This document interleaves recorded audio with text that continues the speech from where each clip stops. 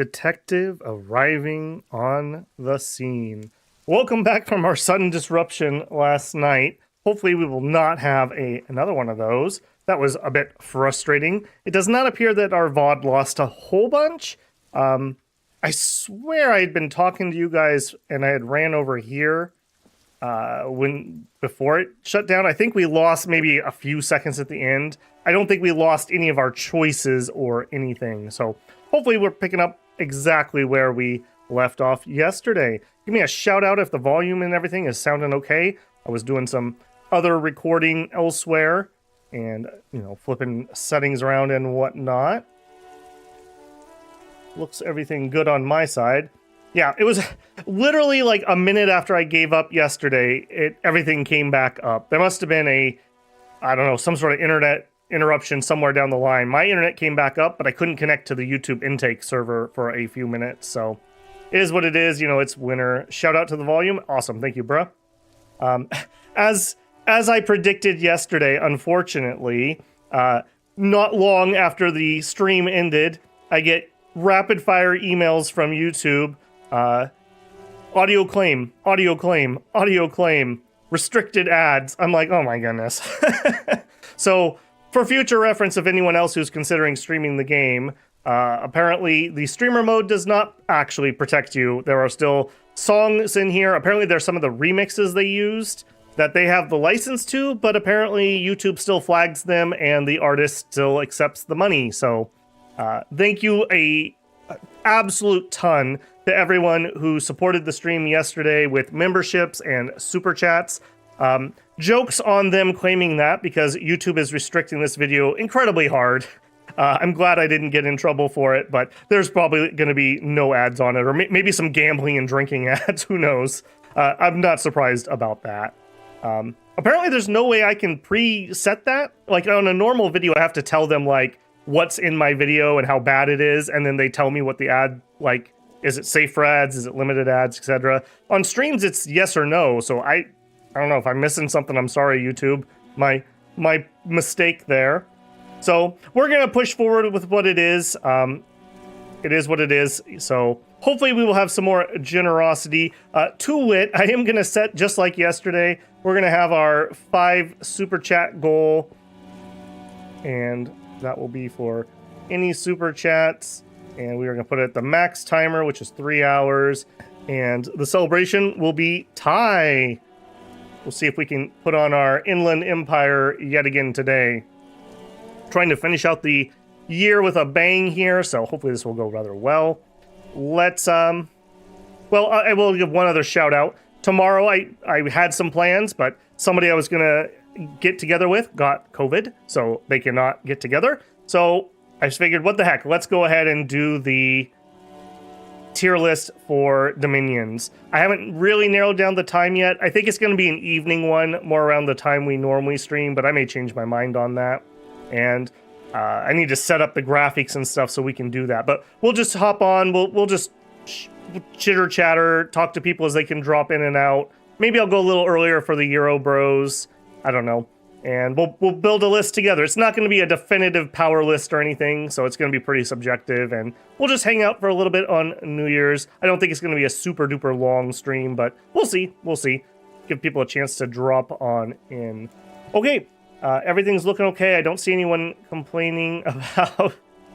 I don't see anyone complaining about sound or anything, so... Hopefully everything's good, Docalazy. I haven't had any problems today. I've uploaded a video. In fact, actually, now that I say that, am I done uploading the video in the background? I really hope so. Yes, okay, good. that would have eaten up all my upload. So... for the people who were live, you'll have to let me know if we're missing something, but I don't think so. I think we're exactly where you guys had seen. We had walked back up here because I said I wanted to go do the autopsy and look at some stuff, and I think that's basically where we ended up cutting out. I did watch back a little bit because I was trying to figure out where we got cut off, and I do think I'm going to add a point here in empathy. This seems to come up decently when we're talking to people, and I'm a little bit worried that we're missing out on some stuff during conversations because we're not making those empathy checks. And we have a... shoot, where was that screen? We have a reroll possibility with Kuno here. So I think we're gonna drop a point of empathy in there. And if we fail, we fail on him. But I just want to get some stat into that, and I'm gonna do that. So here's our empathy. We have 2 skill points. So I'm gonna keep one in the chamber just in case something comes up that we absolutely need. Let's pop one in there. It takes us up to a 3. Also, I see my authority is completely bonked. Why is my authority that ridiculously low? What am I wearing that's killing that? Oh, I bet you we have a thought.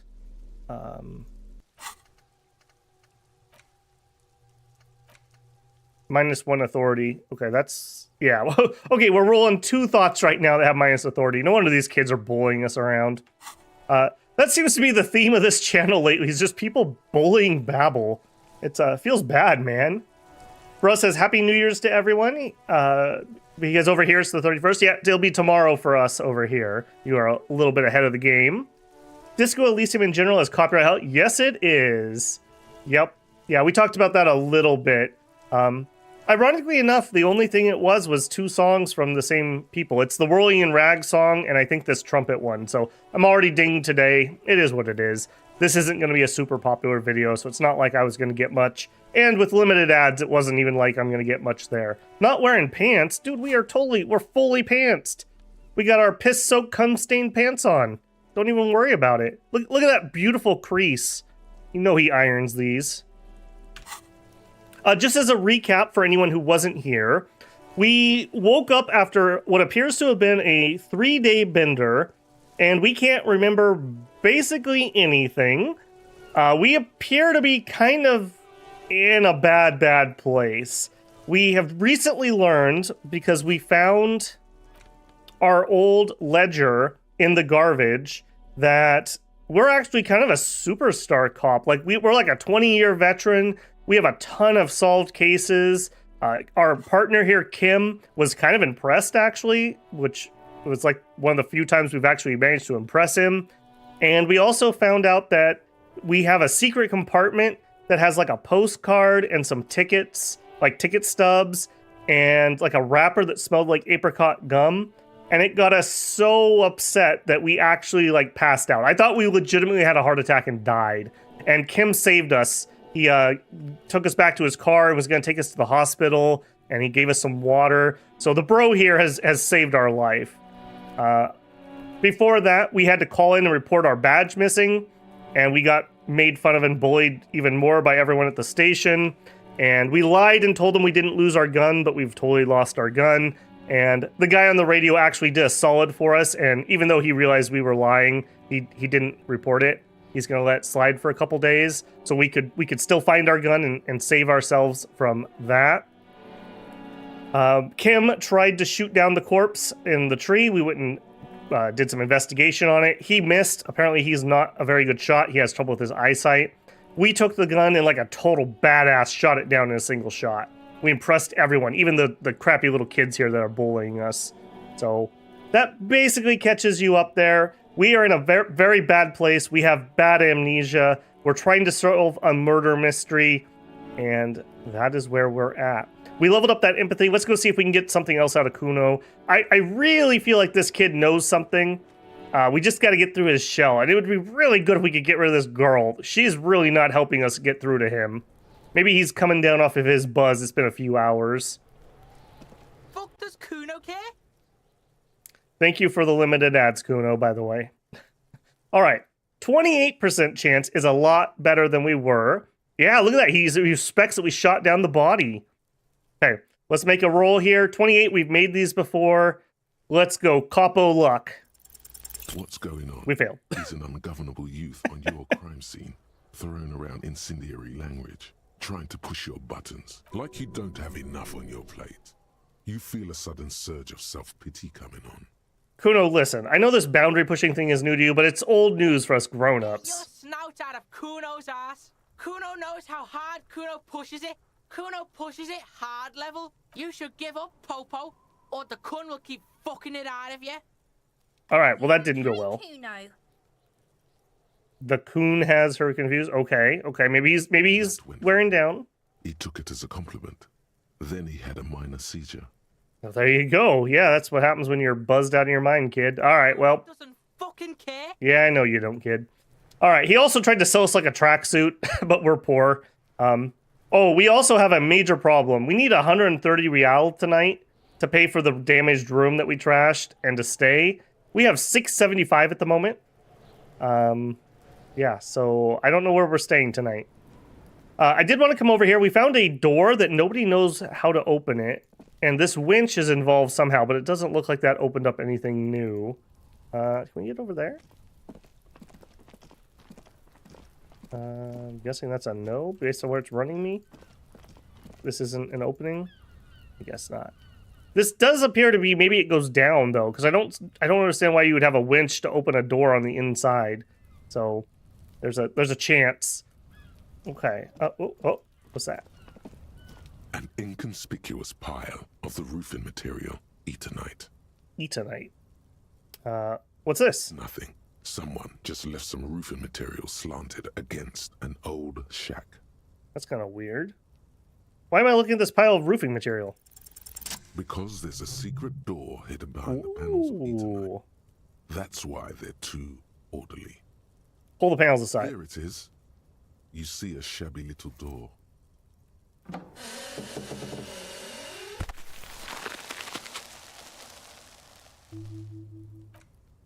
Five experience. All right. What is this then? A tool shed? Let's investigate. Yeah, no problem, man. Okay, everything's coming up. We think our name might be Harry because we had a letter that almost killed us, and it was addressed to Harry. I don't know why you would have super personal letter from to somebody else in your secret compartment. So I'm pretty sure our name's actually Harry. We also go by like John Rousseau Cousteau or something, and maybe our call sign is Firewalker. None of those things are really confirmed, though. Raphael Ambrosios Cousteau, thank you. Yeah, we did come up with that, but nobody seems convinced. Okay. Got some stuff in here. It does look like a shack, maybe? An empty tube of magnesium. Okay. Oh, also, we have a flashlight. Does that matter in here? I don't know if this is going to make a difference, but it seems appropriate. Oh. Okay. Apparently that was to a rooftop.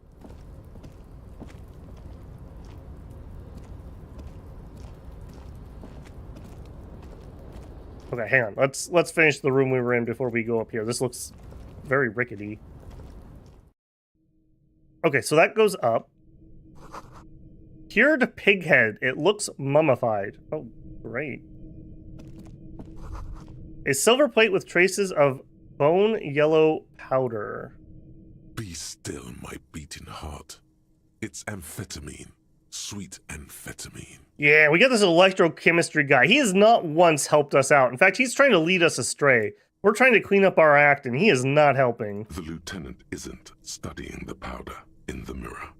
He's studying you. Yeah, we don't want to let Kim down. Someone's been taking narcotics here. Perhaps the police should interfere. I wasn't thinking about it, I swear. I was thinking about justice.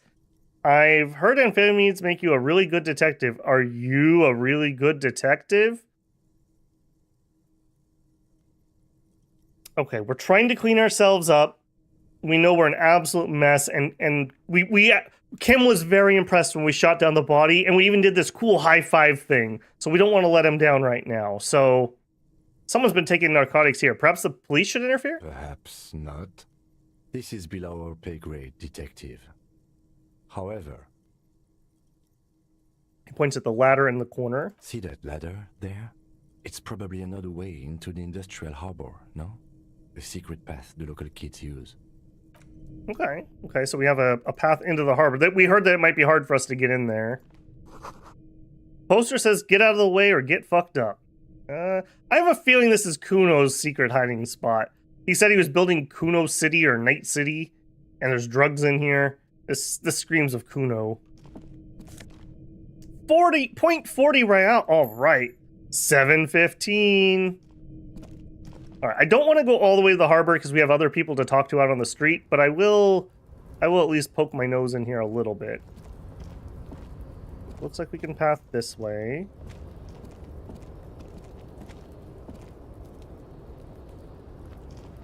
What is that? Doorway is going to collapse soon. Restoration pillars keep the ruins together. Oh, I see. Yeah, they've got things bolted together, just holding it up. Alright, can I... Okay, I can climb the ruins? Yes. Alright, I don't think we need the flashlight out here. Let's take that off.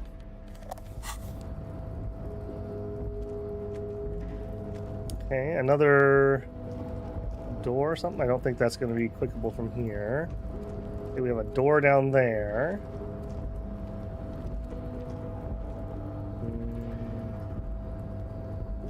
Looks like someone left his tarpaulin cloak hanging on the railing here. When the wind ruffles the cloak, you can most definitely see a white rectangle on its back. You son of a gun, that's a cop's cloak! Yes, it's probably yours.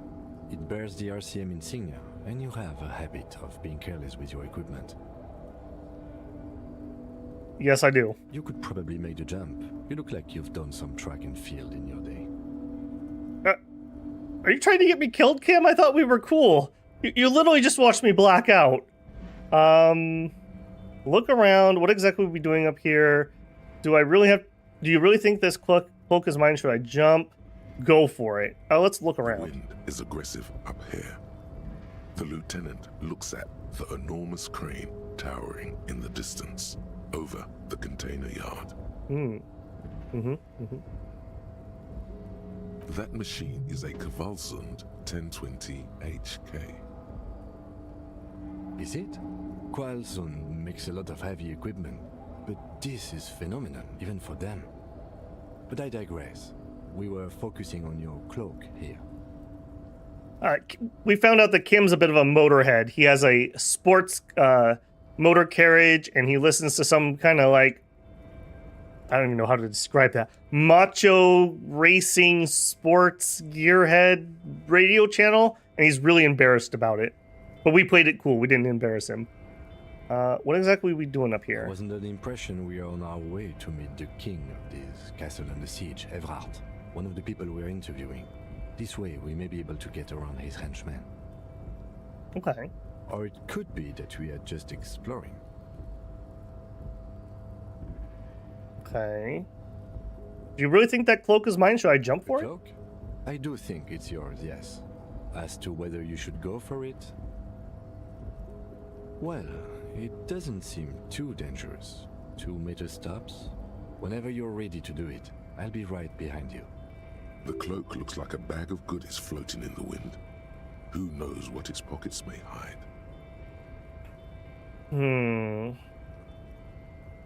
Let me catch up on chat here a little bit.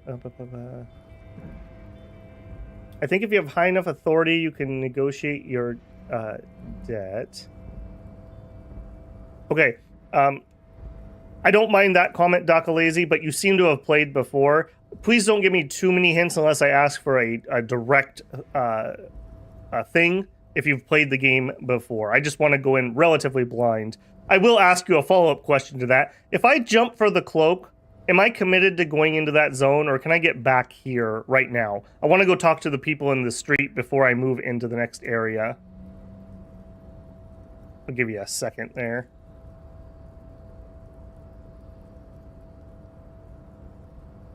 I'm pretty confident that we can actually make the jump, he says nervously as he looks. Okay, we might have to take off our pants to jump. There's another way. Yeah, I think we could come from the other side. I don't think we're going to make this yet. Yeah, not right now. We're wearing a bunch of stuff that's lowering our savoir-faire.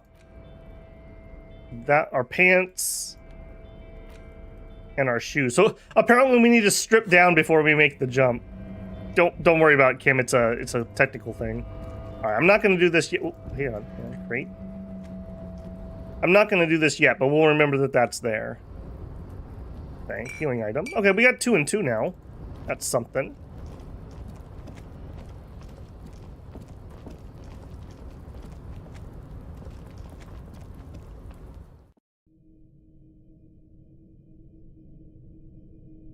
Okay, that was a good little find there.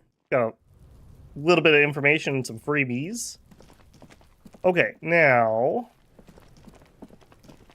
we have all kinds of people on the street to talk to. We also didn't do this.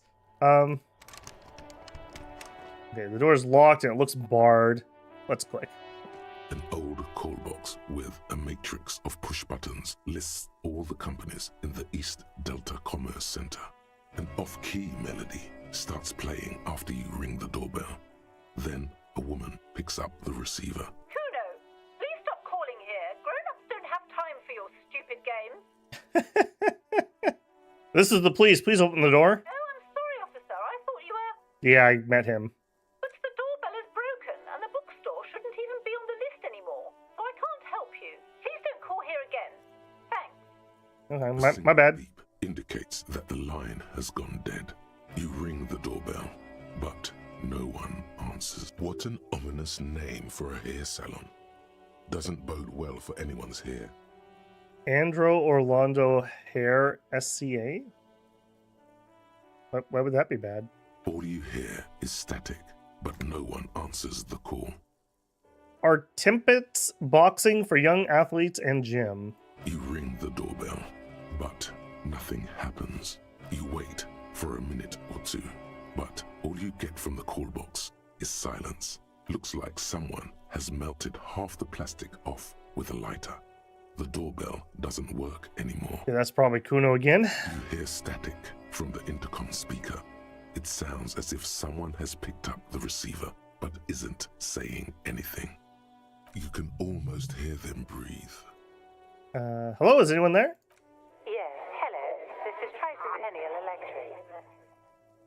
This is a woman's voice crackling and fragile through the static. Have you come to place an order? She sounds almost antique, as if her voice was being played off an old wax cylinder. A receiver must not be working properly. Wait, but what happened to Slipstream SCA? There's no Tricentennial Electrics on the list. Hold on, Tricentennial Electrics? I thought I was calling Slipstream SCA. My God.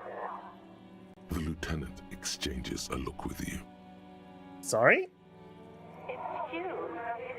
My God. I didn't think I would hear your voice. It's a woman, and she knows you. That's usually not a good sign. It's faster. And you're not good news either. She must be mistaking you for someone else. No, something's wrong here. Are you sure she's talking to you?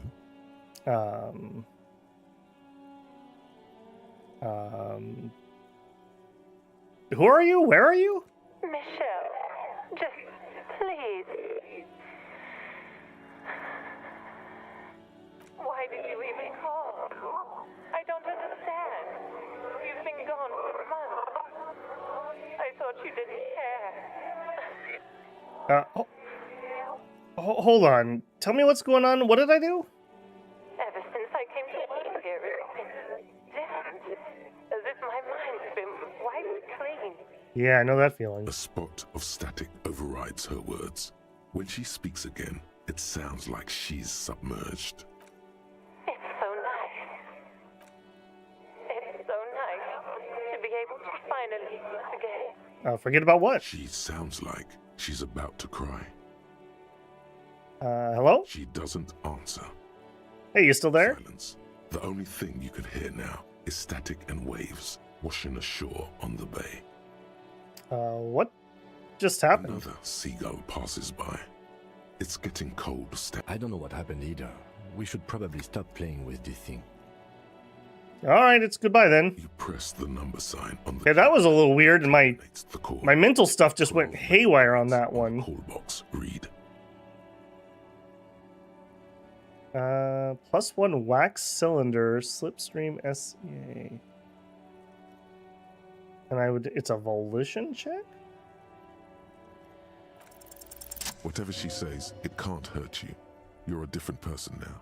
Stronger, healthier, and... That's right, volition. Alright, maybe not healthier, but it's a bonus that you've drunk so hard you can't remember any of your past relationships. Oblivion's the ace in your corner. Okay, call her again. There's a light buzz as you press the doorbell, waiting for... There's the static again, whispering like a seashell pressed against the air. Yes, hello. This is Tricentennial Electric. Have you come to place an order? Last time we talked, there was some confusion. You've got me mixed up with somebody else. My God. Here come the bad vibes again. Relax. Distance yourself from it. What? It's you. My God. Wait. Is she... Didn't you already say that the last time we talked? Michelle. Just... We're talking to a recording. There we go. Why did you even call? I don't understand. You've been gone for months. I thought you didn't care. Ronald says disco time and the narration seems a little quiet. Okay, I'll rebalance that. I turned it up temporarily here a little, but that's as high as I can make it go on my side. I'll have to get into the menu. Thank you for the feedback.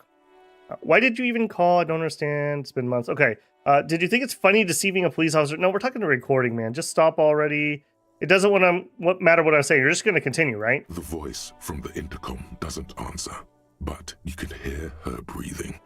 Wind blows into your microphone again, crackling and echoing in the box. Thank you. Now tell me, who's responsible for this joke? Ever since I came to work, as if my mind's been wiped clean. It's so nice. It's so nice to be able to finally forget about you. And then it hits you. You're a recording. Thank you, Volish. I'm a little bit ahead of you, man. She tries again not to cry, and still doesn't succeed completely. Her quiet sobs sound old and distant, as if her voice is being played off a wax cylinder. Just a recording, and here I thought... Her sound melts into the static from a long-distance phone call. From time to time, you can hear people talking in the distance, but can't make out any words. This is where you hung up the call the last time, but the recording is still going. Keep listening. The phone rings in the office with an old-fashioned chime, and someone walks by in a pair of heels. The static is like a warm blanket wrapped around the sounds. Is anyone there? No one replies, but the static grows stronger like rainfall. Then a female voice speaks out, completely different from the one before. Glorious and total somehow, crawling inside your head. Her words are too cold to comprehend. She smells of sodium lights and rain streaks on car windows. Eyes like pilot lights watch your shape in dark hallways, guttering. Okay, that's the first time we've seen Shivers show up. Interesting. So, The strange alien thought pattern ends and the lieutenant cuts in, inspecting the it intercom. was a recording trapped in the circuitry from some ancient tenant. This sometimes happens. Shall we conclude here? We have other mysteries to solve. Wait, a recording trapped in the circuitry? I don't have time to explain it to you right now. Maybe sometime later. Something weird just happened to me. Don't take this the wrong way, but during our short stint working together, something weird is almost always happening to you. Fair enough, Kim. Fair enough, That yeah. is true. Yep. I agree, Logic. Yeah, I'm going to continue this, but let's go fix that volume issue. So, I am going to max out that as high as we can go. Hopefully that'll be good. I'm going to bring my end back down to where I normally keep it, and then we can turn it up ever so slightly if that's not enough. Thank you for the feedback on that. That's super useful. An old call box with a matrix of push buttons lists all the companies in the East Delta Commerce Center. Silence. No one's home at Fortress Accident. Silence. No one answers the doorbell. Nothing happens after you ring the doorbell. Silence. No one answers your call. This button looks new, but someone has removed the name card. Nothing happens when you try to ring it. Huh. This button looks new. It's probably not connected yet. This button. This Okay. button. I was hoping maybe we could try to do something with our skill, but guess not. Okay, so the first time we've met Shivers, I was very tempted to make Shivers our special skill or whatever, but we went Volition because I found out that it raises the cap of our skills. So we went with a 2 here, but now we have a better cap. We can see there's our starting point. We put 1 into Inland Empire. We failed the roll to inspect the corpse, and I figured that was kind of a... Once we shot the corpse down, we wouldn't be able to use it, so we got that up. And then we just put 1 into Empathy. Also, I just literally remembered... Man, I'm turning into this guy. We didn't finish inspecting the corpse, which is what we were going to do when the stream died yesterday. I bet you the killer did that to the stream. The rotting man lies on his side with his eyes looking straight through you. The belt is still around his neck. His body is supine and open to intrusion by autopsy. Let's keep the intrusions to a minimum, eh? The lieutenant adjusts his glasses and takes a deep breath. First, what exactly is a field autopsy? Come on, officer. You know what a field autopsy is. You've done 100 of them. All right, let's get in there. There truly is a time for everything, even for yellow gardening gloves. However, they are lacking hygienically. I suggest you get in there in limited capacity. Yeah, you should totally do it. You've got the better gloves. All right. I'll ask you when I need you to. For the most part, maybe I should handle the contact and you take notes? Yeah. We just fill this in, right? And I found our clipboard, so we have the forms. Ronald says, I can't believe communism sabotaged the stream. The commies got it. The chat's like delusional voices in your head. You guys are my intrusive thoughts sometimes. That's right. Okay, let's open the ledger to the autopsy field form. The dead man stares in silence as you crack open the ledger. The bright red paper is covered in boxes and lists, describing the condition of his skin and organs in 3 parts. Above those, an 11-field info form needs filling out first. It begins with... Begin. That's you. Let's leave it empty. The corpse lies there, indifferent to your retrograde amnesia. The next box says... Number 2, coroner's case number. KK57-0803.0815. How the heck do you remember that? All right, I'm writing it down. Next, Name, NA. Next, date of birth, NA. age, Roughly 50. right? About 50. The corpse looks ageless, like meat on a hook. Race, Mondial. write it down. Mondial, write it down. The pudgy mess of curdled meat looks neither mondial nor anything other. Sex, Fucky! these little shits. Male. Pigs can have sex. Right, male. Nor does he look male, with his pregnant belly and indistinguishable face. That still looks pretty male. Date of birth, We're still going with March 4th. 51. oh, date of death, excuse me. Write it down. Else. 9. Body identified by is non-applicable. 10. Case number is the same as the coroner's case. KK 57 0503 0815 listens motionless, with the cargo belt still around his neck. Only 1 box remains. Number 11, evidence of treatment. None. At least not after the initial examination. What exactly is treatment anyways? Interfering with the body's position or wounds post-mortem. I'm not so sure. Didn't the footprints look like he was carried over? They'd have to have incapacitated and carried him over. This man was more than a match for untrained dogwalkers.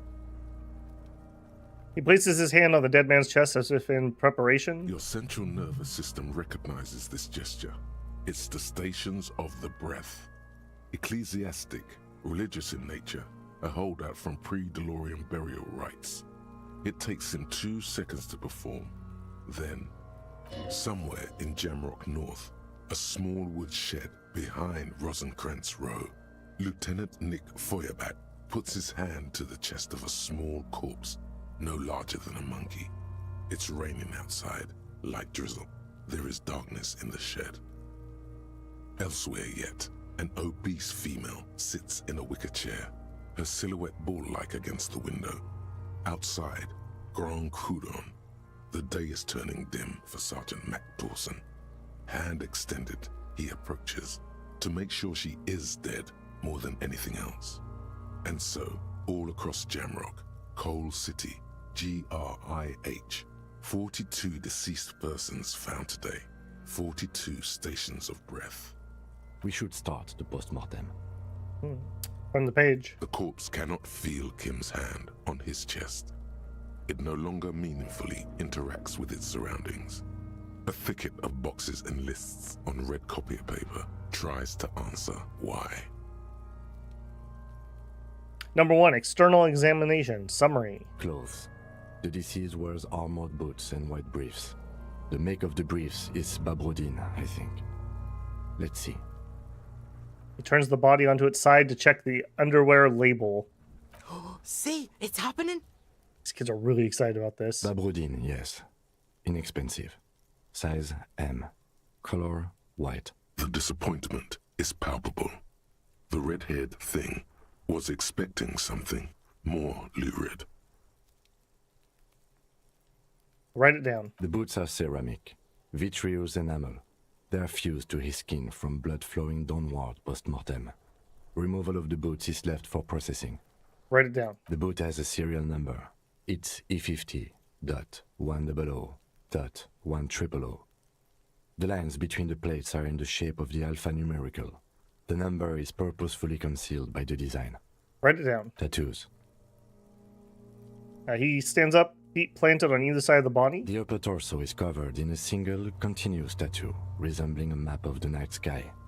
It reaches from the right shoulder to the heart. The ink is blue and white. Oh, that's good info, Perry. So Perry was explaining the coroner case number. The assistant has a color photograph of the markings to be added to the case files as document A1. The photo is taken on the scene using a Trigat Mini. Write it down. The deceased has a belt for airlifting cargo around his neck, tied with a hangman's knot. Color yellow. Length 3 meters. There is a buckle on the other end. Oh, we are doing so good right now. Well nourished, athletically built, measuring 1.8 meters. Generally consistent with age, about 50. Preservation is good. Ambient temperature below freezing. We haven't said anything weird. This Body is hair great. is light brown. Distribution is consistent with age. The deceased had male pattern baldness. Hair is combed back, short. Touch the corpse's hair before moving on, or write it down. Write it down. Short, light brown, male pattern baldness. Lividity is consistent with hanging. The head is congested. Contusions are present on the head, chest, and thighs. Consistent with stones thrown post-mortem. Low velocity. Fucking low velocity. You think Kuno doesn't know what you're talking about? Velocity was fucking max. Alright, Kuno. Talking shit about Kuno's velocity. In addition, there are bite marks on the face, scalp, and chest. Consistent with predation. Write that down. Ligature mark. The lieutenant produces a small folding knife. With the other hand pulling on the belt, he starts cutting into the polyester. The stench is horrid. After a while, it's obvious the material cannot be cut. Steel wiring. There's too much of it. We need to remove the belt so we can get to the ligature mark. You got just the right tool for that. The chain cutters. Good thing we got these chain cutters. Always good to think ahead. Now, we need to cut the belt to see the ligature mark below. Carefully, with as much precision as you can. Do you want to be the one to do this? See, my pig is gonna fuck his head off. No, he ain't. Your pig's a boring fuck. Yes. I'm not Kuno's pig. I'm looking for a good spot to cut. Look for a good spot to cut. The belt is equally tight around the whole circumference of his neck, swelling over the edges like white bread rising from the east. The knot is the weak spot. The chain cutters fit in there, steady now, like a flower arranger. 2 cuts and it should come loose. Oh, baby. Okay. We're not going to decapitate the horse because we are a police officer and we've done this before. After some deliberation, you sink the cutters into the knot tying the belt together. You squeeze the rubber handles together, sweat forming on your brow. Press down. Snap. The knot is slashed. Another cut and the belt falls apart like a flower bouquet, revealing the dead man's neck and the dark red ligature mark around it. The rope rises to a point, leaving a gap in the ligature mark. The suspension point is in the back of the neck. The lieutenant has kneeled closer, running his fingers along the dark red groove until there's a gap. Hemorrhaging is observed on the skin, above and below the ligature mark. The mark is well pronounced, consistent with a drop from 1 or 1.5 meters. Write it down. Chest is intact, normal contour. Abdomen is protuberant, pelvis intact, genitalia. No! Let's get out and see! These kids are really into this. I fucking knew it! Genitalia is male and unremarkable. No evidence of injury. All right, well, we'll double check. The dead man's penis is average-sized, congested from the downward collection of blood. The testicles are uneven in length, hanging underneath. The genitalia is greenish. Marbling is present around the crotch. Write it down and move on. Back is symmetrical and intact. Upper and lower extremities are intact, but asymmetrical. There are combat injuries on the right hand, thigh, and hip. In addition, I see smaller, residual scars, too numerous to count, covering about 30% of his skin. Alright, so this guy had seen some action. Last item, hands. He takes the man's right hand and inspects it, then moves to the other hand. Pick up the hand. His flesh is cold, icy. Pleased to meet you. Where are you from and what's your name? My name is... I'm only fucking with you. I know where you're from. From Cappadocia. And your name is Il Corbo. What can I do you for, Il Corbo de Cappadocia? Well, nothing, I guess. Nothing does. This was pleasurable. I sincerely thank you for touching my hand. We should do this more often. Be close like this, I mean. This will probably be the last time we meet. Hands are clean. No sign of injury from struggling. The dead man's fingers slipped from your hand, cold and sausage-like. Were we expecting any? I was. Maybe I'm just not seeing them. Honestly, this stench is making it hard for me to think at the moment. Right now. That's all for the external. Well done. What next? Oh boy, internal injury.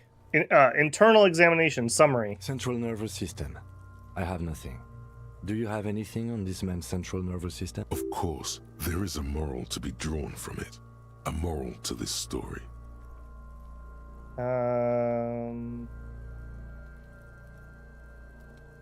Nope. Musculoskeletal. Purge fluid is coming from the mouth. Not injury related. Eyes and tongue protuberant. Hyoid bone. Let's see. With his eyes almost closed, the lieutenant puts his hand on the dead man's throat and begins to massage it, gently. A rotting smell erupts from the mouth. Purge fluid runs down his lips, black and viscous. Kim, you are a braver man than I. You hear cracks as the lieutenant moves his sharp fingers inside the flesh, like the creaking of an old house at night. Yeah, jack that fucker off! The hyoid bone is fractured. The rest of the musculoskeletal system is intact. Unremarkable. Write it down. Respiratory system. Back hunch as if in prayer, he begins to pry open the dead man's jaws. He stops to exert more force. Both hands are used. Oral cavity shows no lesions. The victim has received dental implants, possibly after a combat wound. Mouth swollen. Hemorrhaging present in mucosa of the lips and mouth.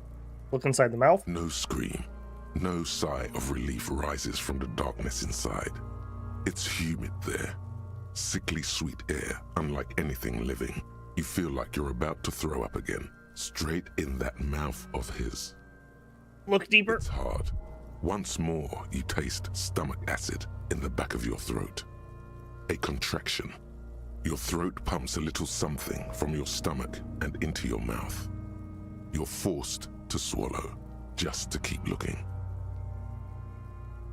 Okay, can I use these while I'm in here? I'm gonna test this. This is a good opportunity. Okay, I can use items while we're in dialogue. Inside, you see darkness. Just a mess of meat and darkness. There are ancient mysteries down there, Kobo. Ask me later. I'm starting to worry about you, Inland Empire. Hemorrhaging present in mucus. The lieutenant repeats impatiently. He lets go of the jaws. The mouth snaps shut. Write it down. Hepatobiliary. NA. Why? Don't we have anything? Are you a hepatobiliary expert? I don't think so. Neither am I. And that's it? That's it. Right Same for toxicology and serology. NA. now. Both? Unless you have untapped reservoirs of knowledge there. The completionist in me wonders if there's something that we could still do. Good toxicology screening. At this stage, I doubt processing will find anything, even if he was brimming with cocaine. But still, you should add a request. Yeah. Brimming with cocaine. Not you. Shut up. Cardiovascular. The body exhibits heavy lividity. Blood has gathered in the hands, feet, and neck. Hypostasis is visually consistent with the hanging. Write it down. Gastrointestinal. He breathes a sigh of approaching relief. This is the last field on the list. He looks around to the ground, to the pool of feces there. Digested semi-solid food in stomach. Voila.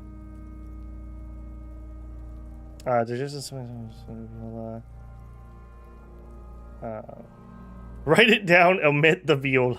What's next on the list? Description of injuries, summary. Let's see. We have bite marks, contusions on the head and chest, and a ligature mark encircling the neck. You'll need 3 fields. Leave a 4th one too. Be thorough if you want maximum results. Okay. Bite marks? Head, chest, and scalp bite mark injuries. Predation by birds has caused damage to the body. Odontologist does not need to be consulted. Write down. And your opinion, officer? Non-fatal post-mortem. Agreed. Next injury? Contusions. So, the scalp bleeds from a post-mortem head injury, a stone. The injury does not have the rim of an early inflammatory response. The perpetrator on the scene has confessed to causing it post-mortem. At maximum velocity, fucko! Has confessed to causing it at maximum velocity. Write it down. Coagulated blood sticks to his scalp and chest, where the countless stones have hit the dead man. Beneath, the description of injury. 2 boxes. Non-fatal post-mortem. Right. Next. What's the 4th injury field for? Nothing. Just in case.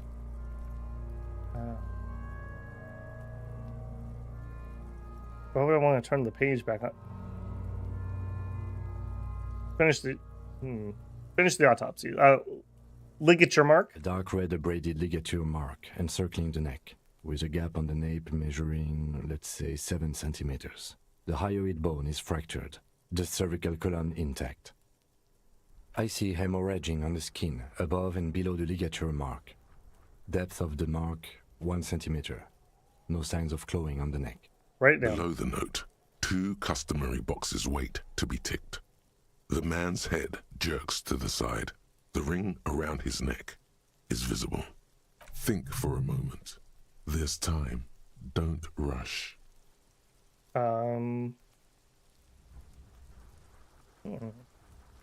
Medium success. Okay, well, let's see.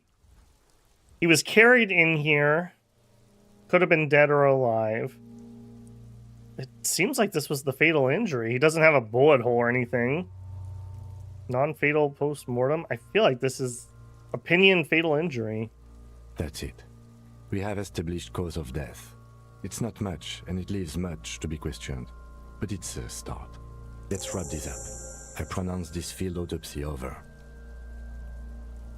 He produces a small black plastic bag from his jacket, a body bag. Let's wrap this up and pronounce the field autopsy over. What now conclude? First, how did it go? Well, we established probable cause of death. Some would say that's the goal of an autopsy. We also requested a toxicological screening. That was thorough. The results should arrive in a couple of weeks, if we are lucky. I would not hold my breath. What else? We were thorough with the list of injuries too. We described them all in detail. What is there to say? Given the circumstances, it was a professional field autopsy. Well, thank you, Kim. Thank you. Yeah, I think I've done this before. Oh yeah, well done, Master Detective. Maybe a drink is in order? No, do not lead us astray. We are getting our act cleaned up. What now? I need a copy of that autopsy form. Then I will drive him to Faubourg. Rip out a copy of the autopsy pages. For processing. He looks at the dead man one more time, then at the slip of paper in his hand, then at the corpse You again. tilt your head, also looking at the corpse.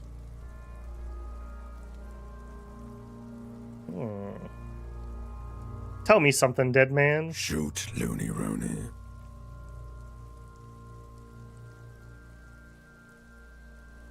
That's right, he did claim he was killed by communism.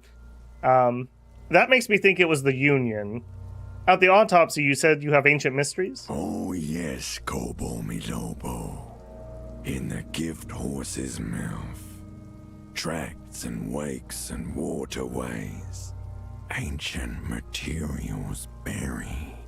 Yeah, but where, brother? Just a small gulp away. My beloved Kobo. A small gulp away. Yeah, I'm trying to cut back on that. Which was it that killed you then, love or communism? Huh? You said that love killed you, but then you fell down, you said it was communism. Maybe he loved to commie. You're misquoting me, Rooney. I said communism killed me. Love did me in. Okay. We've covered everything else we have here. Enough. Come back later, Kobo. Amuse yourself with my frank manners and my memento mori features. If possible, also, see me in your dream. Yeah, we already said no to that. All right, let's hope we win this. I may be willing to spend. We just gained another skill point. I may be willing to spend another skill point here. Your arm reaches out and your eyes close, as if by their own volition. It's dark all around. You feel cold, dead flesh through the latex glove. It's right under the palm of your hand. What is this?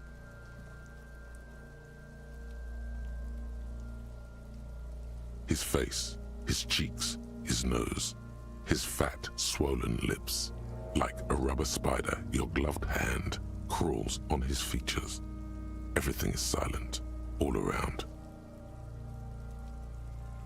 It seems to be hinting that there was something here. Let's try the mouth.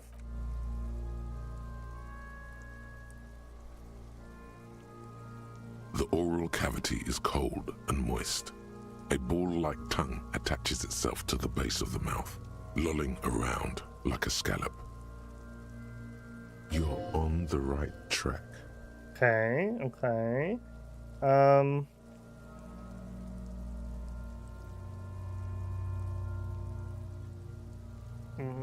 Play with the tongue. This feels right. The tongue moves freely in the cavity. The mucus of the mouth is slippery, fragile, even through the latex. From the soft meat, teeth are budding. Hard pearls of bone in the gums and in the back of the mouth. Can you feel it? You're so close. Rip his jaws open now. Look in. Open your eyes and look. A vision of black and dark red death, pried open by your hands and studded with teeth. Looks like he's laughing. Death fumes rising from his throat. And there, in the back of his mouth, above the bell of the uvula, right in the soft palate, you see a hole barely visible to the human eye. It is swollen shut, almost vanished. No larger than 0.4 centimeters in radius, the edges appear darkened. I feel like we're in the zone. Touch it with your finger gently. A black trickle of liquid runs into his throat from the wound. Put the finger in. Your index fits right in there. A tight tunnel of flesh opens up. Tissue damage. Wide enough for 2 fingers. As you push both in, you reach through his mouth, right into his brainstem. Okay, so maybe this is the cause of death, not the hanging. The fuck is happening? Ah, shit, see? Feel around first. The basal ganglia feels clumpy. What entered here has torn apart his reptilian complex. Oh no, not the reptilian. That guy has a great narrator. This man will never sleep again. Never wake. Your yellow fingers slide into the remains of the limbic system. There is no resistance. It's gelatinous. The slug-like structures are damaged too. The tearing extends deep into both hemispheres. There's a cavity cut right between the The hemispheres. lieutenant answers with the sound of his pen on paper. Fucking cavity, see? Push deeper. Your fingers are all the way in now, reaching toward the inside of his skull. The cavity goes further, but the entry wound isn't wide enough for the rest of your hand to follow. Wriggle in. Your fingers reach toward his skull.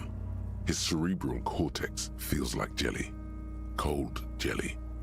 Strange fluid streams down your wrist as you push deeper until you feel it on the tip of your finger. Ice cold serrated metal. Its edges cut right through the latex and into your finger. Great. That's exactly what we need. Some brain moosh in our finger wound. Okay, we can fish it out. I feel a solid object right under the skull. Inspect the skull. No, this is too much. I feel a solid object right under the skull. Can you get to it? Inspect the skull. There's a tiny crack. A protrusion in the cranium. Right in the back of his head. Your finger must be pointing straight at it. From the inside. The object that is in there stops just short of the skull. In the encephalus, knocking this tiny fracture into the cranium. Man, we are firing on all cylinders today, guys. We have the makings of a very small exit wound here. Forget about the fucking exit wound, Beano. The pig is wearing him like a fuck puppet. You are really not helpful, Kuno essay. Alright. Easiest roll of my life. Easiest roll. 97% chance. That's right. That's exactly what I said. I'm not sure if these are loading You sound. pick the object between your index and middle finger. It feels sharp, like metal. With your face twisting from pain and concentration, all you need to do is just... Slowly pull your fingers out. The inside of the head feels cold and smooth, like a glove. Sweat dripping down your brow. Careful not to lose the prize between your fingers. With a plop, your hand emerges from the mouth. The garden glove is covered in blood right up to the wrist. Between your fingers, a small flower. A blossom made of lead. Fucking beautiful. Thank you. Thank you. A bullet.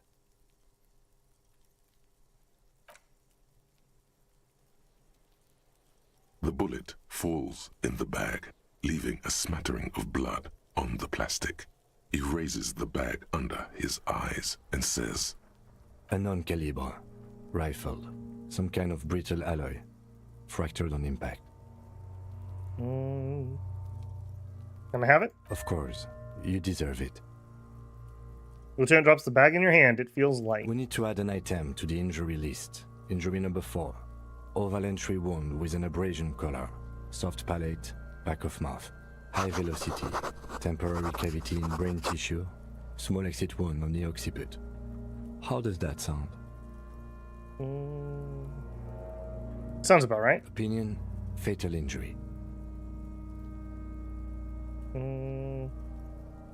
Agreed. And one last thing. We should amend injury number 3. Ligament mark. New opinion, non-fatal. Post-mortem. Treatment. Continue. He's proposing the bullet was the real cause of death, and the hanging an attempt to conceal this fact. Okay, so he shot himself through the roof of the mouth. That kind of makes me think that he self-ended himself. Like, that'd be unusual that you would get somebody that would do something like that. The ligament mark, the fractured hyoid bone, it was all treatment. Treatment? Treatment, officer, is an attempt to manipulate the body after death, to hide the real cause with a false cause. In this case, this injury here.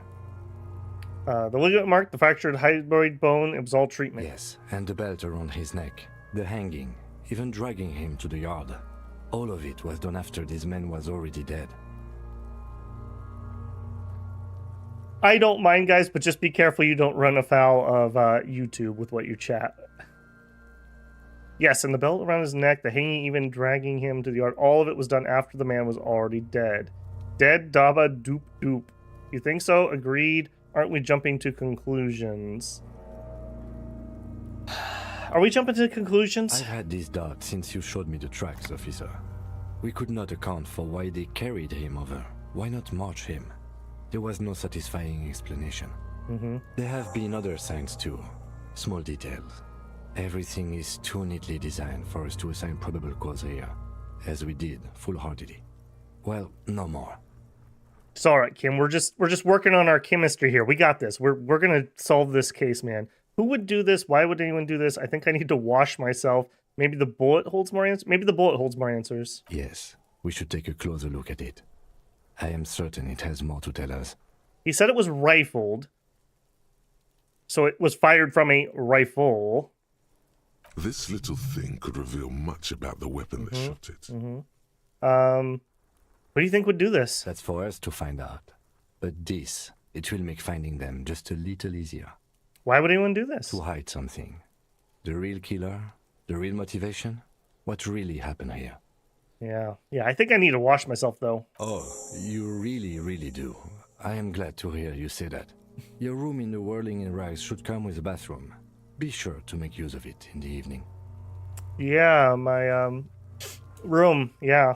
Yep, what happens next? To put him in a bag and carry him to the holding pen of my kinema. The body bag should contain the odor for the duration of the transport. Oh, geez. We're gonna have to buy him one of those little, pine-shaped, deodorant things that you hang in your car. I would drive him to processing, but it's too late to do that today. I'll do it first thing tomorrow. No problem. Oh, dude. Oh, no. One more thing. This was really good work, detective. Hey. Guys, we impressed him. Okay, you know, he's given us a lot of leeway. He saved our life. We kind of impressed him a little bit with the bullet, but that was kind of like a heat of the moment thing. You know, we're like, you know, somebody just accomplished something and you're like, oh, that was cool, even though it's kind of whatever. This was a compliment from the heart, though. This is a compliment from the heart. Let's drag him to the Kamiya. You're finished with the corpse, or leave. Yep, let's drag him. I'm so glad we made that check. All right. He takes out a shiny black body bag and starts pulling the plastic over the dead man's head. I will need a little help carrying him. You take the hands, I'll take the legs. Bag the corpse and drag it to the motor carriage.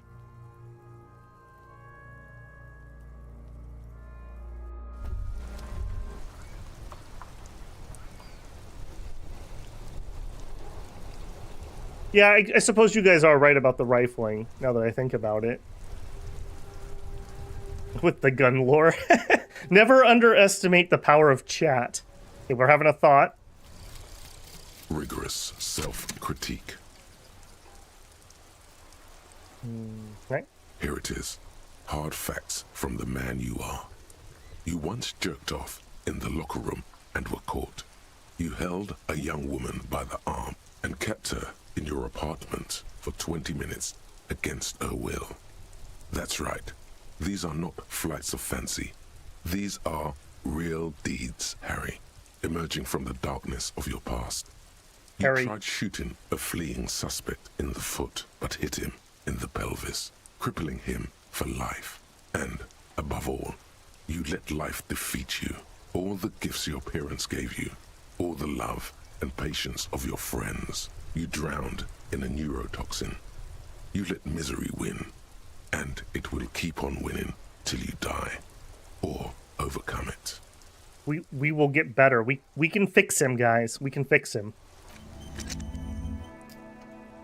Okay, so rigorous self-critique. Bonuses from the thought. Int and Psi red check failures heal +1 morale. Physique and Motorics red check failures heal 1 health. Okay, so those failures probably generally hurt us, I would guess. So it'll probably hurt us 1 and then heal us 1. So that's pretty good. Learning cap for pain threshold raised to 6. I don't know if that's good or not. Okay, I feel like that's all right. So far we have Lonesome Long Way Home. Learning cap for perception is increased to 5. Speed gives +1 psi. We have that one, and then we're working on White Morning, and we're getting -1 authority, and Ace is low. We are getting +2 empathy with Kim at the moment, although we are almost done with this thought. So pretty good there. And we only have one other thought. I don't think we're going to think about this one. This is like the disco superstar guy. I have a feeling that probably goes better if you're going for the superstardom super cop thing. Okay, okay, let's just make a quick make a save here. I'm not planning on save scumming or anything, but just in case we have a problem like last time, we'll have those. Okay, feeling good. We got a lot of things to check in here. So this is where we're currently at. We've spent 2 points here, and we spent 1 point on our other one. We have 2 left at the moment. I kind of am feeling like I want some more Spirit Decor, but I'm not spending at the moment. Inventory, what do we have that's new? Instant photo of tattoos. Lieutenant Katsuragi snapped this photo of the hangman's tattoos. It has an intricate web of blue lines. You have to admit, it looks quite cool. I will critique them slightly. They said that the tattoo was over his heart. This photo is backwards. If it's over his heart, it should be over here. Or we should have made note that he has the, I don't remember what the condition is called, where your heart's on the other side. That's very, very uncommon, though. Let's look at this. An intricate web of blue lines stretches across the torso of the hanged man, from the right shoulder to the solar plexus. Each time the lines intersect, a small white star is formed in their crossing. Hundreds of fading asterisks riddle his skin. Their concentration is highest around his heart. Yeah, see, this, they should have said left shoulder if that's the case. It still kind of looks like a map of the stars in the night sky, but something's not right. Who are you? Gone. What's the meaning of this tattoo? For you to discover. You've gotten as far as you will without assistance. Put the photo away. Evidence, fractured bullet. The bullet mushroomed out on impact. It now looks more like a fanciful jacket button than something that could pierce skin, flesh, and bone. Yeah, that's why it didn't exit the back of the skull. The bullet is safely sealed away in a plastic bag bearing the RCM stamp. Kim has filled out the label on the bag with the item number, case number, and date and location the bullet was found. Beside his orderly handwriting, the bullet looks especially sad, like a tiny, shriveled head of cauliflower.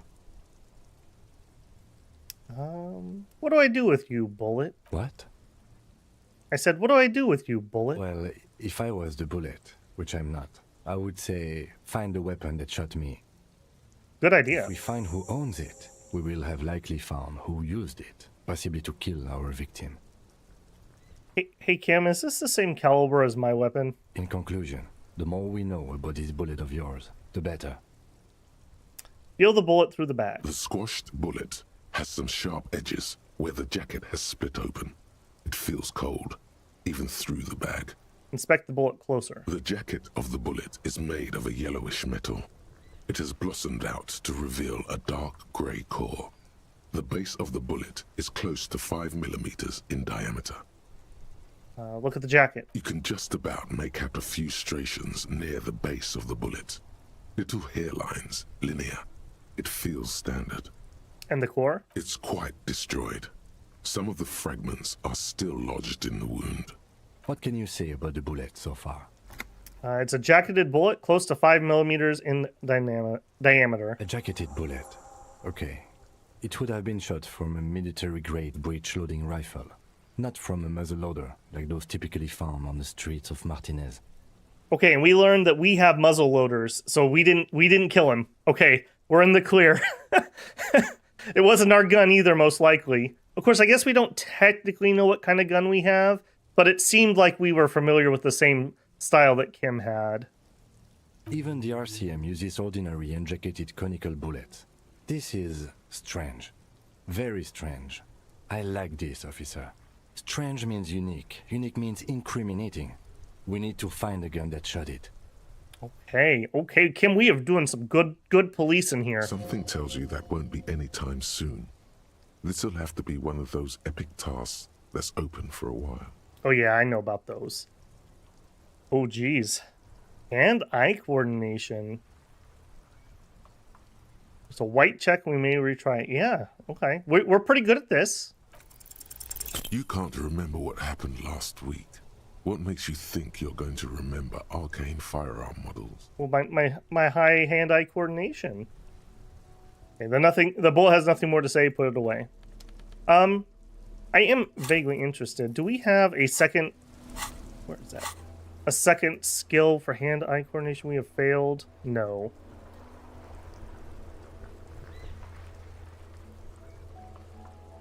Damage... Oh, we need another logic check on our damage ledger?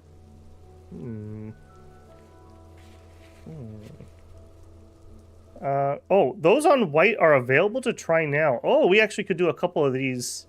Wait, we can do Kuno again? I was thinking about this, but again, okay, Daka, you seem to have played before. If I had 2 of these that were hand-eye coordination on my list, and I went and put a point in, would I be able to retry both of them? Should I be waiting on putting points in until I can try to hit a couple at the same time? Or is it just kind of as I feel? Let's go check in with Kuno and see if this is actually telling me I can try that again. We already did once after we put a point in.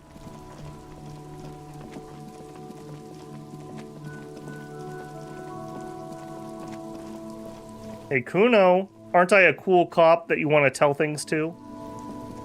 And not get my video demonetized? That shit was dark. Going in there like that. Oh, brutal shit. Yeah, I'm a cool cop. I'm a cool cop. You should definitely talk to me. Kuno dies. You're gonna pick one out of his brain like that too? Kuno's gonna go out in a hail of bullets. Gonna look like a fucking porcupine. Kuno, I found your shack. Let's try our empathy check for... Oh, we're building it up. Okay, we're getting in cool with them, guys. We're getting in cool. Don't do anything that's gonna tip them off, okay? Okay. What's going on is an ungovernable youth on your crime Okay, scene, we have failed again. thrown around incendiary language, trying to push your buttons. Like you don't have enough on your plate. You feel a sudden surge of self-pity coming on. Okay, we still have more options we have not gone through. Kuno, you must have seen all kinds of things throwing stones here. Want to help the RCM bust a murderer? Fuck no. What are you? Fucking mentally handicapped? Yeah, a little bit, actually. No, they've almost made you a snitch now. You shut up. Ease off, see? Kuno always takes the bullet over the hammer. He nods big boy style, incredibly proud of himself. Kuno, I found your shack. You found Kuno's secret door to Kuno's secret shack. It was closed for 5,000 years. How the fuck did you get in? I pushed aside the panels, Kuno. And then what? You fucking there. You fucking Kuno's kingdom. He's trying to fuck at you again, Kuno. What was with the pig head? Okay, hold on. Any of these look like they're gonna close? No, okay. What's with the pig head? Oh, that? Kuno decapitates pigs. That's just a Kuno demo tape. Were you trying to send me a message? Demo tape. Demo tape, like some kind of musician? Yeah. Kuno plays on snuff radio, fucks pigs, live, fucks their heads off. Kuno's a cop killer. Yeah, I don't think so, kid. I found a plate covered in residue. Wait a minute. If he's got no, the magnesium wasn't what it was the ammonia. What's with the tube of magnesium? Kuno? It's a vitamin, pig. Don't you know anything? It looks at you like you just pointed at the sun and asked what it was. You could use some.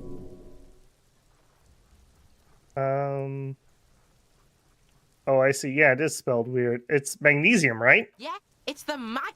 You fucking need that shit to stay on top of your game. Kuno goes through like a tube a day, rips mag like a motherfucker, and you could use a battle. Oh, don't teach him, Kuno. He's gonna use it against you, Kuno.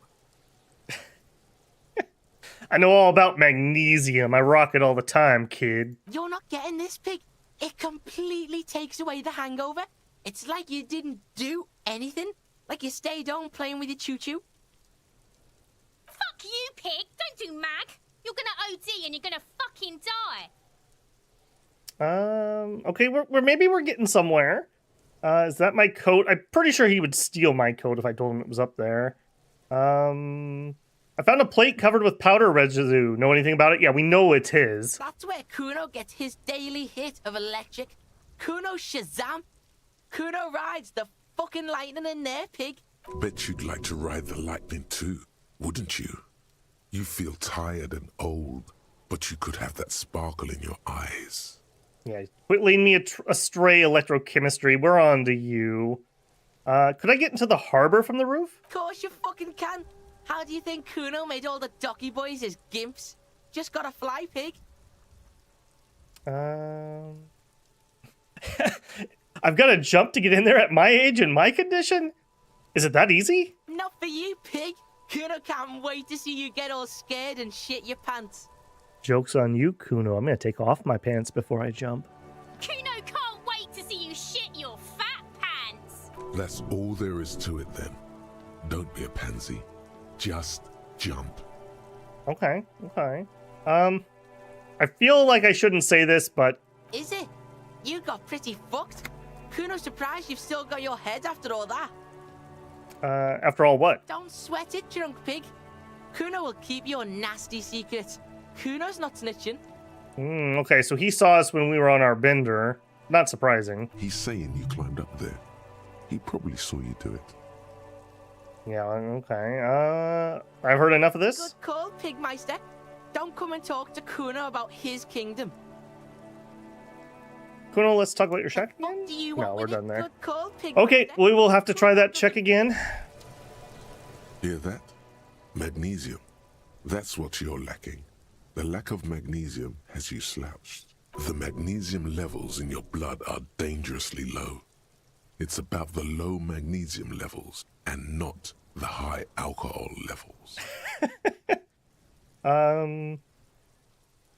So there's a lack of magnesium in me? Yes, and it's critical. Look at yourself. You're practically devolving into a fish due to the lack of magnesium in your bloodstream. I need to mag it up? You need to get so magged up. You've probably had 2 heart attacks and a minor stroke already. And the only prescription is insane amounts of magnesium. So you're saying I need to become a magnesium-based life form? Yes, if you want to live, you need to evolve. You need to transcend the carbon barrier. Go to the apothecary and buy insane amounts of magnesium. It will reverse the damage to your circulatory system. I'm very torn about this. The composure is agreeing. Was that with electrochemistry?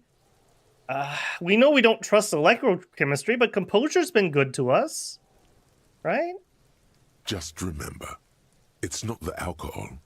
Buy more of that too. Alcohol is not the problem. Okay, we're not listening to you, electrochemistry. And it's certainly not the dextroamphetamine, We will not be doing that either. nor smoking for 40 years. It's the lack of magnesium and excess of coffee. Whoa. You should stop drinking coffee. No. It wreaks havoc on your gastrointestinal system. That's how you know electrochemistry is evil, because it's trying to get me off the coffee. What do you think was in the first one today? Okay, so we got a new thought. Magnesium-based life form. -1 shivers, no shakes. It's a quick research. I wish we could see what the results were, because I know I'm limited, and there are a lot to go. Maybe we just hold off on that one. At least let's finish maybe what we're working on currently. Okay, so do we have magnesium? No. Or if we do, it's not an interactable item. Magnesium is used for withdrawal of opiates, stimulants like cocaine, amphetamines, and even smoking. Yeah, it definitely could help us, that's for sure. You got anything else to say, Kim? Yes? No. Okay, what other white checks is it telling me I could do? We could try to wake up the sleeping dock worker. Okay, let's try that one next.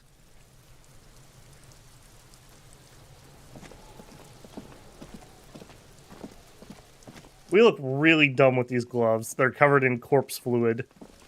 But they're still giving me the bonus. Actually, let's tell her we took the corpse out.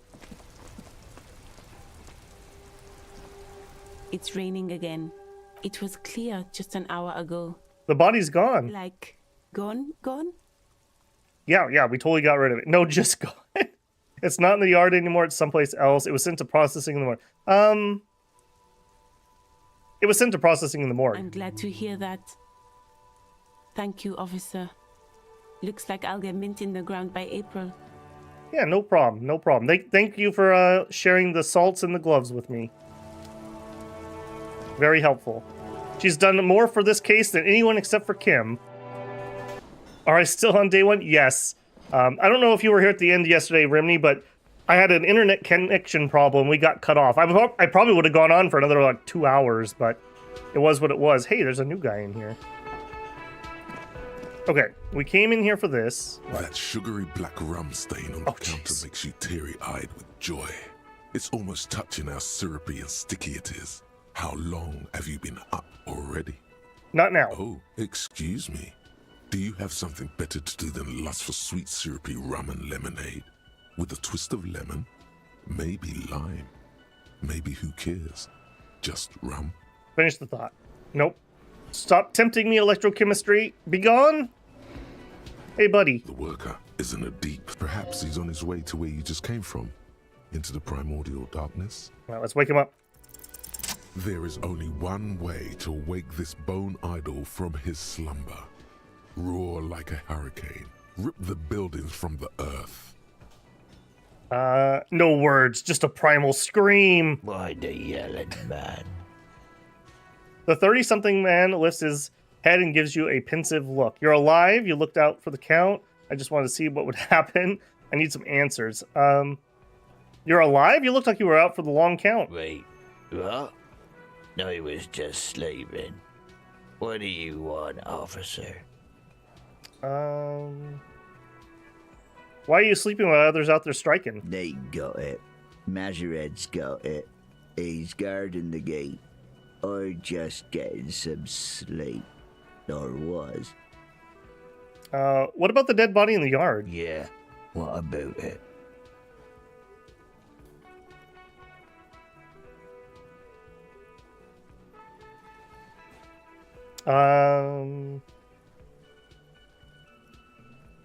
I'm just trying to find out what you know about it. You know, people die here every day. Someone's found in a ditch, another one falls in a manhole, a third one gets eaten by stray dogs. Wait, people are getting eaten by stray dogs here? If someone has decided to die on top of a tree, then how is it my concern? Someone has to look into it. Looks like I'm that someone. Tell me what you know. I can tell you this. Trouble's ahead. What trouble? You heard what I said. Draw your own conclusions. That's all I know, and I prefer to keep it this way. The lieutenant gives you a little nod, then makes a note in his blue notebook. I just got an achievement for making Kim really like me. So Union people think he was a killer, he thinks. Even sleepy hair. This doesn't help a lot, but it's something. Good work, detective. Okay, this seems important. So the Union people think that he was a killer. Okay, so the people here... Right now, my working theory is the Union people killed him, but then what's with the bullet? That almost looked like self-deletion. And how would the Union people have a military weapon?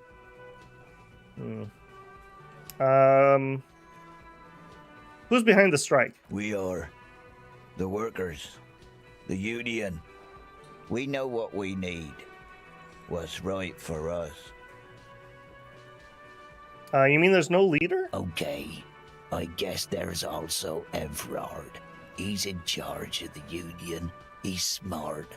Knows how to negotiate. He's got our back. We've had that name before. He's on our list of people to talk to. Tell me about Wild Pines. That's the name of my employer. I work in logistics. He doesn't sound too enthusiastic about this. How's that going? How's it going?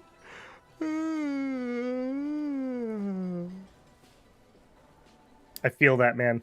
I feel that. He lets out a big yawn and then stares at the cafeteria's terrace doors. Some fingerprints glisten on the glass. Haven't you noticed what's going on outside? Of course, it's a total madhouse. Good. Then you understand the gist of it. We would all be better off without the employers and their employment. For one, I can get some goddamn shut-eye. Right to sleep, I say. See anything interesting in your dreams? Thank God, no.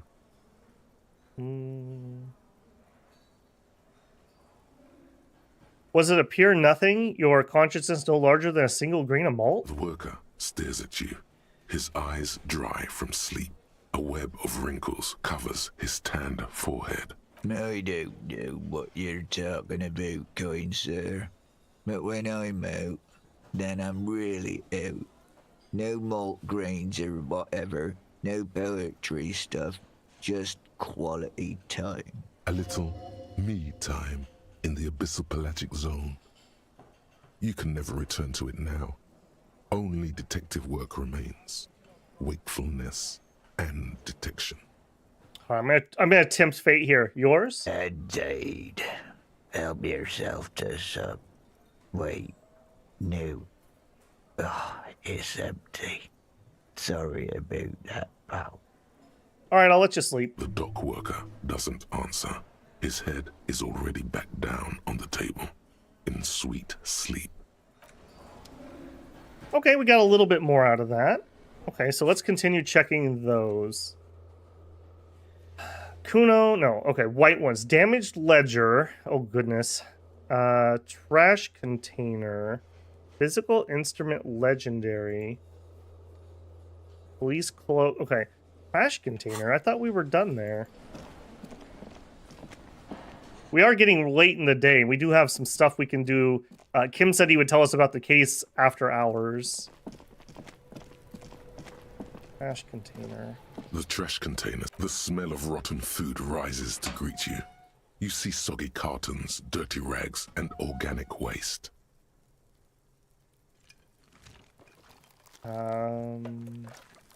These don't look like anything.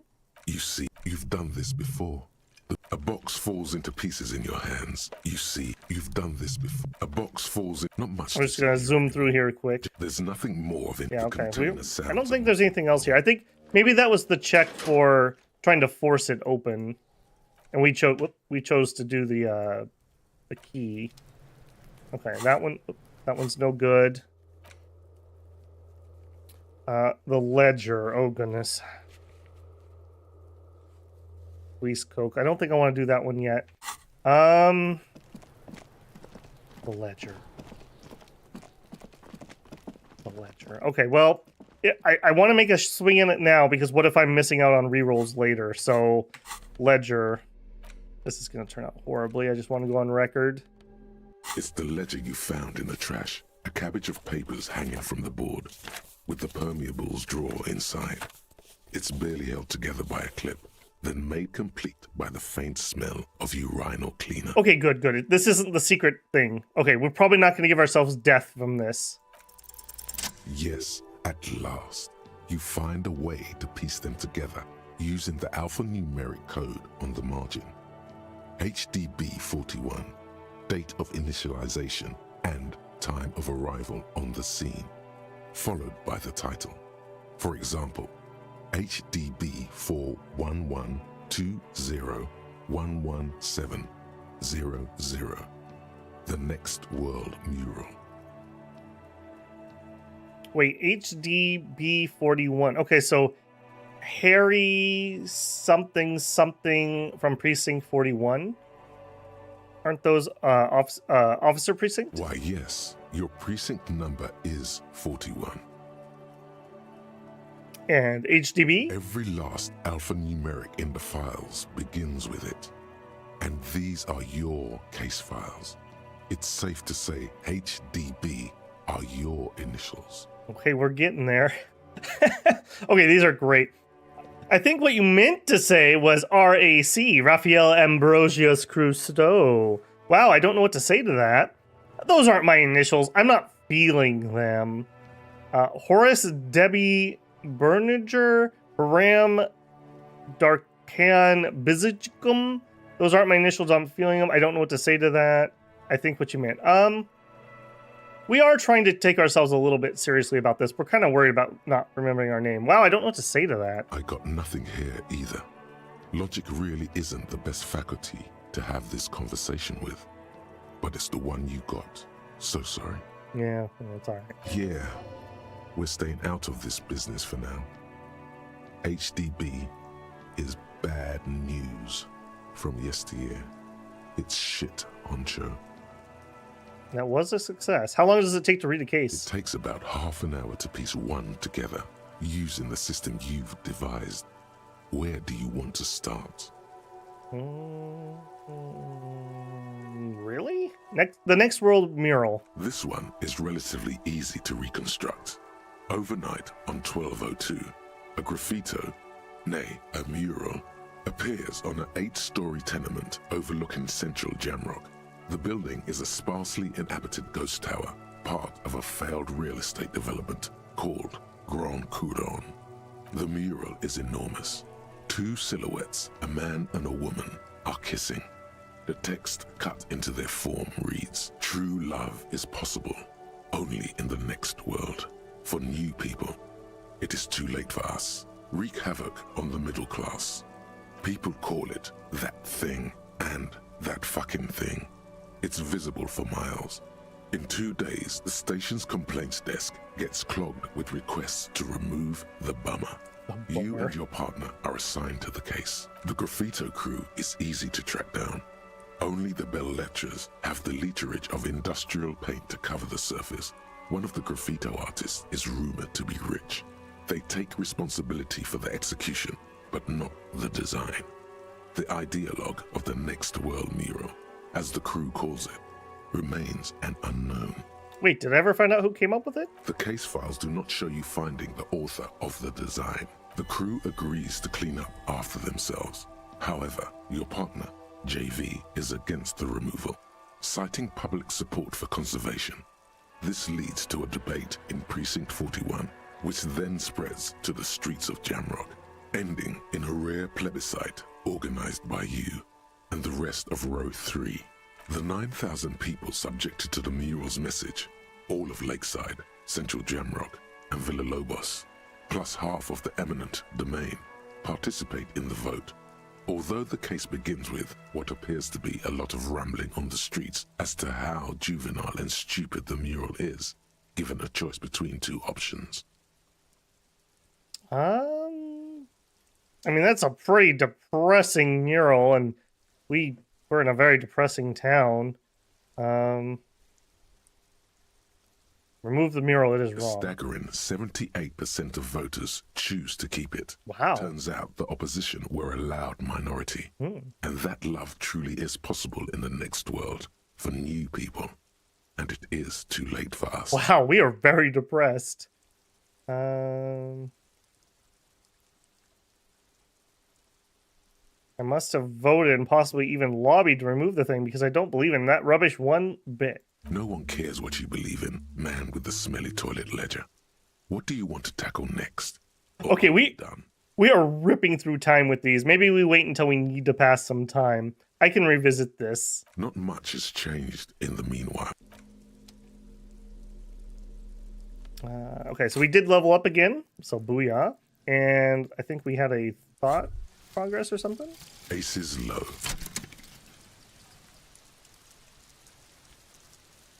For the rest of the world, the ace is low is just some cool Revachol thing, politically neutral. In Revachol, it still holds revolutionary connotations. Also, have you looked at Lieutenant Kitsuragi's clothes? He wears a bomber jacket, just like the ones worn by aerostatic brigades. And those cargo pants look like they could fit tools for hot fixing your burning aerostatic. You should ask him about this. Okay. Maybe his father or grandfather were part of that. +2 empathy towards Kim. +1 esprit de corps. The roots of the RCM. Excellent. I wonder if our roots are in the revolution. Because I know we came about afterwards. Hey, Kim. Apparently you don't want to talk about that at the moment. Okay. We still have... I think he said we can talk at 2100. Yeah, end of the day debrief. Rolling in rags, balcony after 2200. Okay, let's just take a quick look around before we decide. We're kind of running low on time for today. The coin-operated viewer has been banged up, inoperable. Kuno probably did that. I bet you Kuno did this. The ad reads, broken windows, Tibbs has windows. If you had a bag in your hand, perhaps you could collect these bottles. Okay, a second spot. Better mouth your watch round me, boy. The things I've seen. You hear a distinct squall of seabirds. Okay. Excuse me, Kim. You're... No, right in front of... We gotta do the Jamrock Shuffle. Yellow plastic bag with frit! Oh, we're gonna be rich. We're gonna be rich. Give me those bottles.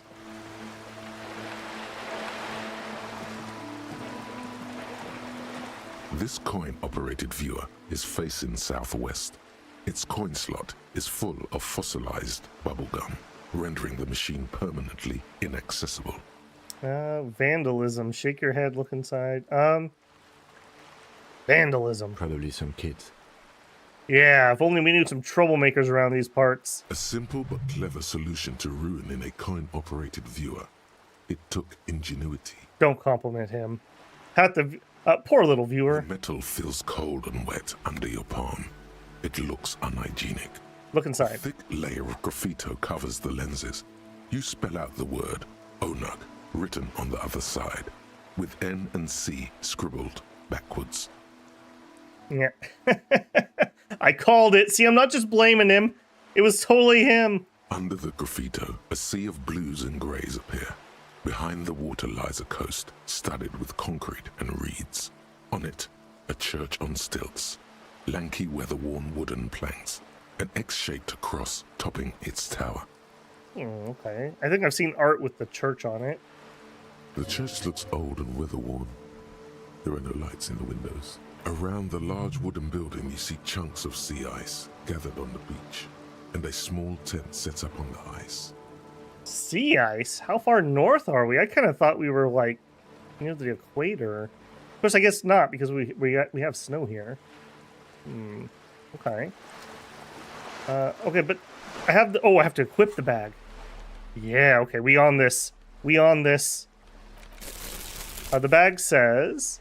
Equip this to collect tar from the streets. This plastic bag is frit sick, written on it in dynamic, forceful manner that implies great prices.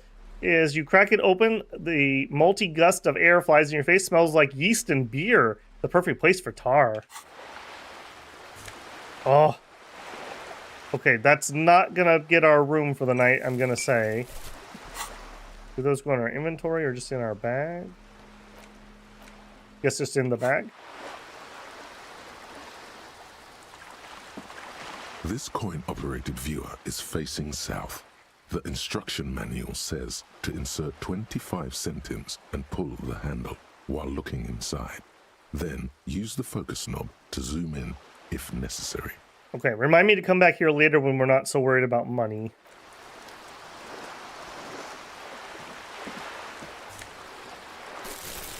Oh, geez, they're gonna make me click on each one. All right. Yeah. I'm not above this. How many of these did we put out here? See you, little bottle. Okay, we're in, boys. We're in. What are we getting to here? Oh, there's some more. A lonely cormorant surveys the sea. Indifference to your approach.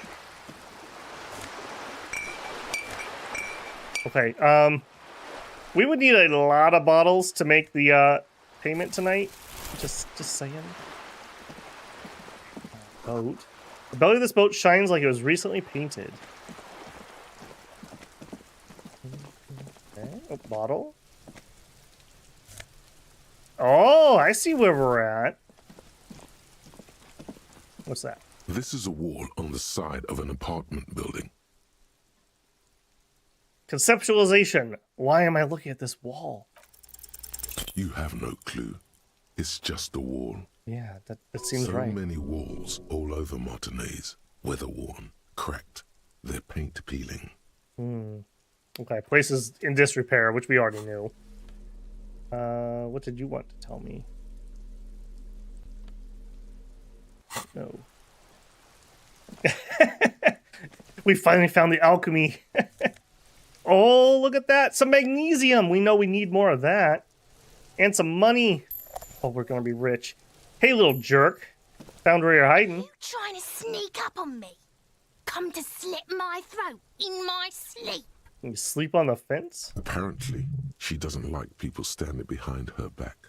Pig's come to take me out. Trying to snuff me out. No, why would you even say that? Why are you sneaking up on me like that? It's not a good idea to scare me, pig. Not a good idea at all. Trying to sneak up on... Yep, and she's done. Alright, well, there's that. A garden hose. It won't be of any use until the snow melts. A balcony with a view to the yard and the hanging. Alright, maybe somebody saw something. Oh, there's somebody up there. Chairs and tables eaten by rain and rot. Orange bum hat. +1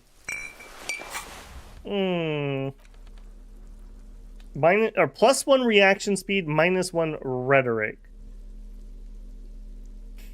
I don't know when we would need either one. What are we going to look like if we were to put that on? Oh yeah, it's all coming together, builders. It's all coming together. But for now, we will hold off on that.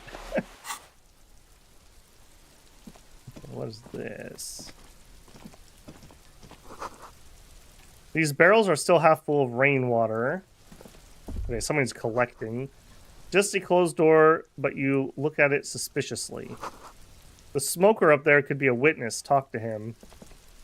Yeah, we saw that. Can I go in here? No, okay. Can't get involved in this. Oh, I bet you could. There must be another way into the building. Oh my god. Was that as loud for you guys as it was for me? Holy shit. Slow your roll there, Kim. Kim leans in close and shouts into your ear. Oh my goodness. That was a bad audio file.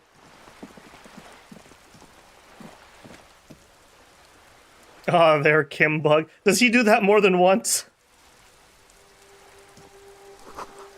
Rue de Saint-Ghislain, roundabout north. Cecilide Apartments. Inside the frame of the motorcycle in repair, the tools used to disassemble it. Up here, Pigo. Hello. What's up? There's a girl up there. Did she spill the paint? Oh, I see.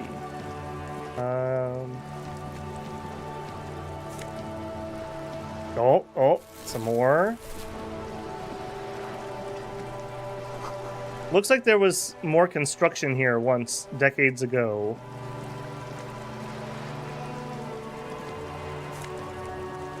Magnesium. Okay, we're getting our stash. Docking reserved for residents of Rue de Saint-Gasson, 33A. Your room at the Whirling isn't much bigger than this sloop. This is worth more than you'll ever earn in your lifetime. Yeah, we found out we make 5,500 a year or something. And just to put that in perspective, we owe 130 for this room. Hello. A striking woman leans against the cabin top of her sailing boat, smiling as you approach. Her green raincoat glistens with droplets. A silk scarf is tied around her throat. Good evening, officers. I'm Joyce. Hello. Hi, Joyce. Joyce L. Messier. I represent the board of Wild Pines, the owners of the harbor. You gentlemen must be from the RCM. She steps closer and holds out her hand over the railing. Joyce L., what does the L stand for? What exactly is the RCM? What gives us away? Or shake her hand, don't shake her hand. Shake her hand. I'm glad to see you here. Her grip is tight and cold. Like steel. There is strength there. If she wanted, she could sink her nails deep into your skin. Why is Kim bass boosted all of a sudden? No, that's very famous. For some reason, you go to that door, he gets really loud. Yeah, they have a bad audio file is what that is. I was dispatched to handle a strike, not a lynching. Anything I can do to assist the RCM in this matter, I will. Gladly. Okay, finally, somebody that actually wants to help. That is good to hear, madame. My colleague will take the lead on this interview. I should let you know that he is recovering from an unusual medical episode. Very unusual. But I can assure you of his ultimate competency. I'm not sure how I feel about that.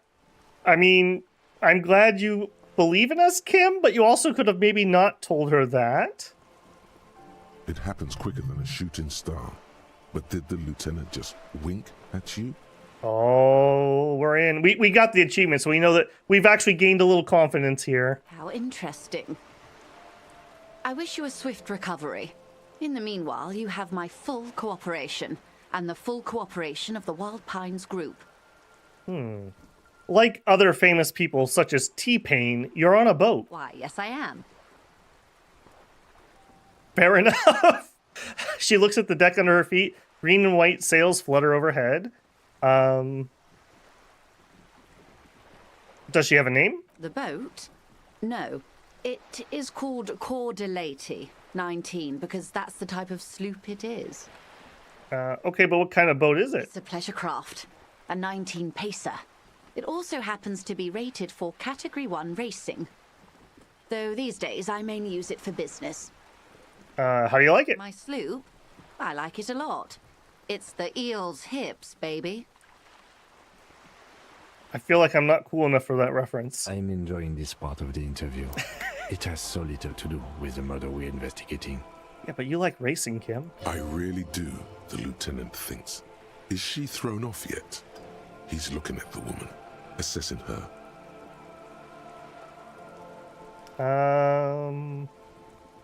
Oi, you got a license for that boat? Officer, I assure you I'm a highly qualified pleasure craft operator.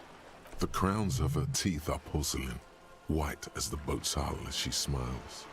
Yeah, but what if we could give her a ticket? Qualified pleasure craft operator. So charming. Where's the damn license? Can I see your license? Just renewed its safety inspection last month, officers. It is completely seaworthy. In fact, it's taken part in not one, but 2 insulindic regattas. Even finished once. What happened the other time? The other time, I would have finished the race were it not for an urgent work matter, much like the one I'm on now. Yeah, but I still need to see the license, Mom. Actually, you don't. What do you The mean? Wayfarer Act specifically denies the RCM the authority to demand anyone's operator license. It's a little-known fact among us law officials. Wait, how is this little... How little known is this I fact? was just being polite.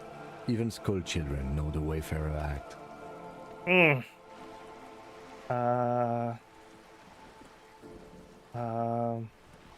So we can't just pull over random civilians and demand their papers? That's weak. Unless it's their passport. No. Do you want to ask for the lady's passport? Yeah, I'm gonna need to see your passport. Of course.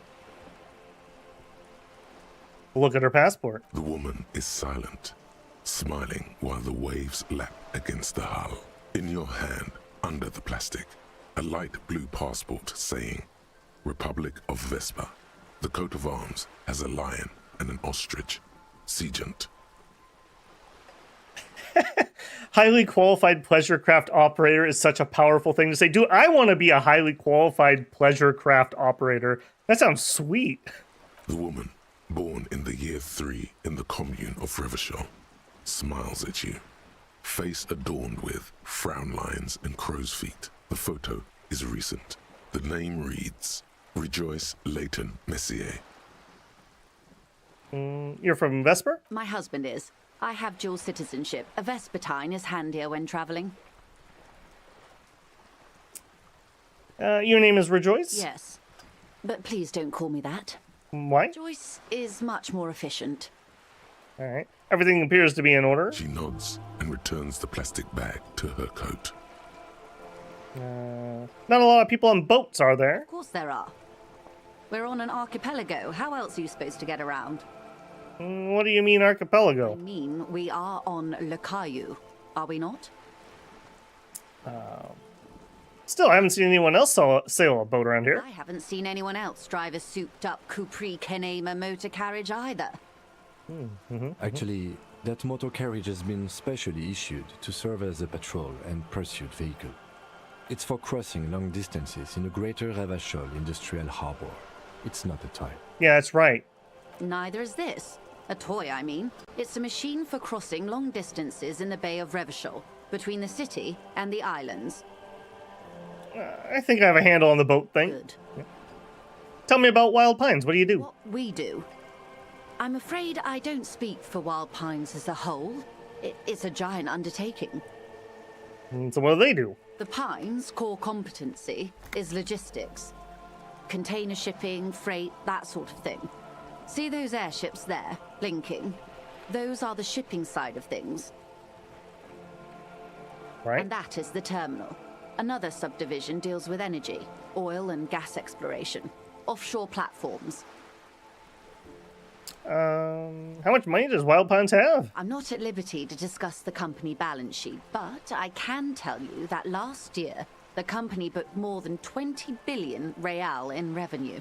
Hey, could I borrow 130? A billion? Encyclopedia failure. What exactly is a billion? It's a number, officer. A big one. What's it made of? It's made of 1,000 millions. A million is made of 1,000 thousands. Wow. 20 billion is a large number, but the conglomerate employs 72,000 people. They all need to be paid. Then there are capital improvements, interest payments.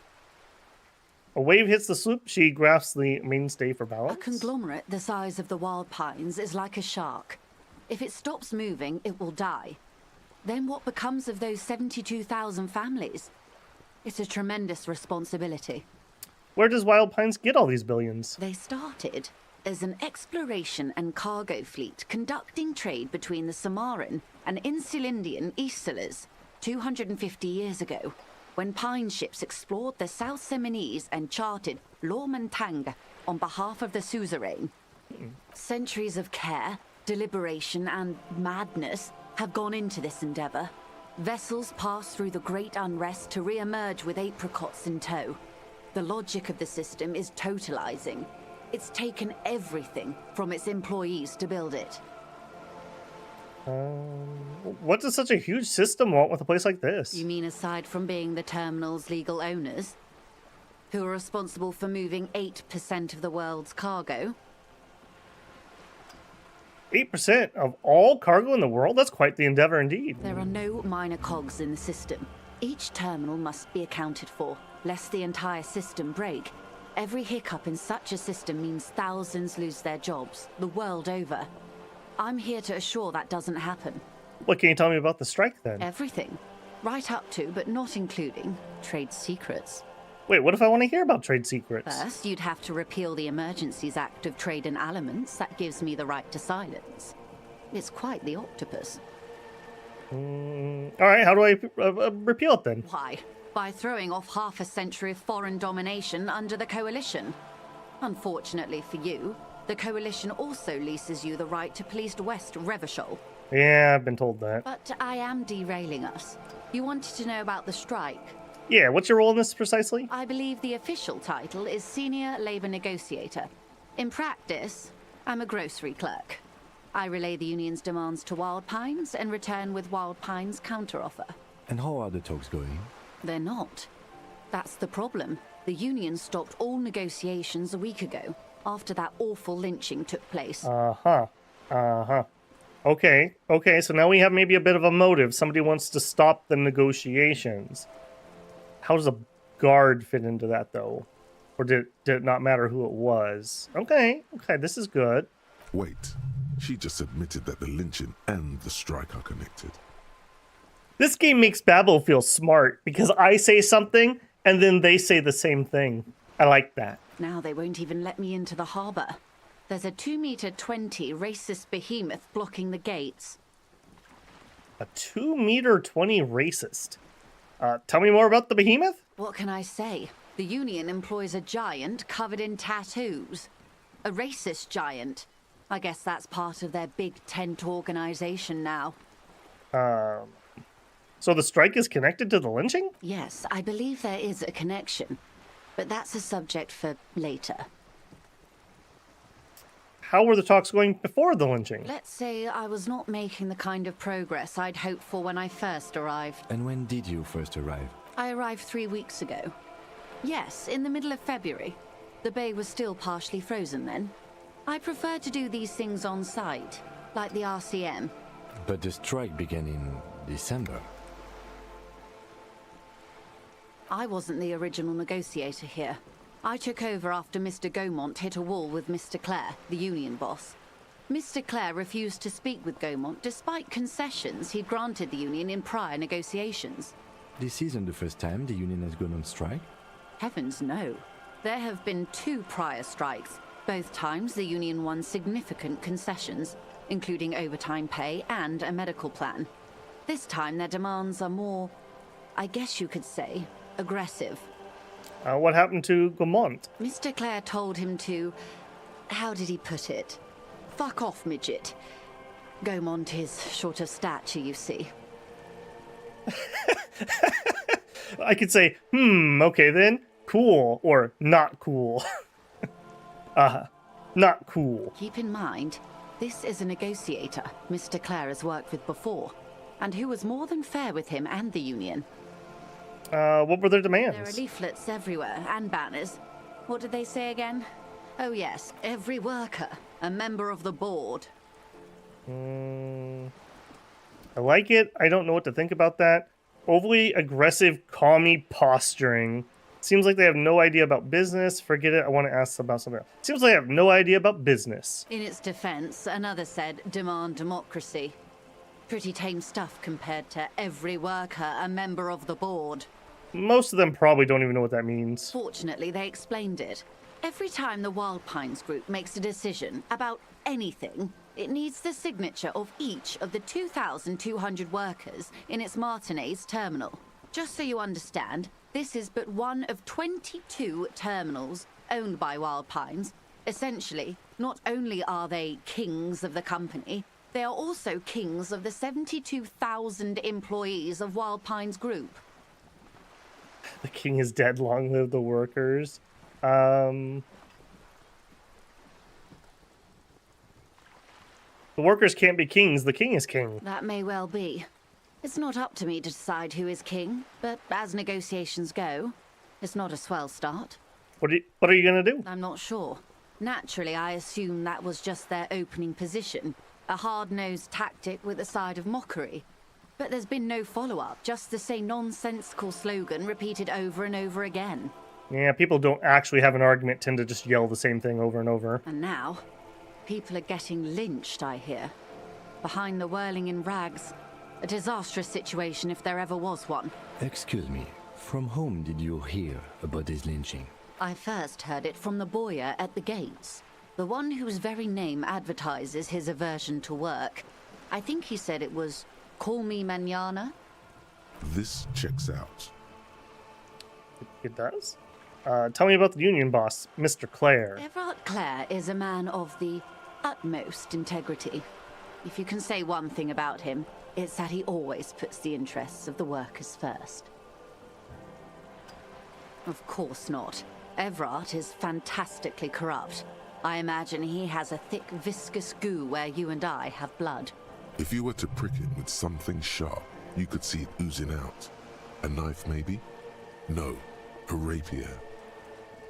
Sounds like you're about to take a rapier to him. Oh, heavens no. We get along just fine.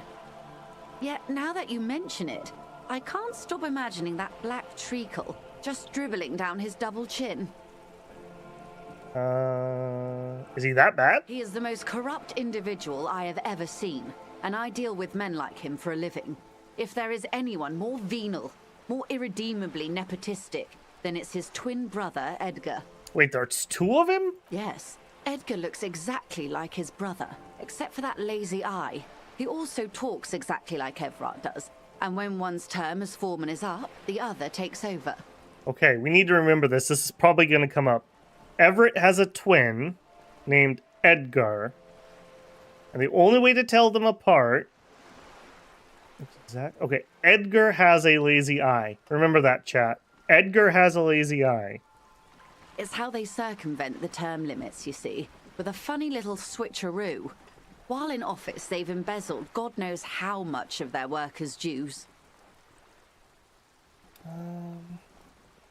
What about the union itself, outside of the Brothers Clare? The Débardeurs Union was once a perfectly normal institution. 20 years ago, anyway. It must not have been easy to establish under the Emergency Act, but they did it.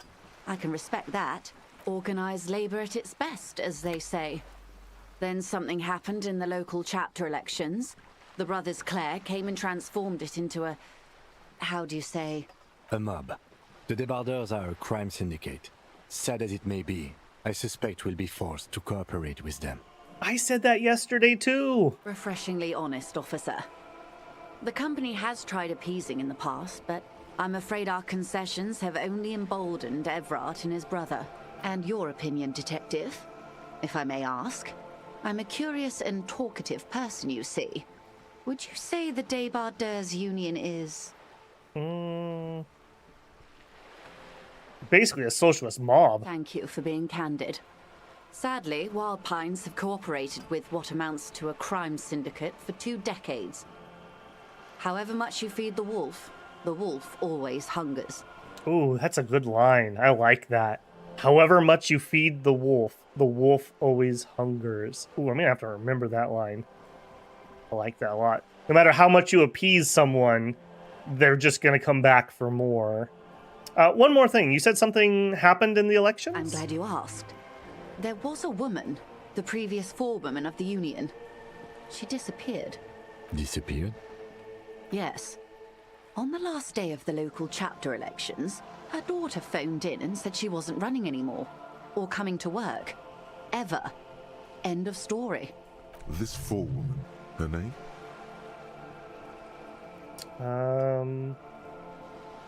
This forewoman, her name? Sadly, the company records do not even give a name.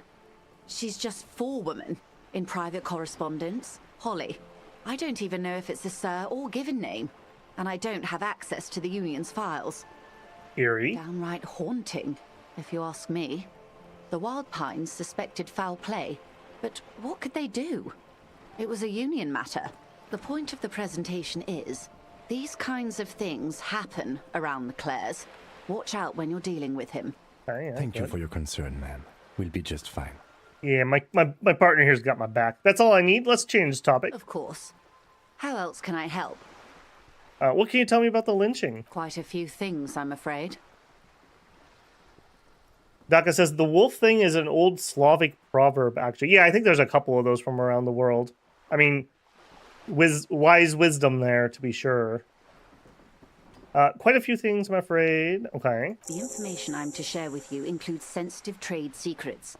For the sake of my employer, I have to ask for your names and badge numbers. Oh, see, guys. She said she wouldn't tell us trade secrets, but old Harry here, she can't resist. Of course, ma'am. We should have introduced ourselves. I am Lieutenant Kitsura Uh-oh. from Precinct 57. Uh-oh. We don't have our badge. And this is my colleague from Precinct 41. I'm afraid he doesn't have his badge at the moment.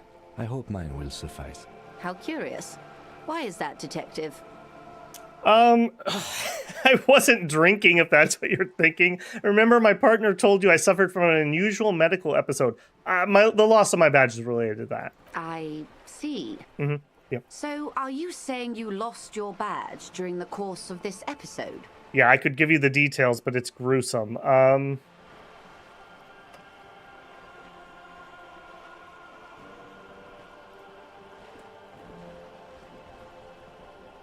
She's been pretty candid with us. I don't really distrust her, but we're kind of tipping our hand if we tell her we can't remember anything. I lost memory of my life in the world. Oh dear. I suppose this does explain some of the more curious turns in our conversation. As I said, ma'am, his technique may be very unconventional, but he is an officer of the RCM. Of course, I sympathize. But I'm afraid I simply can't share anything more until I've seen that badge. Ah, dang it, stymied. She's a professional negotiator.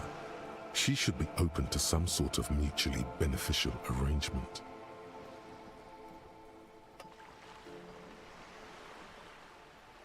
Suggestion.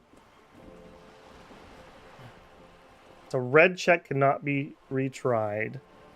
Then I'll find it somehow. Let's talk about something else until I do. I want to go check. If I take off all my things that are lowering suggestion, we could get it up 2 more, maybe? Then I'll find it somehow. Let's talk about something else until I do. But before we do, officers, let me be perfectly clear. Go on. The situation is extremely volatile. The sooner we can speak about this lynching business, the better for all of us. Right. Do you know something about these tattoos? That's the man who was killed. I'm afraid this is a discussion for once we've cleared the lynching question. Why? How is looking at the photo tied to the lynching? Better not tie the force day to the backstay on this. I hope there is something else I can help you with. You seem really smart. I need someone to give me the lowdown on this reality thing. This reality? It's related to the medical episode. I'm having trouble remembering even the most basic terms of reality. Ah, yes. The episode. Sounds like an acute case of encephalopathy, now that I think of it. Yeah, I think that's what they called it. Don't be phased, madame. He functions perfectly well. He only needs a lowdown on all of reality. Yeah, I mean, that happens to everyone, right? Like, sometimes you just need people to explain reality to you. We may be here a while then. Ask away, officer. I'll help however I can. Oh, she drinks tea. Woman of culture. All right, we're in. I know these all look good, but begin with the first, okay? All right, Encyclopedia has not led us astray. Where are we? We're in Martinez, baby. Baby? A casual term of endearment popular among the 50-plus crowd. It's a disco holdover, pay it no heed. I'm a disco holdover myself. Aren't we all? Yes. What about Martinez? Martinez is a district of Revachol. A very small district tucked away near the industrial harbour. North of the 881 and Jamrock. Yeah, we remember that because that's how we used to get to our home. You would be excused for not knowing about it. Unimportant, they say. Forgotten, even. Shelled to smithereens during the Revolution. It has its charms, just not this time of year. Tell me more about Martinez. I'm not a good ambassador. I've only been here once before. As a teenager. Not a lot has changed. There are ruins, a terminal, fishing boats, reeds, boys with boxy shoulders. This place used to be a province. A workers' resort before the city swallowed it and the artillery did its work. The reeds are the real star of the show here now. The further down the coast, the wilder it gets. You mentioned the sea. What sea is this? It's not really a sea, it's the Bay of Revachol. And the bay feeds into the ocean. Are we near the ocean? Yes. We're on an island in an ocean, the world's largest body of water, the Insulindic. We kind of knew that. Vast, lukewarm, and unknowable, flowing in and out of sight. And what's the name of this island? Caillou, as you already know. Right. Imagine a pebble. A smoothed-over pebble amidst a great blue sea, misshapen, cracked. The cracks are the River Esperance. We're in the delta of this river, on the 6th branch, the Martinez distributary. It is clear this pebble is of enormous value to her. Okay. And to humanity at large. Okay, that's Martinez. What's Revachol? Revachol? Revachol is what you call a city. What kind of city is Revachol? Great kind. As if it's self-explanatory, beyond patriotism, a fact. What makes Revachol so great? History detective. They built this city to resolve history. Our part in it, at least. Our centuries. Resolve history? That's a peculiar thing to say. Okay, who built the city? The nations of the Occident, or migrant workers from Seminine and Ile Marat, depending on your creed. When was Revachol built? In the DeLorean century. 380 years ago. Okay, and why will it resolve history? That's really a weird thing to say. They say it's where the terrible questions of our time will be answered. The tensions are highest, the fault lines deepest. Is that like a prophecy? By that I mean conflicts. Ideological conflicts. The stuff of men. Why here? We are standing on a fertile, self-sufficient island able to sustain up to 200 million people in the middle of the Insulindic Ocean, the world's connective tissue. It's where the money is.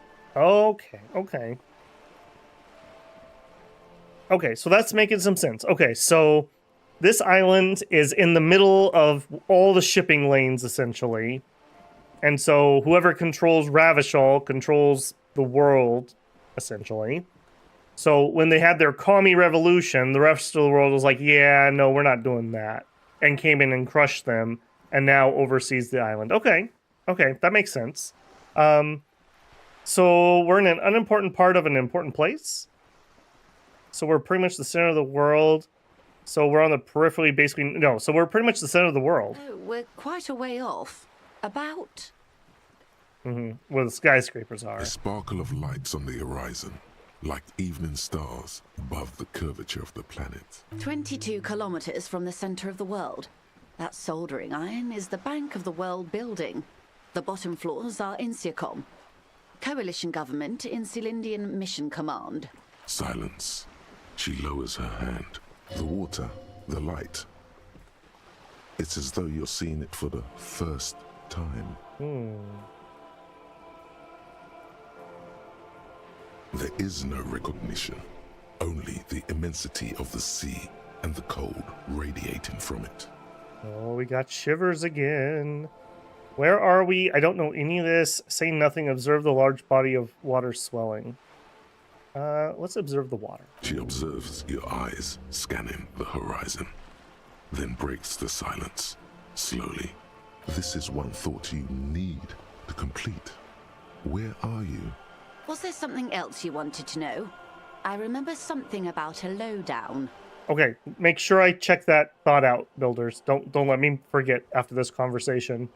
Was there something else I needed to know? I remember something about a lowdown. This has been informative. Thank you, man. I'm sure my memory-impaired partner has many more questions to ask, about even more fundamental aspects of reality. Might I suggest not asking them all right now? Monsieur will be here later too, and tomorrow. Isn't that true, ma'am? Absolutely. My commitment here is long-term. But won't I be lazy if I don't do it all now? Of course not. You are already diligent for getting this far, and diligent boys remember where they left off. Indeed. I'm always at your service. Okay, so it's kind of telling us that we should shuffle off here. We got a lot more to click on. What do we have for checks? Esprit de corps. What do you think? Think of something close to you. Okay, these are both white checks. I'm willing to throw them because if we go off and do other things, maybe we can earn a reroll on this somehow. So, let's throw it. It remains a mystery what you mean by this something close. This isn't about you. It's about reality. I fail. Very low chance here. We would basically have to throw double boxcars, but fire it. What is all of this? The scent, the sound, the air. Would you look at that? Would you look at that boxcars? What world is this? World? The only one, I suppose. The world of matter. And its pale antipode. The camera of her mind glides over the surface of the water.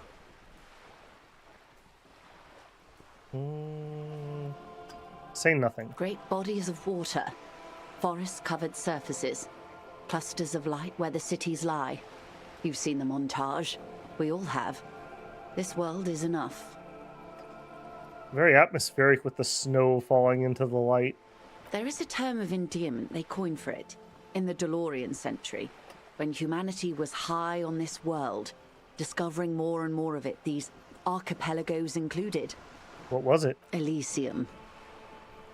Oh, we just hit on something big, builders. She's mentioned disco and Elysium. Joyce here seems rather important. Elysium, the world needs a term of endearment. The world does not deserve a term of endearment.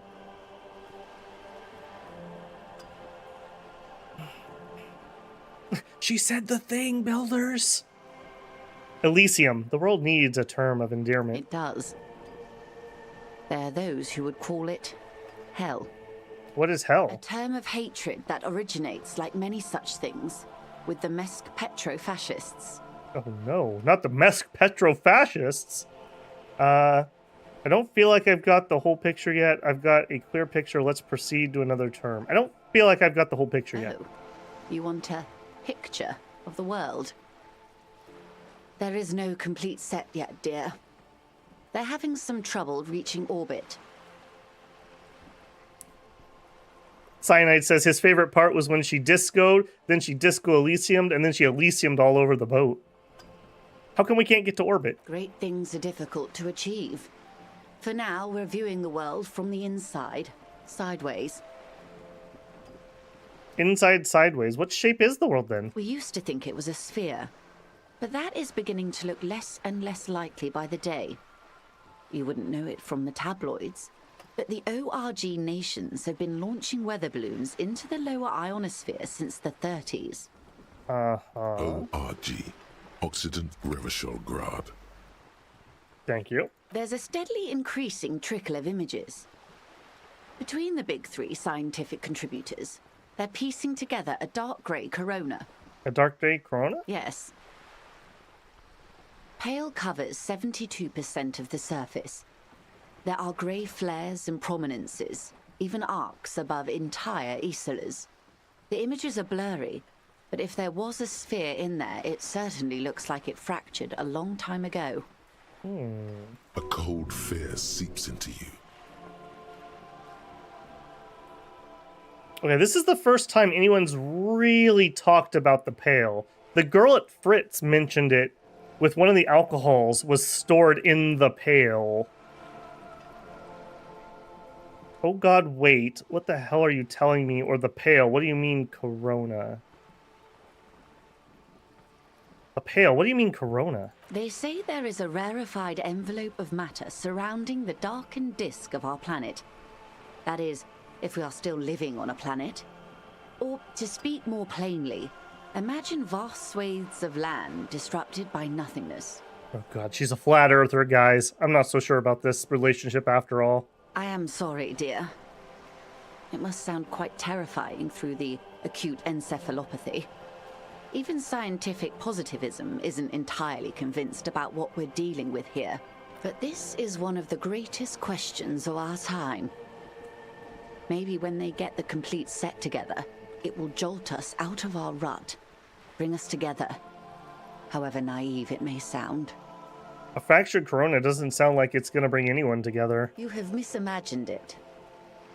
I don't have the power to convey to you the effect and geometry of the images that depict our world from below low orbit. It's like the crowning of the world. It's insane. Very disco. You'd love it. Well, if you say it's disco. See? Everyone finds something worth holding on to in this world, however wasted its opportunities. Suddenly, you're conscious of yourself standing there, on whatever this all is. Your arms hang down by your sides. The lieutenant observes you both, silently. He adjusts his glasses. Okay, I'm gonna break Harry's character for just a second. As I've mentioned, I have seen the opening from a few people playing. And one of the openings, when you're still unconscious, the limbic system starts talking about we're on a great big ball, and it's so big that we can't see that we're on it, and there's just a bunch of apes fighting it out on the ball. So maybe her information's wrong, or maybe my limbic system is wrong, but that's a piece of conflicting information. Okay, I gotta know. You said pale. What is the pale? The pale is not, technically speaking, part of reality. Yes. Also, I think we've had enough excitement for today. We do have a case to attend to. Tim, why are you trying to keep the pale from me? Of course, Lieutenant. Let's try something else. What do you mean it's not part of reality? Ma'am, remember you are dealing with a very sensitive and impressionable police officer who is still recovering from a recent medical episode. Damn, I thought we were close, man. What are you hiding from me? The Lieutenant's right. Let's change topics. What do you want to know? Anything. Cam. You could sneak back later when the lieutenant is not here, unless you can convince him to step aside. Okay, no. Let's play this straight. Like, look, Kim, I'm a strong, independent police officer, and if I want to know about the pale, just please step aside and let us have this conversation. Good idea. Just ask him. He won't make a scene. Kim, can I talk to the ma'am alone for a second? Fine. See? What can he do? You're a grown man. That's right. Now, what is the pale? Are you sure you're sure? Your colleague seemed adamant. Yes, what is the pale? Okay. The pale is the most dominant geological feature of the world, Detective. The separative tissue between the islas. It is the inter-islary mass. Okay, maybe the mercenary's tattoo is the pale, and the stars are islands? Wait, what's an insula? Isla is a Messinian word for a continent of matter, enveloped on all sides by the pale. Also, isolation, or landmass. We used to believe there was only one. In the last 4 centuries, we have discovered 7. Mundi, Seol, Samara, Ilmara, Grad, Katla, and this, Insulinde. I don't think we've heard Katla before, but I think we've heard those other ones at least once. And Isulde is... An oceanic isla. It comprises mostly of water. Muindi is the largest, Katla the coldest, Insulinde the bluest. What can I say? Each is perishing and dear. Okay, what is the pale like? Achromatic, odorless, featureless. The pale is the enemy of matter and life. It is not like any other, or anything in the world. It is the transition state of being into nothingness. It is the transition state of being into nothingness. Okay, that makes me think about when we had blacked out at the very beginning, and we were talking about going into nothingness. If we're surrounded by the Pale, how do we get from Isola to Isola? Oh, it is so difficult for us. A squall of birds. Hardware operating in the harbor. Firm. Self-evident. It is possible to force dimensions on the Pale. In modern times, we can even compress its latitude, bouncing radio waves from one end to the other, shortening the path. But it is still hard for humans to navigate the Pale without getting lost or having our minds damaged. I know a little something about that. Is it here? No, Detective. We're safe. It begins there, 6,000 kilometers to the north, and even more to the south, east, and west. You are in the middle of the Isola. As your gaze instinctively turns north, a small black pit opens up in your stomach. 6,000 kilometers to the end of the world. Yes. That is enough. Many cities are built much closer. And there? An uproar of matter, darling. Rising into the Pale. Rolling. Evaporating even. A great vision. The area of transition between the world and the Pale is called Porch Collapse. Imagine a grey coronal mist, cold vapor marked by spores of an opportunistic microorganism, a mold that's adapted to grow at the edge of the unrest. It's the most disco thing you will ever see.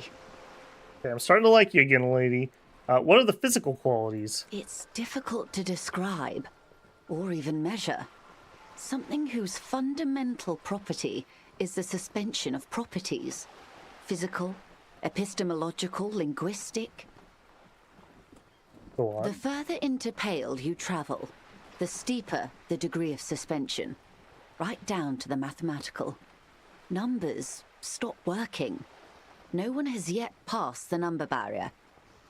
It may be impossible.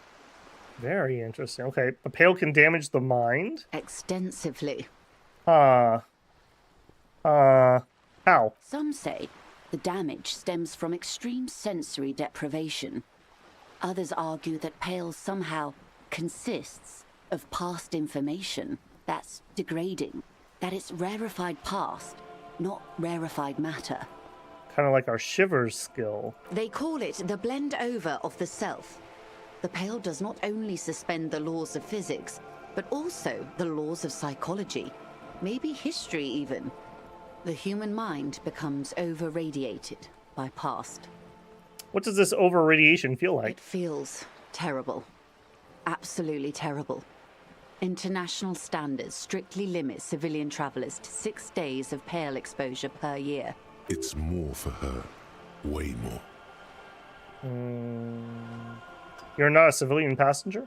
No, nameless detective of the Citizens Militia. I am a member of the Entreprenetic Business Class. I'm cleared and trained for 22 days of Pale transit annually. Are you over-radiated? Up to my gills, officer. What is androkinetic? Entreprenetics is the scientific study of the Pale, or a recent iteration of it by way of grad. The study of the Pale reaches back 6,000 years. The Pericarnassians called it the Western Plain. Did they cross it, the Western Plain? There are signs of pre-modern crossings. Successful navigation of the Pale relies not just on technical know-how, but intensive psychological preparation. Some of these tactics have been known for thousands of years. What has andropneutics changed then? Nothing. We remain powerless before the Pale.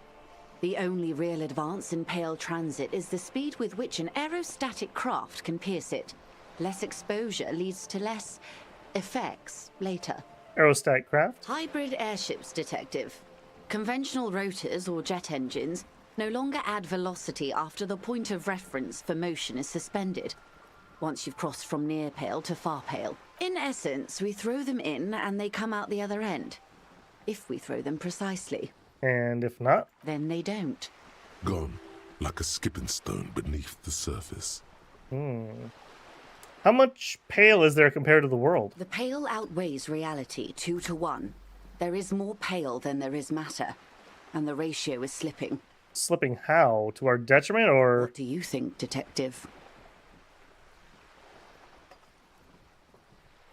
It's growing. There's more and more of the pale. Precisely. One of the few measurable effects of the pale is that it is expanding at an unknown rate. An intuitive conclusion of that development is that one day the pale will cover everything. But this sort of talk is mostly left to extremists. Cover everything? That can't be. Where would we go? Most people, and indeed most private and government sector organizations, entire civilizations and religions even, find handy ways to ignore or downplay that knowledge. I suggest you do the same. Okay, now that I understand why there's a Capo type of Cop of the Apocalypse, that maybe makes a little more sense. Off we go. You see the hanged man's mouth open. Off we go into the wild pale yonder. One and all. They say pale is death, but for the universe. Why should we just leave, and the world get left behind? Let's return to reality, please. Yes, sweet reality. But before we do, tell me, Detective, is this the first time you're hearing this? Do you really not remember anything? You know what? She was really candid with us. Let's be really candid with her. I sometimes sense vague shadows of the past, and it's not good. Then tell me, what do you think of the pale? It's terrifying. You were right. It's disco. It will end all life. That we continue to persist at all is a testament to our faith in one another. It can advance. The advance can only be stopped with an immediate, total, and ruthless communism. I don't think communism is what we need. Powerful anti-communist forces. I'm worried I have to say it doesn't sound very liberal to me. These tiny choices feel very forced. I don't know how you've all survived with it. It's a huge accomplishment. Who am I to think anything? No, I think, yeah, you're right. It's pretty disco. You really didn't know. This does not spell good for the investigation, Detective. If you don't know even this, then... Existential Margaret Thatcher is your spirit guide. Sentences I never thought I would read. If you don't even know, I'll handle it. It's under control. This investigation will be my masterpiece, the one they remember me by. I kind of am feeling that one. Yes, I'm in serious trouble. It'll be an effing disaster. No, this investigation will be my masterpiece, the one they'll remember me by. I promise. I hope so. I truly do. If I may suggest, hold on to your colleague, Kitsuragi. I ran a check on him and he is very competent. In the meanwhile, you have me. I will assist you in any way I can, even if we have to do it one basic term at a time. Good. You have not passed out from it. Perhaps I worried for nothing. Are we still on the reality lowdown, or should we do actual police work now? Okay. What? Again, +1 Kim point right there. He's like, dude, we shouldn't talk about this. I don't think you can handle it. And we're like, Kim, I'm a grown policeman. I'm going to talk to her about this. You just step aside for a minute. And he trusted us. Just like he trusted us when he handed us his gun. That is amazing. That is absolutely amazing. Kim, what a bro. What a bro. We should be partners, not that asshole that made fun of me and won't lend me money. Okay, you needn't have worried. That was fucking insane. Right? Let's get to work. Or some more reality lowdown. I want to continue our conversation with her, but I also know that now we can have a different conversation with him. That was fucking insane, Kim. Yes, well, the rest of us have dealt with it for thousands of years, so... You will have to deal with it, too, the lieutenant thinks. This is why I didn't want you to know. You tried to protect us, to keep us innocent. Right, let's go get some work, Lieutenant. Good luck, detectives. I'm definitely coming back to talk to her again in the near future. autosave. Yeah, let's make an actual save there too. We've done a whole bunch. Okay. What were you telling me I had something to do in here? End of day brief. Yeah, this is what I want. Okay, it's 2200. Okay, we're not quite there yet. Reality lowdown. Keep asking Joyce questions about reality or return later. Wash off the death smell. Find the murder weapon. Joyce's info on the lynching. We need to find our badge. Okay. And then the thought that I wanted to come back to.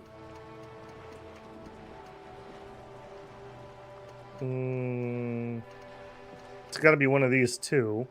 Jamais vu derealization.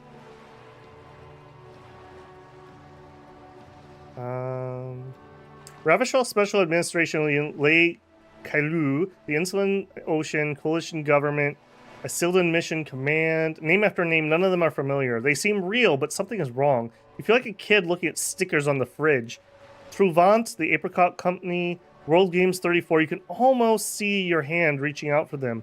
Scratch at the corners to see if they peel loose. This feels like most important of all thoughts, the one you must truly complete. Okay, we're probably going to pop that in right now. There's no bonuses or penalties. And then we have the 15th Indo Tribe. Wild Pines. Monopolies. Okay, this one seems less important. Loom, Splendid. One seems missing. Wait, no, there are only 14. Why would you feel like there's a 15th? That also seems really interesting. Dang you, game, and making everything so interesting. Okay, this one sounds so important, I don't want a chance forgetting about it later. I'm going to unlock a thing, and we're going to do that, so I do not forget. It very much says this is the one you need to complete, and I think it was our logic or encyclopedia that also told us that. They haven't led us astray, so we're gonna follow that advice. Okay. Kim, we will definitely do. Well, I have an hour. Maybe we should. No, we'll head back over in that direction. Okay, this is gonna be a perfect opportunity. I need to make some more tea, so I'm gonna take a $5 here. If you guys would like to take a break yourselves, I'm gonna throw it over on my 5-minute countdown, and I'm gonna tell YouTube it can throw an ad in there. Pay the musicians, I suppose, because they'll probably claim this one.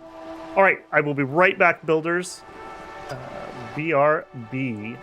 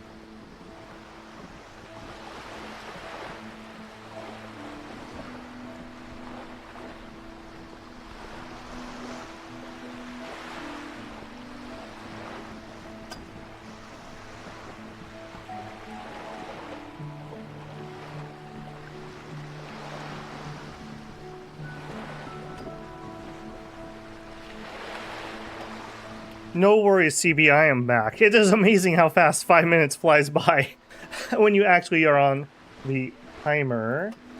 There we go. And I see a couple generous donations here. Perry Schaefer with $5.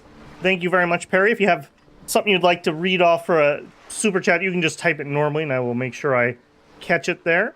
And CB with also 5. Seeing as Bible isn't likely to get monetized here. Yeah, we got, I don't know if you were here at the beginning or not, CB, but right away after we ended yesterday, I got like 3 emails from YouTube, like bang, bang, bang. And it was like, your song is claimed, your song is claimed, and we've limited your ads for mature content. I was like, yeah, I kind of thought that. Thank you very much, guys, because yeah, this is not going to be getting me my advertising pennies, to be sure. Much appreciated. And just because a couple people actually hit on that, if we could get 3 more super chats, we will bring back the tie. Get some more Inland Empire up in this.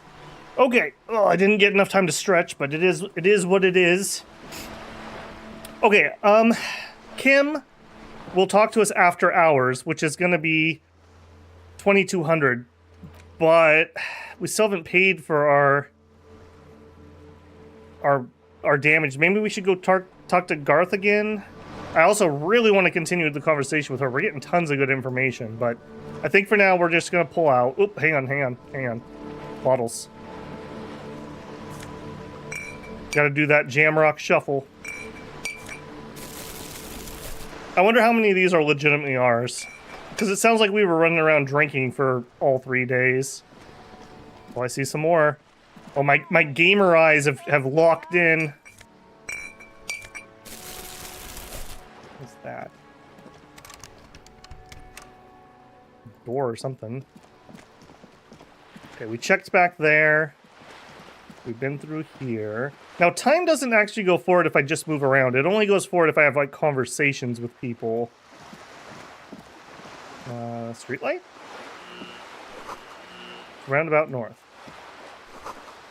To that place. Okay. Looking for bottles. Nope. Okay. What's that? The splatter of bullet holes lines the wall. Yeah, that was something. So I mentioned this a few times. When I was traveling in Spain, some of the buildings there still had bullet holes from their revolution. And that was really weird to me because I wouldn't see anything like that here in the United States. At least definitely not where I live out west. That was just kind of a weird feeling of history when you see something that happened in the, what would that be? The 30s, I think. Late 20, no, I think that was 30s. Because that would have been just pre-World War II. But still, I mean, it just was crazy. Just to see, like, literally you could see where, like, a machine gun had, like, strafed across, like, the bricks on a building or something. 36, Ronald, thank you. That was pretty close. What an interesting conversation. And from a character I was not expecting to get that kind of info from. What's this? Tire tracks lead onto the roof. Uh-oh. Onto the roof? Okay. We're looking for bottles. Oh, I see one up there. An ancient fountain doesn't pump water anymore. There's a tree in it. Give me that bottle. The damage looks like it could have been caused by an earthquake. Yeah. I think we got that thought last time, but maybe we lost that in the Great DC. What was that? This Postler Vantorie mail collection box has been heavily vandalized with graffito. A closer inspection reveals 2 bullet holes in the front. A faint sticker on the side reads, RCM Emergencies Desk number 8102, with a slogan, Mankind, be vigilant. Welcome in, tut. Good mail delivery box, or screw it. Good mail delivery box. Yeah, you're working hard, buddy. The box seems happy. Yeah. Eat shit, pig. Fucked by the coon. And St. G with a crown have been scribbled on it. Jenny is a whore. And best set mailbox also. I feel you, mail collection box. The mail collection box seems cathartic. Thankful even. So do you. You shudder. Then you swallow. All right. Actually, hang on. Can I do more of those Dented options? yellow.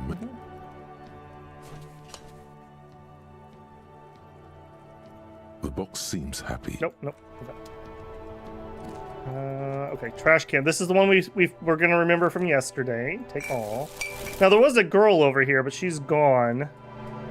I assume because it's so late at night. Hopefully we didn't miss out on anything. I feel like there's just so dang much to do here.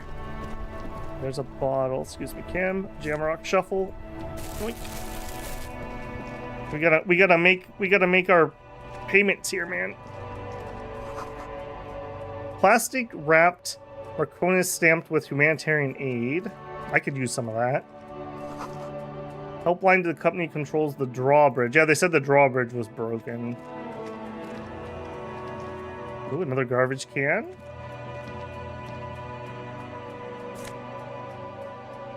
Fiberglass gloves. +1 electrochemistry. Cigarette-stained fingertips. Gasoline-stained fingertip gloves in navy blue. They've been worn threadbare, but being made of wool still provides some warmth and comfort. What are we wearing? Interfacing. I don't know if we want to help electrochemistry out. Maybe we don't do that. That guy has led us into all kinds of problems. Waterlock out of order until Wednesday. Roy's Pawn Shop. Fast cash for faster times. Okay.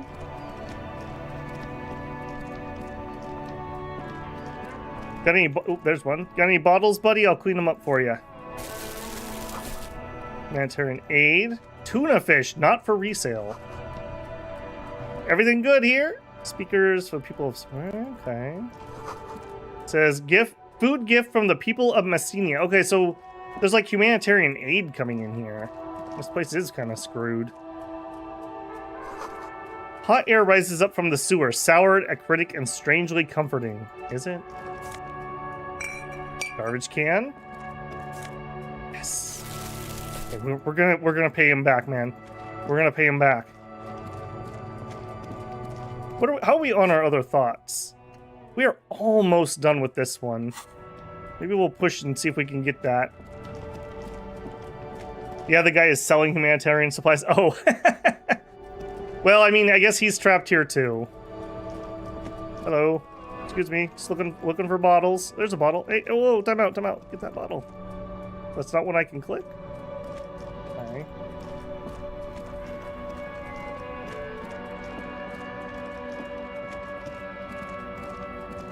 Not gonna engage any other NPCs. Are you still open, Fritz? I guess maybe I should know that too. Okay, you are.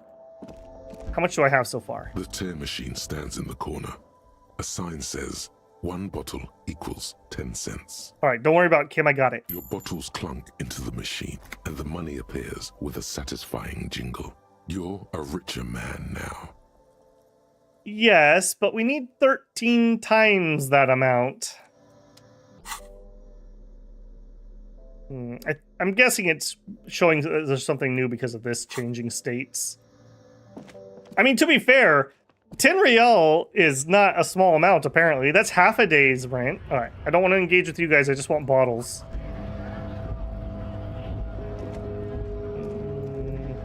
Okay, is this kind of the end of the road, as it were? A foreign car kept in good condition. Hello. Excuse me, just looking for bottles.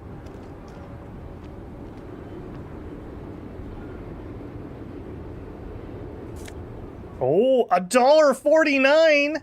That's like 15 bottles. Okay. It's all coming together, builders. It's all coming together. What do you see, Kim? Ruins full of snow. No one lives here anymore. Okay, great. White tank top. Physical instrument. +1 conceptualization, -1 suggestion. I don't think we're going to be doing any conceptualization tonight. Maybe we switch that out? In case we have to, I don't know, climb or something? How are we looking? Did that actually change what I look like? It did. Very nice. I love games that do that.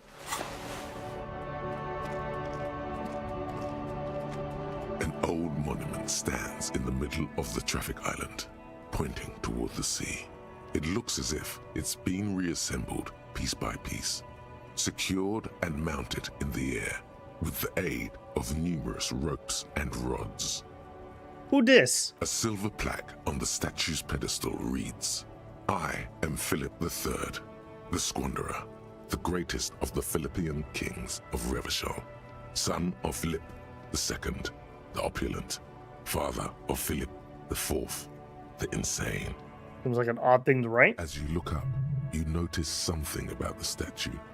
There are some odd indentations on the king's chest piece. What indentations? What do I see? Something with great kinetic energy seems to have impacted the cuirass, around where the heart is. A bullet? Someone shot him in the heart. Interesting. Lieutenant, has someone shot the king? Okay, I can't see it, but I take your word for it. Okay, his eyesight is really bad. What do you think? Well, Martinez is riddled with bullet holes. This place saw a lot of action during the revolution. But the statue is recently renovated, so maybe a joke? Target practice or a political statement? I don't think it's connected to the murder. Practical joke. Why not? What this shows us is guns aren't too uncommon here, and people still shoot them, sometimes at kings. The king stands high above you, surveying the bay, mute and indifferent to your sightings. What did this king even do? What did he do? You have no idea what you did a week ago. How would you know what this guy did many centuries ago? Well, I was counting on you, Encyclopedia. High above you, the king stands. Alright, well, we'll come back later. This is what I came over here for. What's this? A slogan says, "Human Ops." Okay, well, that's not as useful as I thought it was going to be. Okay. I don't want to engage any of these people because it's kind of late. Well, we have a little bit more bottles we could turn in. The tear machine stands in the corner. A sign. No. You need tear to use the tear machine. Okay, yeah, that makes sense. I guess I didn't pick up any new bottles. I thought I had. Never mind.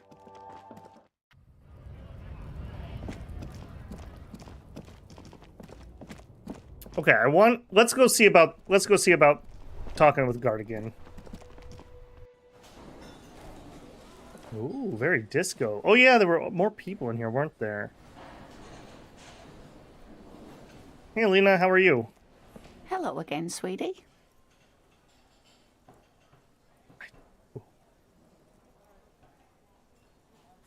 No. Sorry, we'll talk to you later. We're not asking her for money. We are not asking her for money. She helped us so much. She was so nice to us compared to everyone else. We talked to him. That guy's new. And we were able to get into the kitchen. Are there any bottles in here now that I have a bag? No, doesn't seem like it. And we still can't do anything with this. The winch didn't light up or anything. See a heavy you immediately feel drawn to the color. Blue is for mystery. The cobalt blue, old cobalt paint. Rough. The door does not. Okay, no, that didn't. No new options there.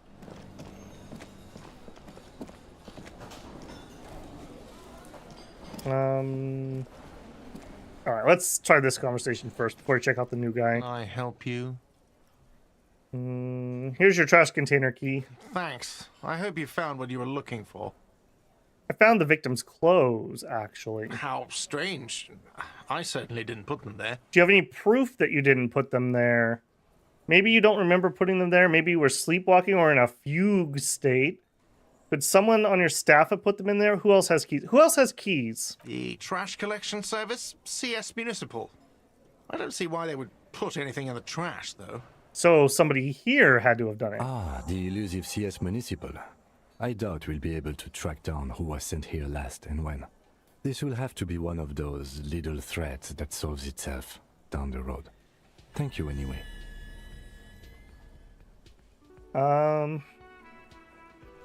Could some of your staff put them there? Sylvie had the keys before I got here, and I can vouch for her. I can vouch for all my staff. None of us would tamper with the crime scene. Maybe you were sleepwalking. I think fugue states are more your forte, officer. Well, you know. All right. Thanks. Yes. So about the money I owe you. Yes. Have you got it? How much do I owe A you? lot. A lot. For the room, drinks, and broken window. Okay. Yes. All right. So he's literally not going to give us a discount. I was hoping. The White Morning thought complete. Oh, you're not going to read me this one? And the little guy gets smaller and smaller as you rise above the dollhouse world. You see him out in the snow, on the street, in the shop on the corner, and finally in a matchbox house. Okay, this sounds like our place. Sitting by the window, white flowers on the windowsill. You can smell them from up here. It's awful. A white morning, a modern death, divorce, or something similar. All you can do is put more distance between you and him to make him smaller, to make him less you. We got this from our sad cop. All right, what do we get? Bonuses from the thought. Plus 20% zoom out distance. Is that good? I didn't feel like we were too zoomed in. All Motorix learning caps raised by 1. Holy crap, don't we have that twice? Oh, just for perception. So we could go up to perception 6 if we wanted to. Okay, and we are done with everything except for this one. Okay. There you go. 20% more zoomed out. I hope you like it, builders. I thought that thought for you. I'm not sure that makes any difference whatsoever. Who put this? Who else has unauthorized access to the whirling trash? Find this person and you'll know who tampered with the scene. It may take a while. I still feel like Kuno knows something. Maybe he stole a key or something. Hey, buddy, you're new around here. Oh, it's all about money, you know? Yeah, I hear you, man.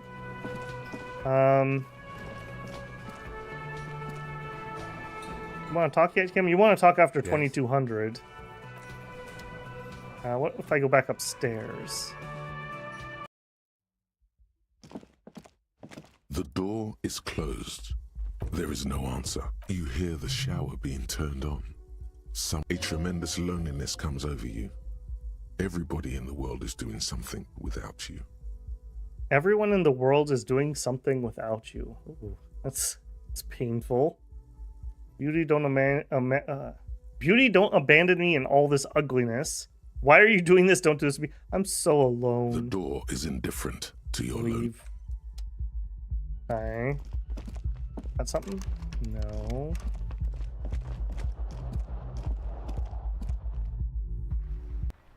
Okay, nothing out here. I think this is where Kim wants to talk to us once we're off. We go back into my room. Oh, he already changed the locks? Wow, okay. What if I had some stuff in there, though? Oh, thought. Nothing on the front page rings a bell. Strange. Not really after the day we've had. Okay, I think we need to burn a little bit more time is kind of what I'm getting here. So we will have one more conversation. I don't really want to start somebody when we only have a little bit of time. So let's go back and we'll talk with the Joyce again, and we'll burn a little bit more time.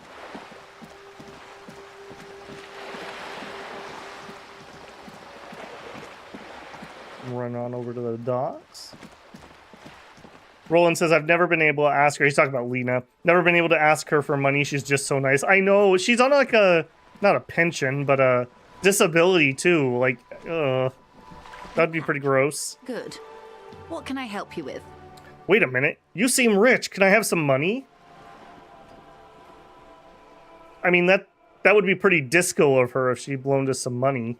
Is what you want to say, but it isn't that easy, is it? Why not? Look at that lady. Take a gander. Squint your eyes, bub. Okay. She's got really nice, lustrous hair. A well-kempt, yet tastefully short bob of dark hair. Despite the first hints of grey, she's elected to keep it au natural, shaped into a permanent wave. Late 40s style. Yeah, positively statuesque. Uh-huh. While dull orange pearls hang from her earlobes, red from the cold. Her light green eyes scan you, full of knowledge and worry. Wealth and all its possibilities. Yeah, right, so? Now look at you. You misery-clad simian. Barely able to tie your own laces. Your armpits are lakes. A scythe of booze precedes you.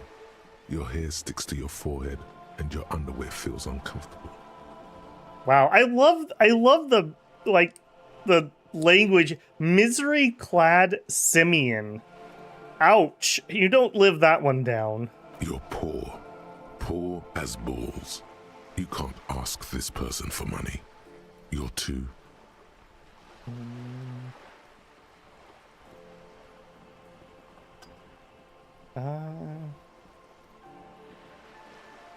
What is this feeling? I've never felt it before. Shame? You haven't really been in the presence of gentlefolk either, have you? What shame is there to be felt in front of these dock workers, cops, and hotel clerks, but to belittle yourself in these eyes of O'Donnell? As I was saying, if there's any way I may be of assistance, please don't hesitate to ask. I mean, she's practically offering. I've got some more questions about reality. Lessons in basic reality? My favorite part of the day. Go ahead, ask me anything. Actually, no. I'm gonna cower it out. Resistance. We're doing it. The little that I know. Anything else? Hang on. Do I have anything on that's lowering my volition at the moment?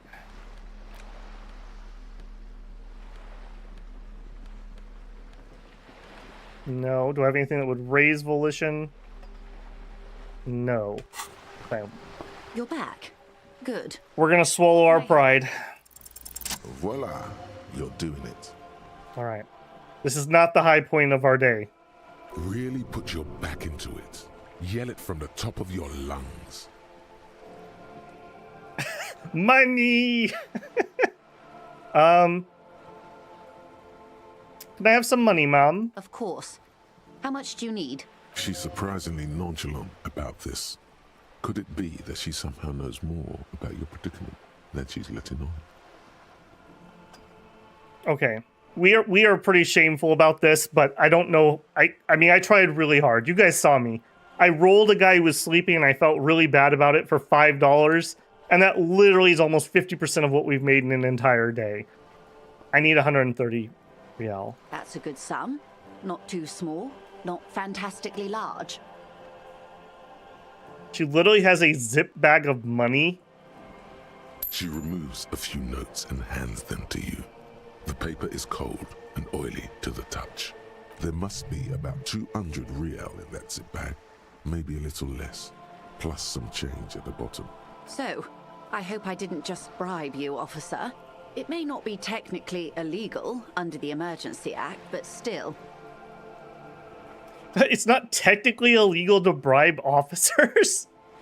My choices are, you bribe me all right, I'm your little peony now. I'm an honorable policeman, one of the few good men left in Revachol.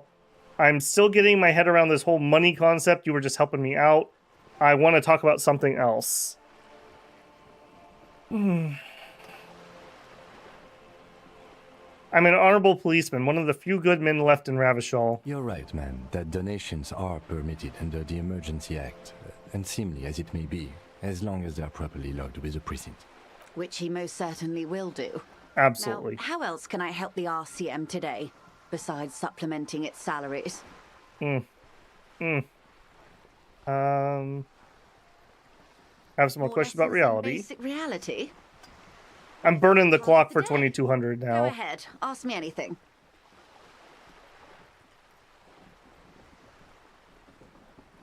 You'll get the full list one day.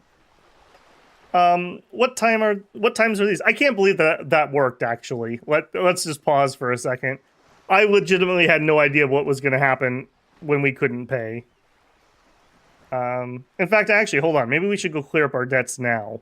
Because he's going to leave at some point, right? He says he's not a local. Glad to have been of assistance. Yeah, thank you very much, Joyce. Anything else? I will remember this. I am definitely compromised on this case.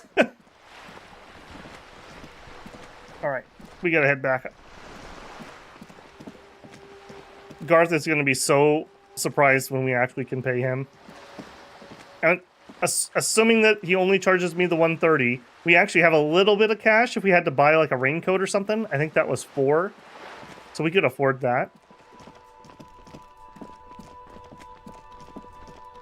Also, we look like a complete and utter hobo with this bag. Let's try to put that away.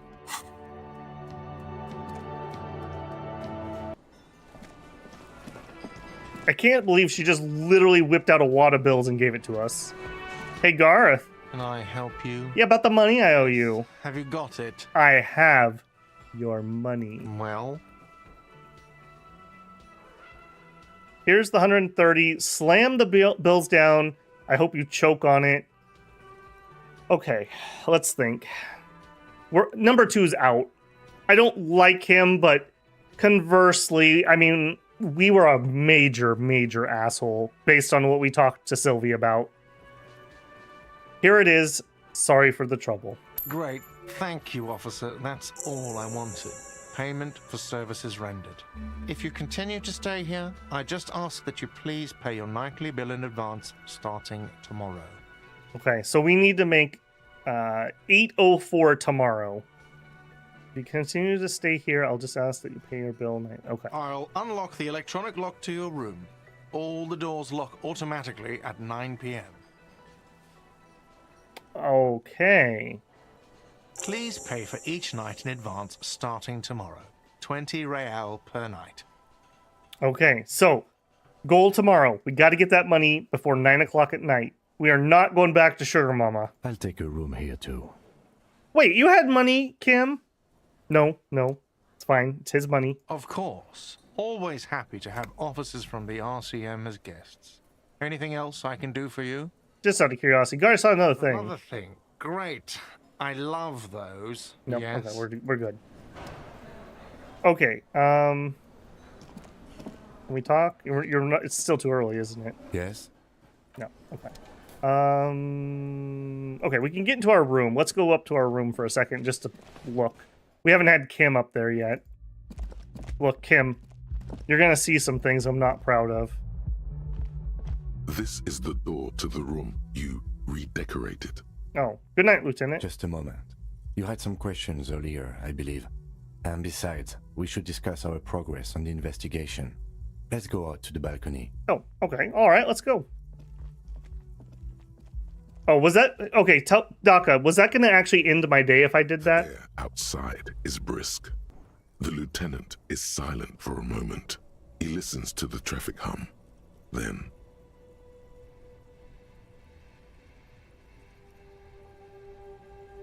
Continue, Kim. Where shall we begin? We should talk about the investigation, first and foremost. But I also remember you wanting to discuss the RCM?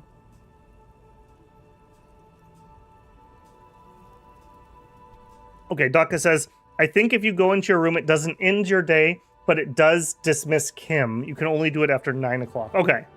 I just gotta kind of learn the rules so I don't, like, accidentally end a day or something. Okay, so he just lit up a cigarette. I didn't know you smoked, Kim. I have a cigarette every night when I go over my notes. It's something of a ritual. Oh man, he looks so devastatingly cool with that cigarette.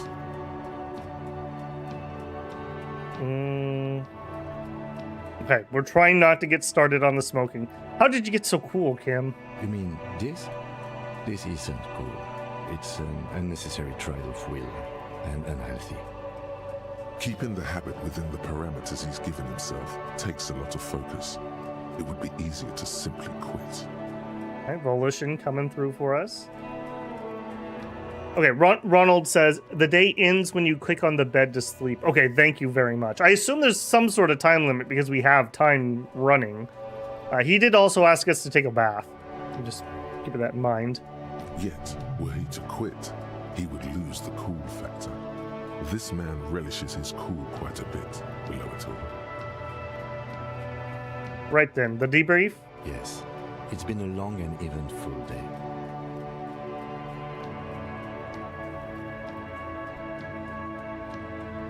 How do you think today went? Well, we inspected the victim's body, so that's good. It was not easily approachable in that state, but we did it.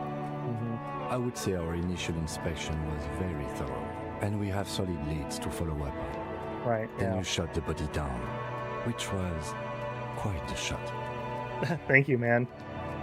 Damn straight, I'm a sharpshooting cop. It was nothing really, just doing my job. I was inspired by your confidence in me. I just can't wait to shoot more shit. I think I was born with a gun in my hand. Okay, well, we know we're not really a sharpshooting cop because we have a memory of accidentally hitting a guy in the pelvis when we were aiming at his feet. I was inspired by your confidence in me, Kim. I was shocked he handed me that gun when I asked. I figured he'd be like, yeah, no. No. I admit I wasn't sure whether I should give you the gun, but I'm glad I did. Your shot enabled us to perform a field autopsy on the victim. We found some things we can really work with. This is so well written, I have to say. The fact that I say things and then they immediately like saying the same things means that the whole thing is written logically and it's tracking in my mind. Moreover, you found that the hanged man wasn't just hanged, he was also shot. That was some excellent detective work. And you managed to locate and pull out the bullet, so we can get ballistics, make off the gun. All this is invaluable. It was the least I could do given my past mistakes. The rest is up to the boys in processing. Maybe they will surprise us by doing their job for once, but I wouldn't count on it. We also performed a thorough search of the crime scene. All in all, we handled the situation very professionally. Now for the interviews.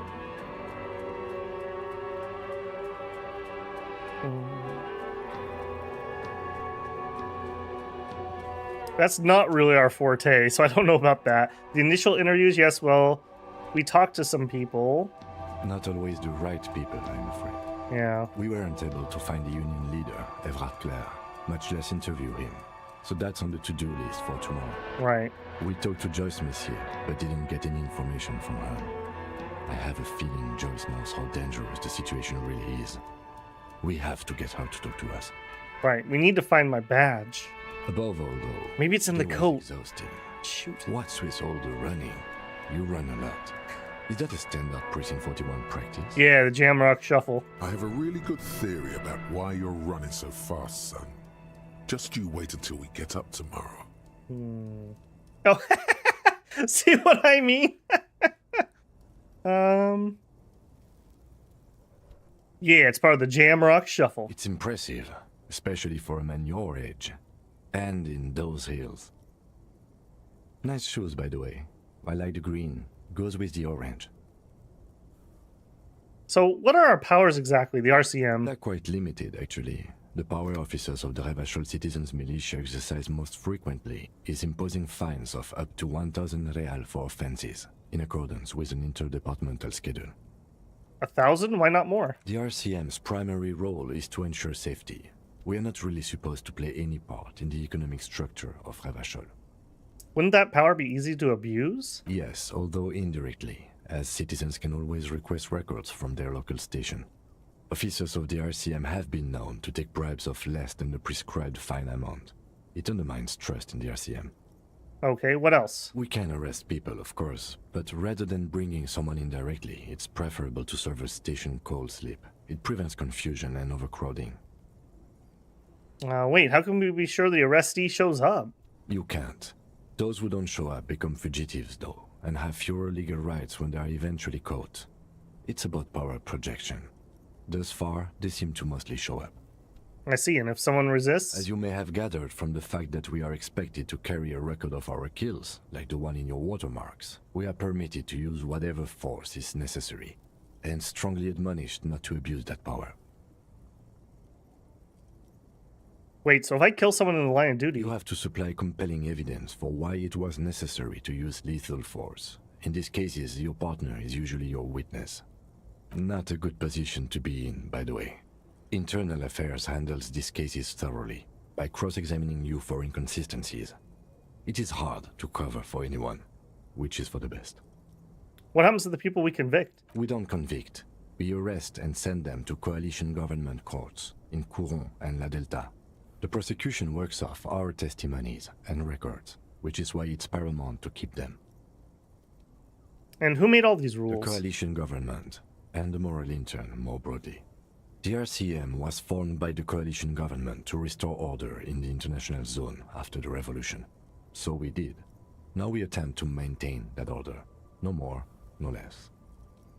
His gaze absently fixed on a window below that just went dark. Or perhaps it is better to say we were allowed to form. It's a point of contention whether the citizens of Revachol or the coalition government founded the RCM.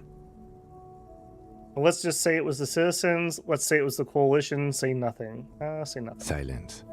A great comment to such a conundrum.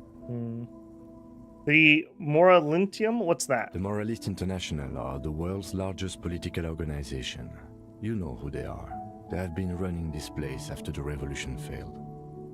If I didn't know who they were, how would you describe them? They're a union of center-left and center-right parties across the Real Belt. Our coalition government is just one of its many projects. They also run the ICP, EPIS, most intergovernmental organizations in the world. What do they believe in? What do they believe in?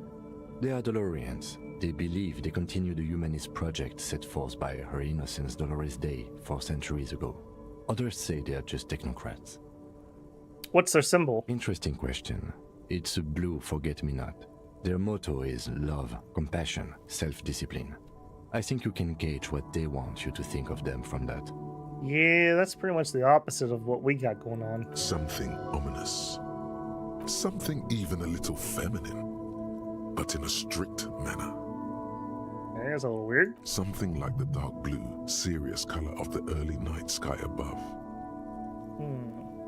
Probably totally unrelated, but the only thing that's been called out to be blue around here has been that door. Who was Dolores Day? A historic figure? The author of the modern age? You will have to look elsewhere for opinions. The subject of humanism is too abstract for me. What do you think of them? The moral intern are a fact. I try not to have opinions on facts until they change. And it doesn't look like that's about to happen. I have an opinion on the Moralitium. Do you? Things are bad out there. We need them here, giving us the right to police. They've done an awful job here. Have you seen this place? This isn't humanism. We are stooges of the world's biggest bourgeoisie organization protecting bourgeoisie rights, mutter silent immigrants, liberal kips, men turning into women. On a second thought, I don't have an opinion. Forget about it.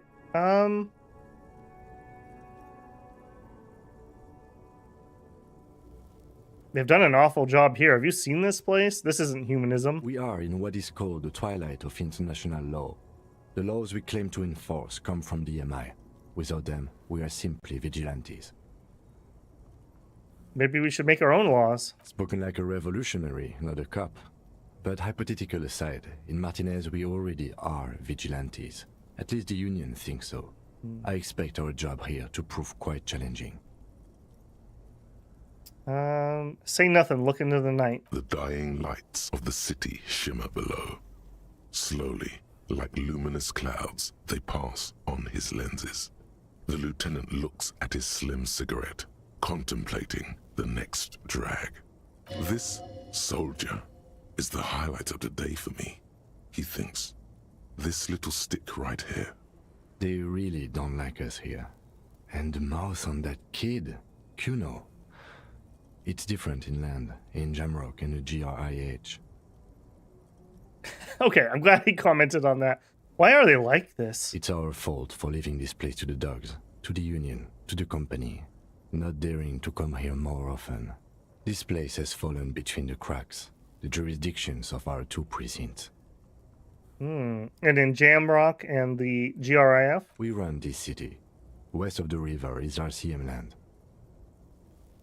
Looks at the dark silhouette of the equestrian monument cutting into the night sky. It's incredibly hard. Human beings are... But we are in control, and it's worth it. The organization works. Our systems work. If they didn't, the city would disintegrate. I hope our investigation will help improve the situation here. At least do some good. Me too. But I wouldn't count on any drastic changes in our lifetimes. He is very tired, but the dark circles under his eyes make him look younger, not older. Thank you for this. Yeah, it's getting very cold now. Let's go. He puts out the stub of his cigarette and looks at the door. Alright, were you talking to me about anything else? What do you want to know? Ooh, now that we've inspected the scene, I want to know more about this pissing competition you mentioned. Thought I forgot, did ya? What's there to say? It's just stupidity. What kind of stupidity? The cop kind. Our precincts can't decide if Martinez is part of Jamrock or the Industrial Harbor. Yours or mine, as if we somehow own parts of the city. Typical street gang mentality. So we've let the Union make a mockery of law enforcement here. And now it's come to its natural conclusion. Ah, so this is a struggle over who runs Martinez. Well, sort of.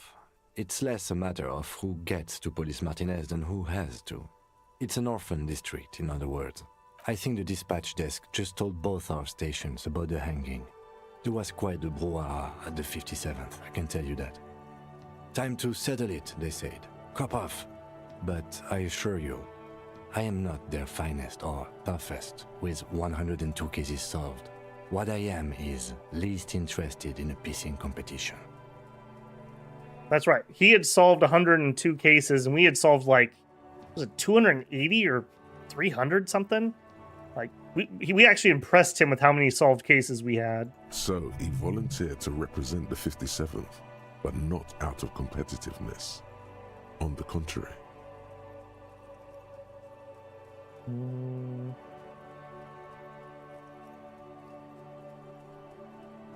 So you volunteered to spoil it? Yes. I'm an unrepentant spoil sport. You do seem to have that vibe, yeah. What's special about Martinez? Martinez? Nothing. It's just a puddle at the end of some drain pipe. No one cares about this place. They care about sports. Most of our colleagues don't even know how to get here. North of the interchange doesn't exist.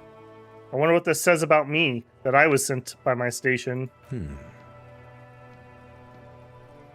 There can only be one conclusion on him. The finest they have, a hero cop sent to outperform you in every way imaginable. I must be an augury, an apocalyptic omen sent by my people. I probably have an unbelievable kill count. I'm probably going to leave why I was sent here unspecified. Well, they definitely didn't send me because they believed in me. That's for sure. I'm going to leave why I was sitting here unspecified. The silence carries.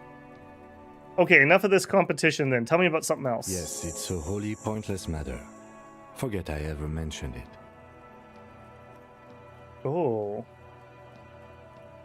This is a white check. You may reach riot. I kind of want that. I really would like to actually get that. +1 because we're a sorry cop. All right. Give me some of your good luck, chat. Because you're the best qualified. No, that doesn't seem right. Dumb brain, I'm good for nothing. You look dumb if you keep the lieutenant waiting for too long. Did we have multiple logics that we have failed now? Hang on a second, Kim. We have a logic? No, this is the one. Okay, we're gonna hold off on that. That doesn't seem super important, even though I would like that dialogue. Okay, tell me about the case. Okay. I think no you should response. know. Yeah, A moment passes. I want to talk What about about you. Kim, you're wearing a Revolutionary Air Brigade jacket, aren't you? What? These? It's just seasonal clothing. And those look like airman pants, good for storing tools in. Where is this going? You see, Kim, I have this place in my head where I develop new ideas and connections. Interesting. I think it's called the brain. No, it's more than that anyways. Anyway. In this special place, I've come to suspect that you have some kind of thing with revolutionary air brigades. I do not have a thing with revolutionary air brigades in particular. Just air brigades, then? Okay, I wanted to become an aerostatic pilot. Then I turned 10 and realized we no longer have an air force. He doesn't seem like he's interested in revolution. Are you sure the revolutionary has nothing to do with this? Absolutely nothing. Thank you. My mind is satisfied. Good. This would kind of made him uncomfortable, but... Okay. I don't speak a word of Seolite, and I've never met either one of my grandparents. Okay. Good. I think we've gone through all of our new Let's change the options. subject. Yeah. Nope. But now there's that. That's new. We should think about calling it a day, maybe. Nights are still miserably cold this time of year.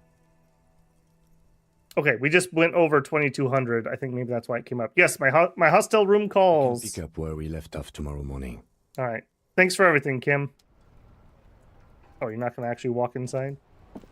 Are you still following me?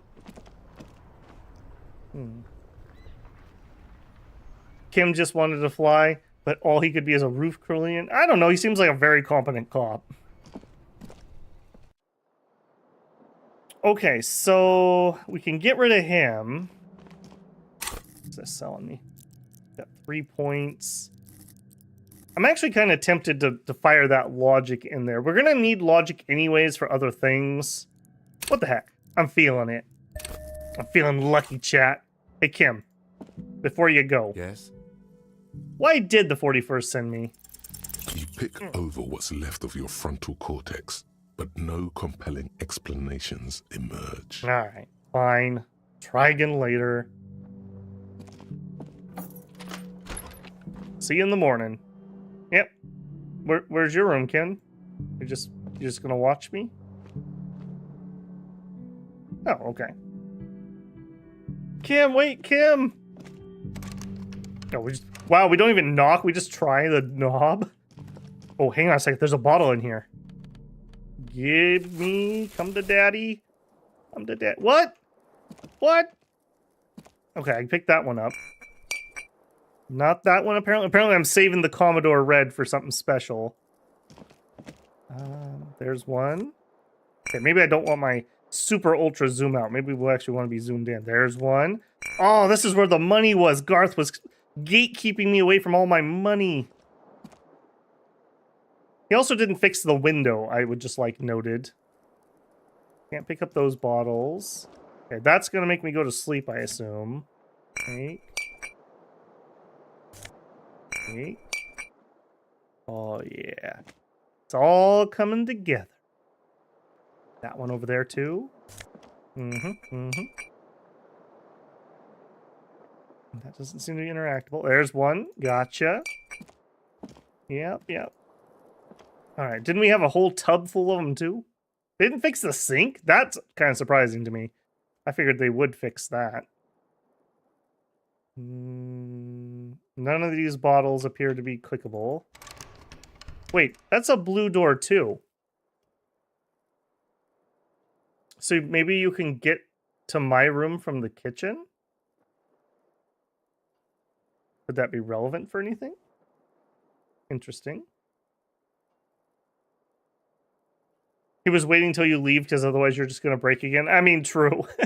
Alright. Kim settled us to take a bath because we're a stinky boy. I think we also could make a mirror check. A mirror hangs on the bathroom wall. In it, your face, adorned with the expression. Interfacing. Use your chain cutters to fix the faucet. Okay, hang on. Let's do some gear changing here. Okay, back off. Cutters on. Clothing. We need interfacing. Yeah, I have the best I can do on interfacing with my gloves. Okay, let's make a shot. A mirror hangs on the bathroom wall. It's a white check. In it, your face, adorned with the expression. The chain cutters slip out of your hands as you attempt to twist the faucet into place. Well, you know one thing for sure. You've probably never been a plumber. Again, I'm tempted there. Also, this is stupid electrochemistry, which we hate, but if we put these gloves on, would that let me take a try? A mirror hangs on the bathroom wall. Okay, so it needs to be an actual item or something relevant. Oops. Let it go. Take those off, put the interfacing back on. 2 level ups. Do I want to put some interfacing in? Picking locks and pockets. What do you guys think? Do you think having a little bit of interfacing is worthwhile, or maybe just hang on to it? We did just blow a point on logic. We've got 2 in case of emergency, essentially. I'm definitely going to keep 1. I suppose, again, I probably need to be more patient. I should just let these build up. Like,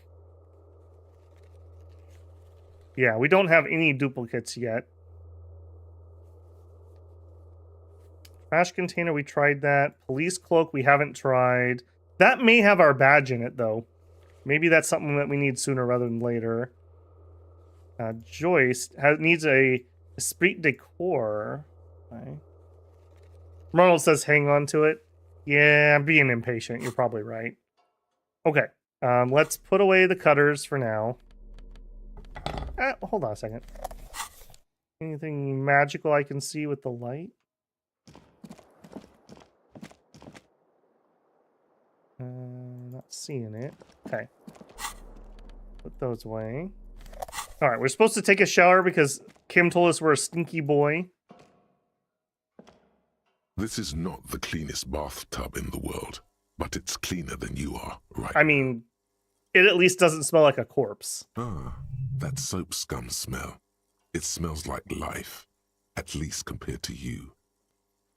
I want to live forever with the corpse smell. Memento mori and stuff. No, run myself a bath. Bathtub slowly fills with water. The water beckons. Undress, close your eyes, and submerge. The water is only lukewarm, but still comforting. Like amniotic fluid. A few beer cans are bobbing up and down along your flanks, like sad duckies. Can we recycle those, please? You feel nice and lonely, and so tired. Take the beer cans out. Now you are alone with your thoughts in the tub. But it's easier than being alone with your thoughts outside the tub. They're not even really thoughts, just assorted sensations. None of them acute enough to focus on. Imagine something. You see the corpse. You can still smell the cadaver on you. It's going to take more than one bath to get rid of that stench. Yeah, the, like, corpse stench and skunk, the chemicals in there bind to the oils, like, in your hair follicles. It's incredibly difficult to get that smell out. I worked with somebody who got sprayed by a skunk, and the next day she came into work, I smelled skunk on other people that she worked with. And I was like, why do you smell like a skunk? And they were not happy. Basically, the smell was coming off of her more than 24 hours later, and she had done everything she can, including the tomato juice treatment and everything to try to get rid of it. So yeah, that's going to linger. Then, houses along a narrow street. A video rental. Darkness on the planet's curvature. Okay, video rental was talking about where we used to live. Linger. Your fingers grow pale and are covered with tiny whirls as the water cools. What are you doing? You're not some fat fish in a fucking aquarium. Time to get moving. All right. Slow your roll, man. Get out. The waterline recedes as you stand. You are cold now. Your clothes stick to your still moist skin. Yeah, we literally have an open window to the freezing air. So, all right. Where are my cans, though? I took the cans out. I feel cheated. I want those. I want those real bad. Okay, well, apparently we're not allowed. Can I close this door? Okay. Put this away. Okay, do we have any more checks we want? Well, I keep hitting escape. Do we have any more checks that we can do today that are white checks? Okay, I'm pretty sure this isn't actually a thing. This is if we wanted to try to break it open. Maybe we can now that we turned the key away. Cloak.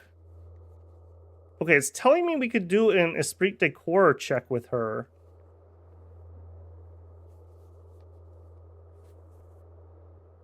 Okay, nothing's gonna change from now to tomorrow. We could do that tomorrow. The sulfur and skunk smell is what binds it to various other things. It's very reactive, so it bonds. Yep. We have skunks around here. A couple years ago, there must have been a mama skunk and her little... Are they called kits? Whatever little skunkies are. They're absolutely adorable. But, yeah, I was like, I had a sprinkler on my lawn that they were coming over to drink from. And I was like, please don't do that. Please don't do that. I do not need you to bring mommy around. That would be not good.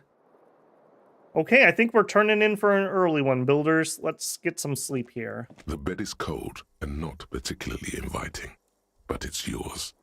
The sheets look awful. Yeah. The option to go to sleep becomes available every night after 9 p.m. Actually, hang on a second. No time to rest yet.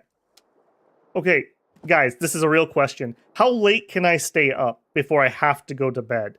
Because if I can burn more time now, that saves me time tomorrow. So I could go back to her, do that check, and do some more conversations on today's clock. I'm going to assume that I can be up for a while, because it kind of implied I could get rid of Kim to go do stuff. Till 2 a.m. Okay. Alright. I'm going to be greedy. I know I had a comment from somebody on the last one. They're like, he's still in day 1? I was like, yeah, it's only been 5 hours. Oh, actually, hang on. Let's really be thorough here. Let's check that garbage can, now that we don't have the keys. You guys are still out here? Go home. The trash containers. The smell of rotten food rises to greet you. Okay, it's still unlocked is what that's telling me. Dirty rags and organic waste. Okay, close the lid. The sounds of muffled gong. Leave. What if I put this in my hand? The trash container stand. The smell of rotten food okay. rises to I think that's just a remnant from before. And organic waste. Yeah, we're done here. Contain the sounds of muffled gong. All right, keeping the crowbar in my hand. Hey, Kuno, you got anything else to say now that it's really late at night? Fuck does Kuno care? Kuno doesn't... Yeah, I got you, Kuno. I got you, man.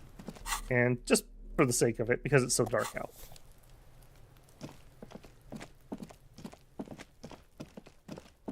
We're not able to do that yet, right? You see a set of tire tracks in... Right, okay.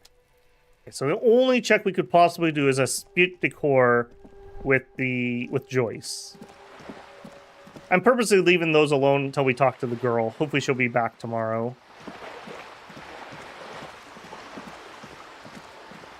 According to Kim, the only thing we didn't accomplish was talk to the union boss, so we did pretty good, I assume. I don't know how big of a timeline we're on. Okay, hey. Police. Thanks for the money. You're back. Good. What can I help you with? Takes a sip from her silvery thermal cup. Okay, now... Okay, I don't remember where the esprit de corps was, so I'm just gonna have to kind of go through these. What we do. She nods. Of course. Oh, the scabs at the gate. Did you put them there? The scabs? You mean the huddled masses of Jamrock come to plead for work where the Union refuses to? Don't let her answer it herself.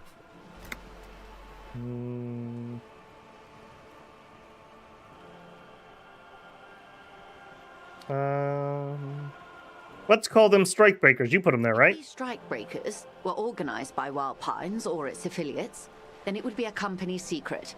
I could not share it with you. Not yet, at least. It's implied. She's open to discussing this matter with you at a later occasion. Okay. Shoot, I Mr. really... Fuck off, midget. Gaumont is short of stature. Okay, then. Keep in mind, this is a negotiator. Mr. Clare has worked with... There are leaflet everywhere. Most of the workers probably don't know what that means. Over-aggressive commie posturing. Defense, another said, demand democracy. What does that even mean? Simple, you see. Every time the Wild Pines group makes a decision, just so you understand, this is but one of 22. I'm not sure. And now... I'm looking for your check. Where's your check? I hear. Tell me about the union boss. Of course. If you were to prick it with something sharp, you... He is the most corrupt individual I have ever seen, and I deal with men like him for a living. If there is anyone more venal, more irredeemably nepotistic, then it's his twin brother, Edgar. I remember hearing something about Have you Egler. seen him? No. Edgar looks exactly like his brother, except Right. for that it's how they circumvent the term limits. Of course. I'm glad you are, yes. This forewoman, her name? Some kind of extortion, maybe. Indeed. The company says the point of the presentation is... Let's of change course, topics. how else can I help? Shoot, where's her... Okay, hang on. Can I get a hint from the book? I'm looking for the check. That we have. Joyce, a spirit decor legendary. Okay, I don't know. You're back. Good. What can I... Hey, about I'm my afraid missing I can't say badge. any more until we've taken care of formal protocol. How do I negotiate my way out of this? Feelings will guide the way. Okay, we failed. Oh, we failed, so we healed a morale because of our sad cop trait. But ma'am, I need to know about this lynching. It's very important to me. It's the case I'm solving. I assure you, it is no small matter for me either. We all share the responsibility for disarming this situation. I hope you have a badge for me as soon as possible.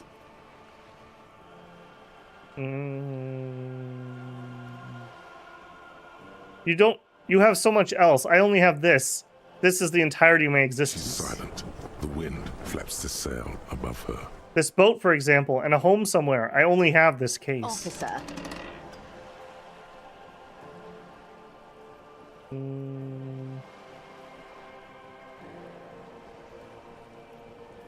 I don't remember anything except for this lynching. This is only...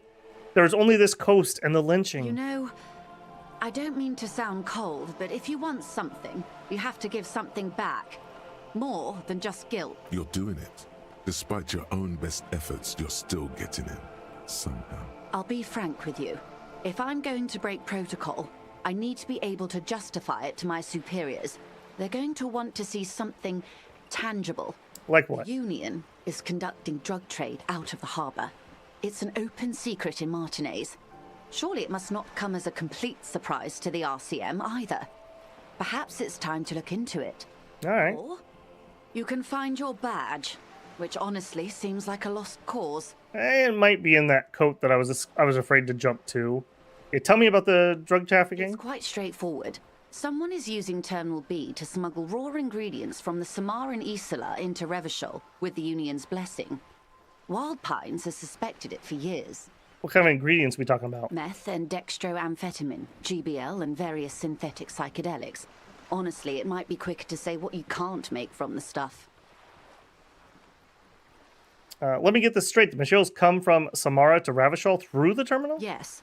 After they clear the terminal, we lose track. The actual production is taking place at various sites in and around Jamrock Quarter, north of here. And you want us to investigate? Yes, but you won't get anything out of Evrat and the Dock Workers Union. Still. The handoff. The motor lorries at the roundabout. Am I going to need bolt cutters for that? The lorries. Precisely. Someone needs to move the ingredients from the harbour into the city. Once they reach Jamrock, they're distributed to a network of local manufacturers well beyond our grasp. But in transit, they're vulnerable. Perhaps you've noticed that a number of lorries are tangled in a traffic jam at the roundabout just now. Interview the drivers who are still hanging about. One of them might be waiting for a crucial shipment. Her irises are light green, like the river Esperance in bright daylight, upstream where it's clearer. I'll be explicit. If you find this driver, I will share company secrets with you. Okay, I mean, it's a fair trade, and that is a crime. Why didn't you come to the RCM? It's no coincidence the lorries are stranded here like that, is it? What proof do you have the union's involved? We already have some suspicion. Okay, I'm not going to give her anything yet. Okay, maybe I made this up in my mind about the... Let's discuss it. It's no coincidence that the lorries are stranded there, is it? No. We asked East Motor Track to raise the drawbridge. The road company is a partner of one of our subsidiaries. However, this is a limited time opportunity. Once the complaint has been processed by the Trade Committee, they'll have no choice but to lower the drawbridge, and the operation will continue. Thousands of litres of raw ingredients will pour onto the streets of Revachol. Not the east across the river, but the west. The vulnerable, the weary. What proof do you have that the union's involved? How do you think they're financing this strike? There are thousands of unpaid dock workers going strong for the 4th month straight. It's true they drove a number of the local businesses to bankruptcy preparing for this venture. I've talked to a few business owners. It was quite the shakedown. But the contents of a few cash registers cannot provide for 2,000 men. So you think the strike is being funded with the source of ingredients for drugs? Precisely. Smuggled out of that very gate at night, most likely. Then loaded onto lorries and driven to Jamrock. You simply need to find one driver who will open up to you. Why didn't you come to the RCM earlier? We did. On more than one occasion. Apparently, there's some sort of inter-precinct disagreement about whose jurisdiction this area falls under. That's not really my area. I just want to get to the bottom of this. Well, here's your chance.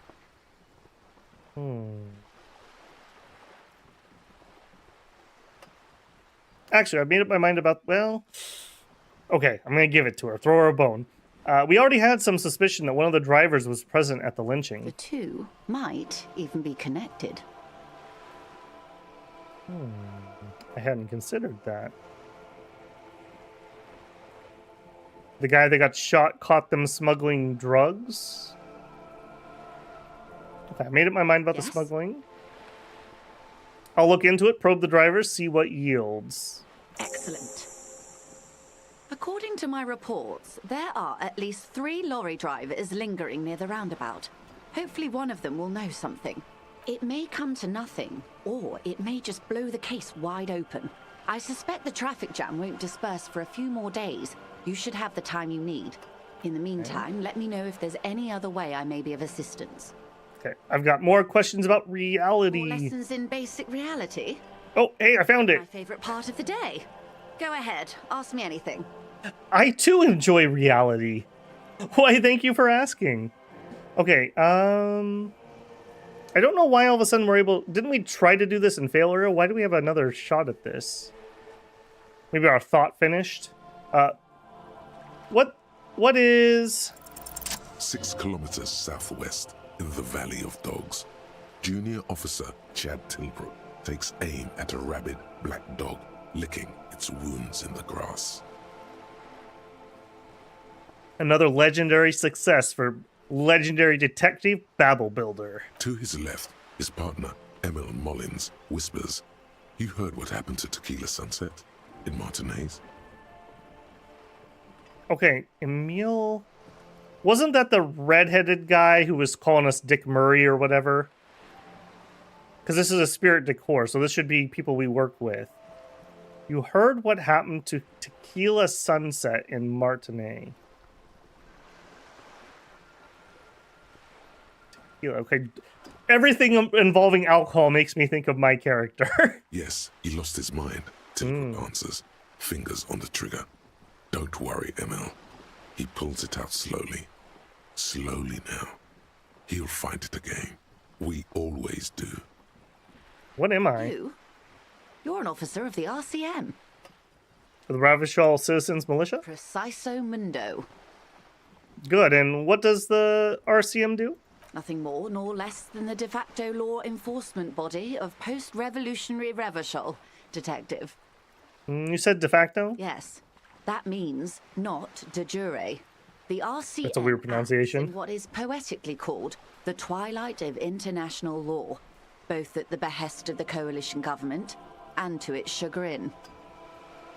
What do you mean? The RCM's responsibilities are defined by the Emergency, Wayfarer and Aliments Acts, 3 pieces of legislation keeping the city in a, let's be honest, laissez-faire stasis to the benefit of foreign capital.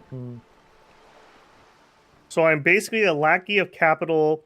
So I'm basically a thrall to foreign interests. So I'm basically one of the good guys. So I'm basically going to avoid the subject and ask the next question. So I'm basically one of the good guys? There's nothing basic about your role, Detective.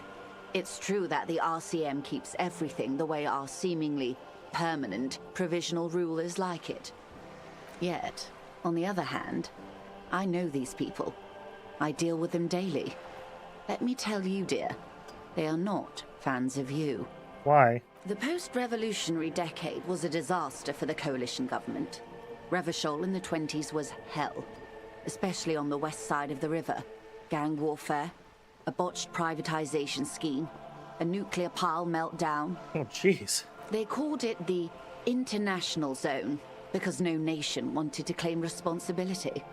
The RCM restored peace where the coalition failed. A true blue citizens' initiative. They will never forgive you. So permit me to conclude with this. Who you are to me is the police, the only legitimate law enforcement authority in Revachol. Thank you, ma'am. And if those authorities drink so hard they need help recalling the basic terms of reality, well, I'm here to help. I think we have 3 people who've treated us pretty nicely, all things considered. Why do we still have this knot? Are you sure you're sure? Okay. Sure. Okay. Achromatic. Oh, No. yes. Apparently we've been through Is that. this I don't know why the that first wasn't. time you're hearing this? Do you really not remember anything? Nothing, just alcohol fumes and blackout. Then tell me, what do you think of the Pale? It's terrifying. You really didn't know. This does not spell good for the investigation, Detective. If you don't know even... I'll handle it. It's under control. So, you have We've been me. through those dialogues before. I'll assist you in Okay. any way I can, even if we have to do it one basic term at a time. What times are these? These are unimportant times, Detective. You and I were born after the dust had settled. 1,000th of a second too late. These are unimportant times. You and I were born after the dust had settled 1,000th of a second too late. Too late for what? For the big time. For disco? The revolution. Oh. What is the revolution I keep hearing about? It's quite easy. Every 100 years or so, our species gets together to decide what's next, who gets shot in the head, and who gets the mineral rights. It's a real kerfuffle. Who got shot in the head? Those would be the communists. Generally speaking, 40 million people got shot in the head during the World Revolution. But the communists, they all got shot in the head. Oh, and the anarchists too. They shot them well. So well, one forgets they even existed. Did the communists and anarchists shoot back? Did they ever? Before they got shot themselves, they shot 2 million people. Truly a kerfluffle. Yes, the Insulindian deluge, they call it. Anyone else get shot in the head on the opposing side? Oh, lots of people. Even the king got shot in the head, or thrown beneath a horse, or drowned. Accounts differ. It was unceremonious. Just as well, he wasn't actually the king. Just the king's nephew. The real king abdicated and lived out a long and productive life as a venture capitalist in Grad. I love that king. Smart king. Yes. King Guillaume had a nose for bad PR. He ran before it. What is the expression? Went down? Anyway, Gil got out alive and his nephew Fricelle got shot in his place. Him and tens of thousands of his wonderfully fascist kingsmen. It was a wild time. Who got the mineral rights? The liberals got the mineral rights. And by mineral rights, I mean everything. Oh, and by liberals you mean? Liberals are usually middle-class people, Detective. Or the remaining gentry. The beneficiaries of the pre-revolutionary arrangement. Some were rich enough to stay with the Constitution, with monarchy. Big mistake. Others bet on the revolution. They were called the ultras, or ultra-liberals. They fared well. How did the liberals win it all? They didn't win so much as survive. We were the last ones standing when the war ended. Everyone else got shot in the head, remember? We. She's one of them. Of course. If everyone got shot in the head, who was there to surrender to? To foreign intervention. The coalition. Those people really took the mineral rights. Wait, you said the liberals already took everything. The liberals took everything that wasn't nailed to the ground. The coalition took the ground. The ocean, the laws, and the people. Who are the coalition? The coalition of nations. Grad, Mesk, Vesper, Messina, Oranje, and Sur-la-Clay. The armed center of the world. They landed here and ended the revolution. It was the moralist thing to do. Moralist? The moralists believe in keeping everything exactly the way it is. They believe in mineral rights, and not shooting people in the head. At least not in the same manner and volume as the others do. They are the long-standing provisional rulers of Revachol now, the coalition government. The rulers of Revachol, and also the world. These guys are strong. It's interesting that was a physical instrument check. This is their zone of control. They embolden the RCM with crumbs of the same law they took. Technically speaking, you are a moralist. I don't think I'm a moralist, not just technically, practically as well. I like what I've heard about these people. Not if always picking the option that doesn't commit to anything, then hell yes I am, and also not.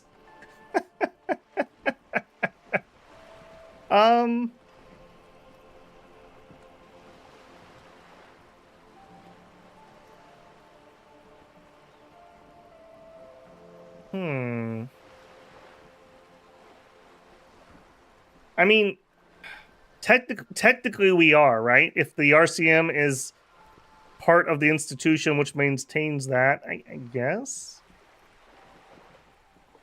I mean, they did come in here and stop the massacring, sure. A devout man of the center. Hard to come by. It's good to have someone who takes a moderate approach to head shooting. Gotta be moderate about all things. In your line of work, I mean. To be fair, Kim was impressed we had only had to take 3 people out. When was this kerfuffle? The turn of the century revolution? Don't answer it. It's a trick question. The revolution began in 02 on the Isla of Grad, though by the end, nearly the whole world had gotten involved. Who started it? It wasn't a who, but a what. A pandemic of Zarat, a particularly virulent prion disease, which the authorities in Grad proved unable to contain. Then Mazov came along and overthrew the government. What did the Zarath do? It made people overthrow their governments. No way. Indeed. Zarat is a highly infectious microorganism that destroyed brain tissue. The actual causes of the revolution were material. The pandemic only provided the spark. It's a highly infectious microorganism that destroyed brain tissue. Where did it spread from? From Revachol and Grad? Not far. The world managed to cauterize itself. Mazov's government was overthrown in 08, and the coalition crushed the Revachol commune 2 years later. It was the end. What came next? Why? You and I, officer. Our lives in the zone of control.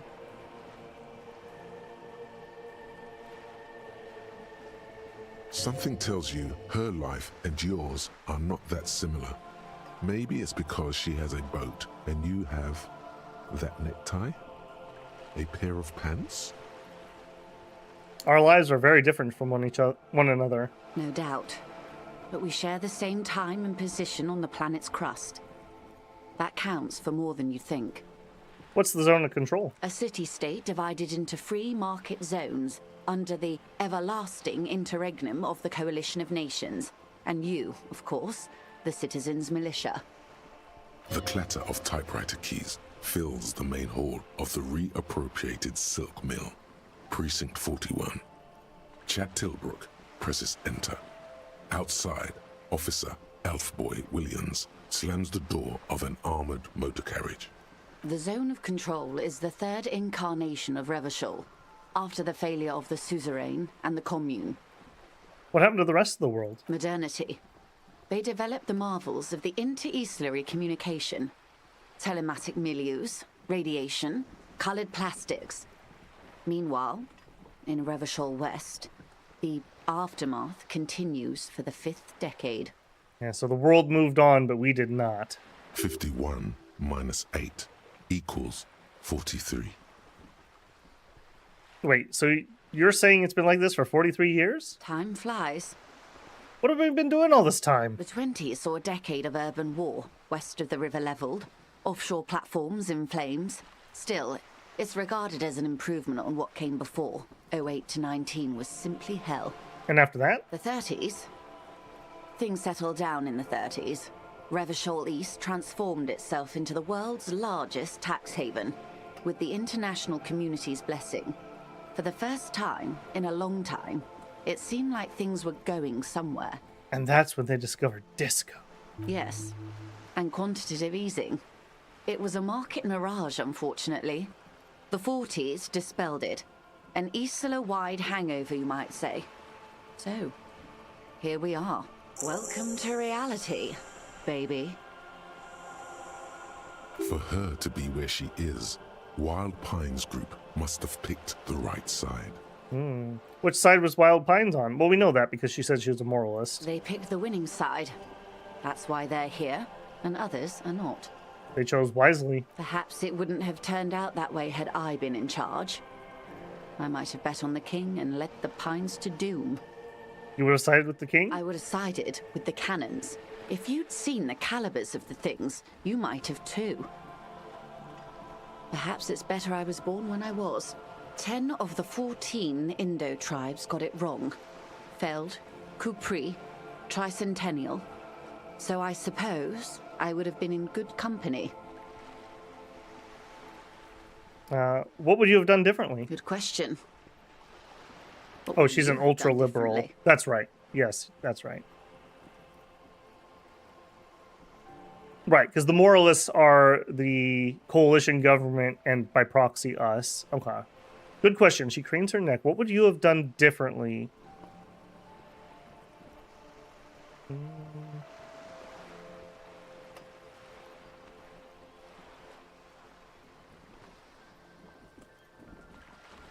Who are you in all of this? And I asked you, past-less detective of the Citizens Militia, what insight has acute encephalopathy given to you? I don't know. I don't know what I would have done differently. And you would have died, most likely. Not far from here. Maybe even right here, during the beachhead, defending the coast the day the Coalition took the city.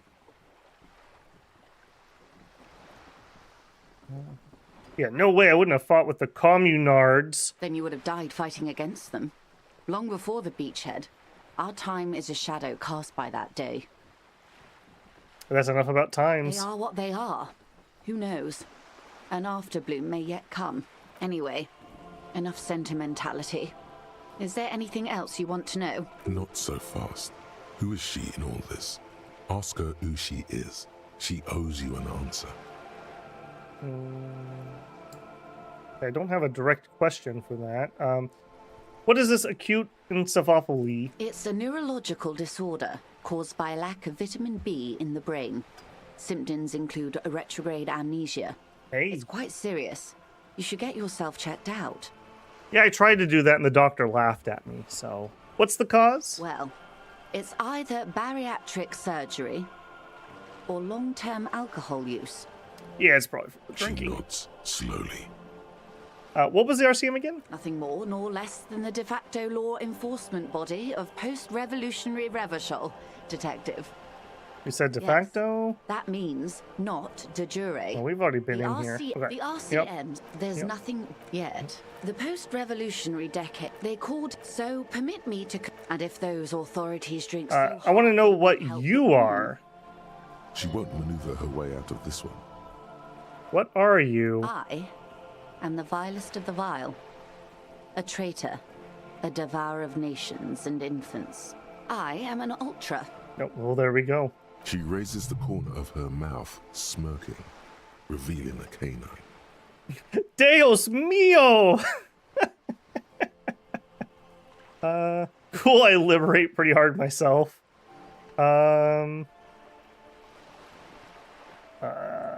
Wait, what's an ultra? An ultra-liberal. It's a type of liberal. From the revolution. It's, not the moderate kind. I don't understand. What's so vile about that? Haven't you heard? I am a nether creature of the Forbidden Swamp. One of those who pushed the king under a shit wagon and betrayed the revolution. I can see you thought I'd gone extinct. No sane person identifies as an ultra-liberal anymore. Not in broad daylight. That's night. You're a centrist at heart. A real moralist. Tell me, now that I've uncoiled myself, do you find me frightening? Not particularly. In her green eyes, you see a mixture of truth and self-satire. Decades of guilt and pride. I forgive you, but only because you're charming. I don't care. A fitting punishment. To be forgotten, if not forgiven. Save a prayer for us in our chateaus on Ozon and in Stella Maris. When the dust settled, the liberals were the only ones left to clean up the mess. By virtue of their survival, they were handed enormous power to shape the future. This was all our last generation managed. Would you have done something differently? With due respect to our overlords, the eternal caretaker government that keeps Martinez a monument to the efficacy of its artillery, Nice line. I would not have relinquished sovereignty to the coalition. Not here in Martinez, and not in the Stella Maris or Delta Beachheads either. If not for my own sake. She realizes her small, cold fists are clenched. She loosens them. Then for my daughters. We had an obligation to defend our sovereignty. We should have burned the whole Isola down rather than let them have it. Dark orange flames reflect in her green eyes. An oil fire on the ocean. You're a patriot? Yes, I suppose I am. But I wouldn't be a patriot anywhere but here. Yeah, you're a smart woman. Perhaps. My intellectual vanity will be my undoing. Yeah, they warned us about that if we took it, the skill for it too high. You're no dummy yourself. My intellectual vanity will be my undoing. So am I. A smart boy getting smarter. One basic term of reality at a time. You have daughters? Yes. Whatever else I am, I'm also a mother. And a wife. Now, shall we return to reality? Okay, we're almost through here. What is this? A bird? A sphenicid? A flightless bird of the polar regions? Am I really that awkward? Of course you're not, my dear. I'm just terrible at guessing games.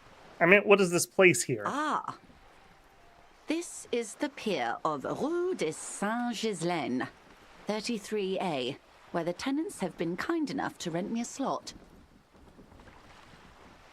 Ronald says, man, I love her character. Man, these characters are so well written. Like, these really flow like conversations that you could hear. And it's because they're not, it doesn't feel one-dimensional.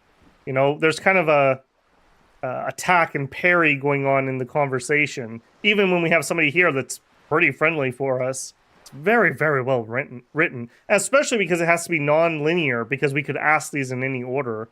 Or two.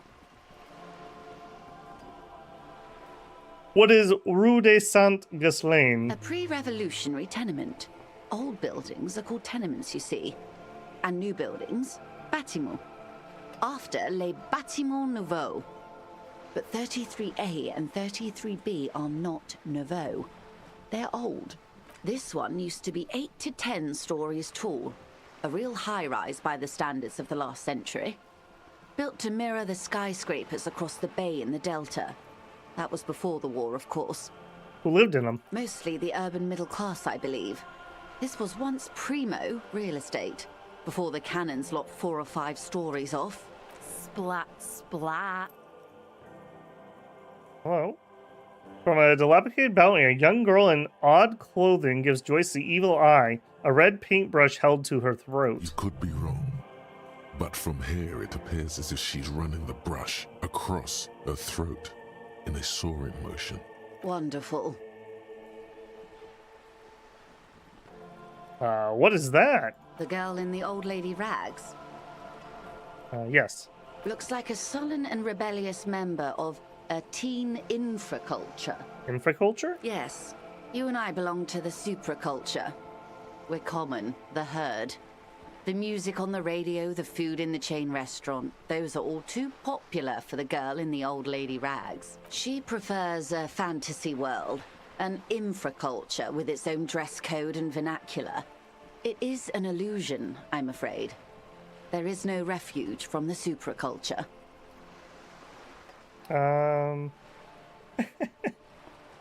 I would pick number 2, but I'm gonna pick number 1 for him. Okay, now explain the same thing but to a child. Young people who dye their hair funny colors and wear old people's clothes are stupid, and their little rebellion is self-defeating. You got it, Joyce. All right. What next? Hold on, can I get the other piece of dialogue for that? The old lady rags. Yes. Looks like a sullen and Infraculture. yes. She prefers a fantasy world. I understand everything. Make it more complicated. I can't. That's how simple it is. One may dye their hair green and wear their grandma's coat all they want. Capital has the ability to subsume all critiques into itself. Even those who would critique capital end up reinforcing it instead. All right. What next? Okay, we did it. That's all for now. Glad to have been of assistance. The little that I know. Anything else? No, thank you. That's actually been really helpful.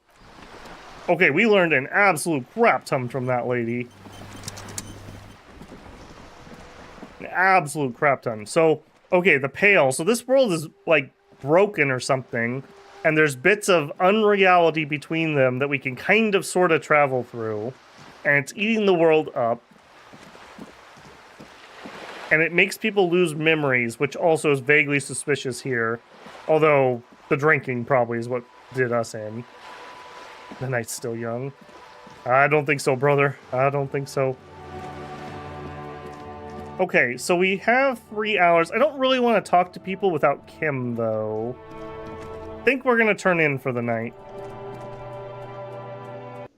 I feel like we need Kim to keep us on the level as it is. That away.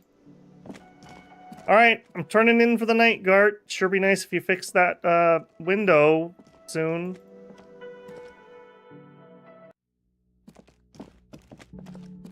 Alright, and in here. Close my door. And go to bed. What a productive day. Cold and not particularly inviting, but it's yours. Crawl in. We did it, builders! Once coarse and clammy against your skin. The bed sags beneath your weight as you stretch out and finally close your eyes. We finished day 1!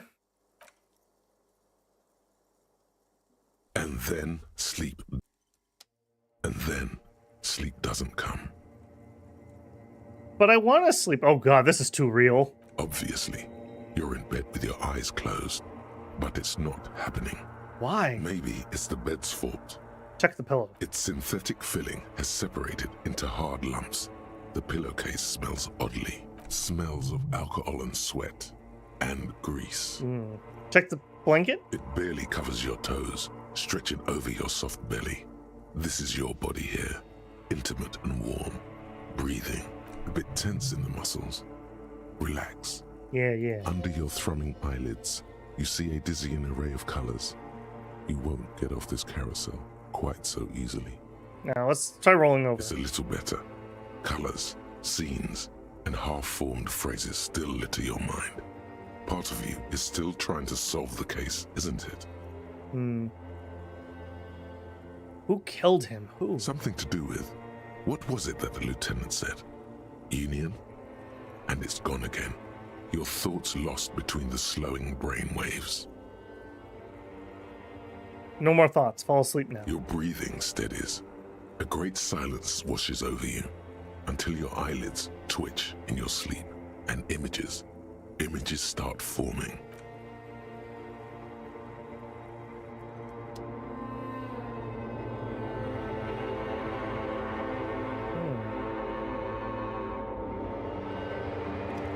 Okay, so we're like either dreaming or we're thinking about it. It looks like it wants me to go this way. Tab's not bringing anything up. We're definitely drinking. The body did tell me to dream about him. Hello, me. Do you remember the scent of your childhood? What is this? What it says on the can, Harry. Answer the question. I remember nothing. Do you remember your wife's hand on your face? Tell me what this is. I'm not answering anything. You said who? I left. I was left. I'm pretty sure I was left. That's right, funky baby. And you just stood there. One hand on the bottle and the other on your dick. Watching her go. Let it all be dragged away from you. Tell me, where are your friends? Human beings have friends, Harry boy. Where the hell are yours? I can get it back. No, it's gone. 3 times gone and never coming back. You failed. You failed me. You failed Elysium. He said the thing. What is Elysium? Everything. The Pale and the Isolas. On the surface. The outer magnetosphere. Burning, furious truth. 8,000 years of written history. You really dropped the ball, Harry. 4.6 billion people. And you failed every single one of them. You really fucked up. I've talked to you before. No, Harry. You were just talking to yourself. That's all you ever do. Even in your dreams. And the act is wearing thin. The spots of the disco ball fade around you. You'll be back in those cold snakeskins in no time. Sweating up the bed. Stinky boy. Hey, we took a bath. We are less stinky. I can come back from this. You're not coming back from shit. Thrashing around in that high conductivity state of yours. Bumping into things and acting like a clown. Who are you kidding?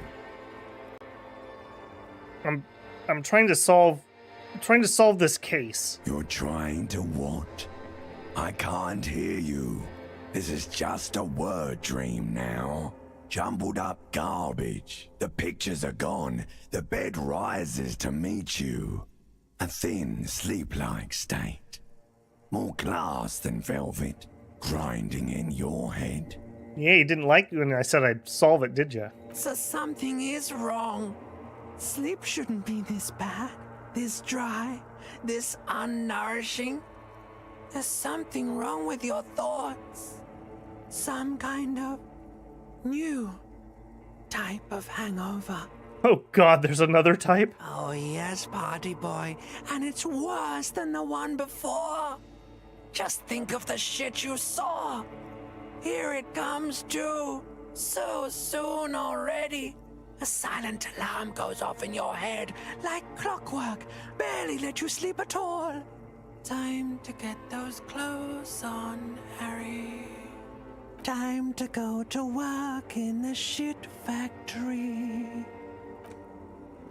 Voice acting, man, is so good.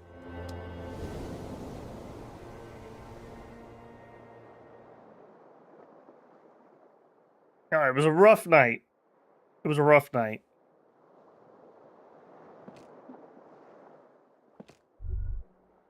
Good going, buddy. I just had the most beautiful dream. Uplifting, rejuvenating.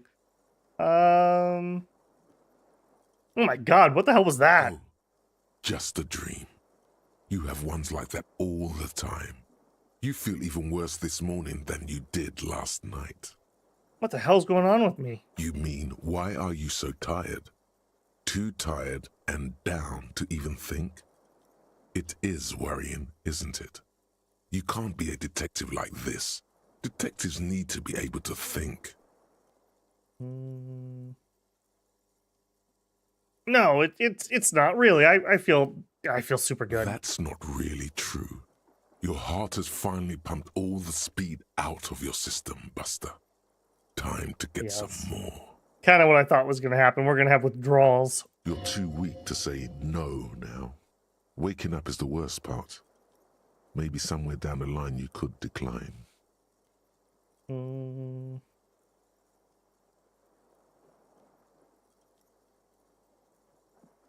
Wait, what is speed? Speed is a potent central nervous system stimulant. It kept you propped up all day yesterday, despite your debilitating hangover. How else did you think you even got up from this floor? It's power, man. It's professionalism. It makes you feel like you're young again and ready to detect. Ready to go to war against the world. No, I can take this. I'm not going to go looking for speed. Are you sure? Ready to live as this pathetic shell of yourself for days? Basically, a week? Let's be honest, 2 weeks. Maybe 3. You won't make it. Half the town will be dead by then. You will be fired. That's a lie. I can do this without the speed. Half the town won't be dead. Suit yourself, slow, sad shell man. See how you do without your spark. What horrendous things did you do to me? I don't have any weird thoughts or anything. Nothing shows like my stats are wrong. We failed a volition. I kind of want to level that up again. We need you, man. You're supposed to keep us here. Hold yourself together. We need you. Didn't we also have one that was resist drugs?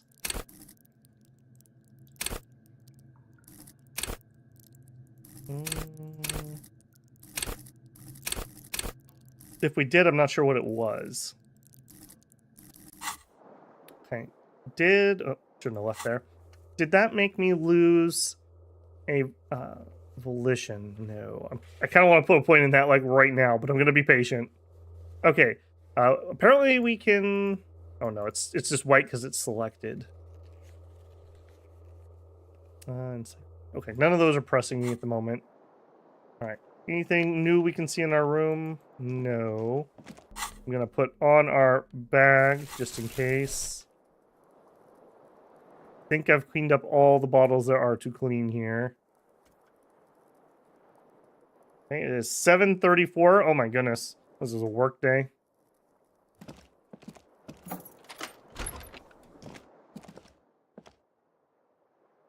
Day 2. All right. Anybody out on the balcony?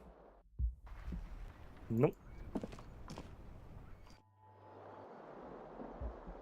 All right. Cam, are you up?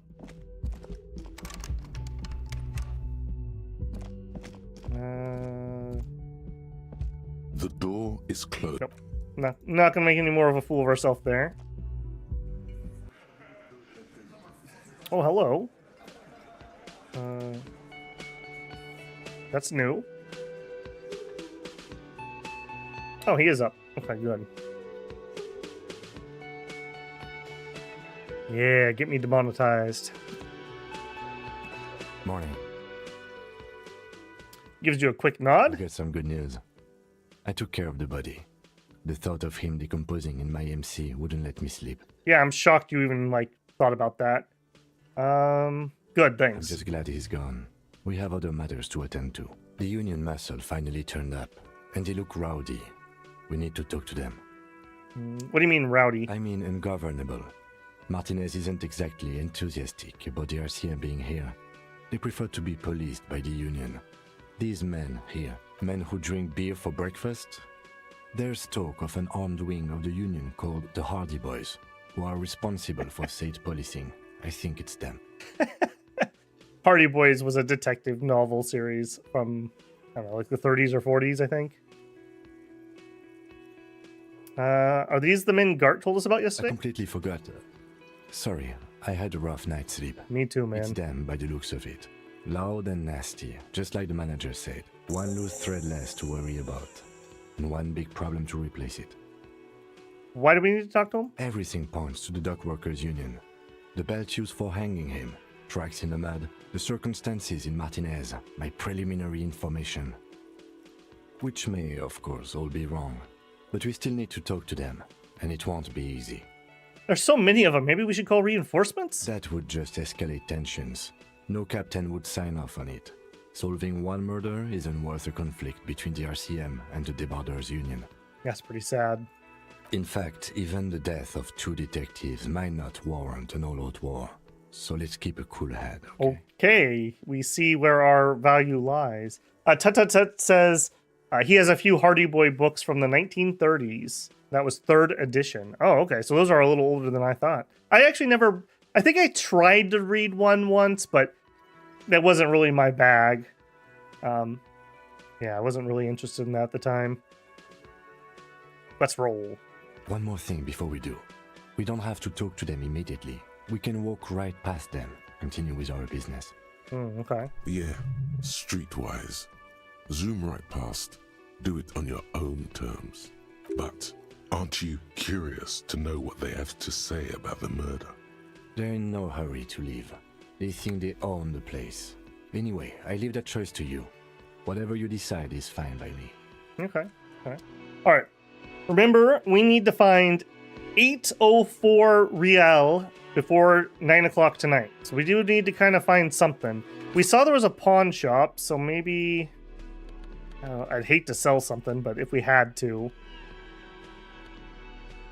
Okay, the dock worker shift card. I might be willing to part with that. If we have to, if it comes to it. Okay, anything else? Oh, that's weird that we didn't have that option last night. I found out what the pail is while you were gone. Wonderful.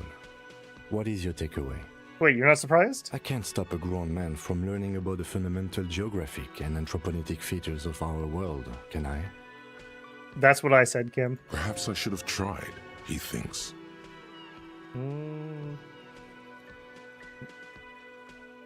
Seems unreal. It all seems unreal, detective. In actuality, the pail is no more unreal than, say, water or death. Or that we are stuck behind our eyes, between our own ears, talking. Excuse me, large topics are not my forte. You seem stable enough. Keep it that way. Now, was there anything else, or should we get to it? Nope. That pretty much covers it. All right, well, we're not going to be picking up cans in here, I don't think. Let's put that away. And you know what? If we're going to talk to a bunch of jerks... Well, my crowbar in my hand. Maybe they'll be intimidated. All right. Morning, Gart. I didn't break anything. Can I help you? About my bill for tonight? The 20 real? Not yet. Then why are you wasting my time? And yours? I was just being polite. He's also not a morning person. 1 second, Lena. I will talk to you too. I want to see what that is. What do you got? The tomatoes are so thinly sliced you can see through them. Hello. You don't speak... The man ponders his cooking utensils and gives you a little nod, acknowledging your presence. Do you know what's behind the door? He looks up at you, then looks away quickly, shrugging and muttering something to himself. Shrugging is an international sign for, no, I don't know what's behind that door. Okay. All right. Well, we didn't get much out of that. Let's. Yes, please. Cha-ching. All right, we're already making that bank. We're already making that bank. Hey, Lena. Good morning. How are you? Just a moment. She's agitated, judging from the way she keeps pulling at the frayed edge of her blanket. Who's bullying you, Lena? I'll take care of him. And there's no public phones nearby?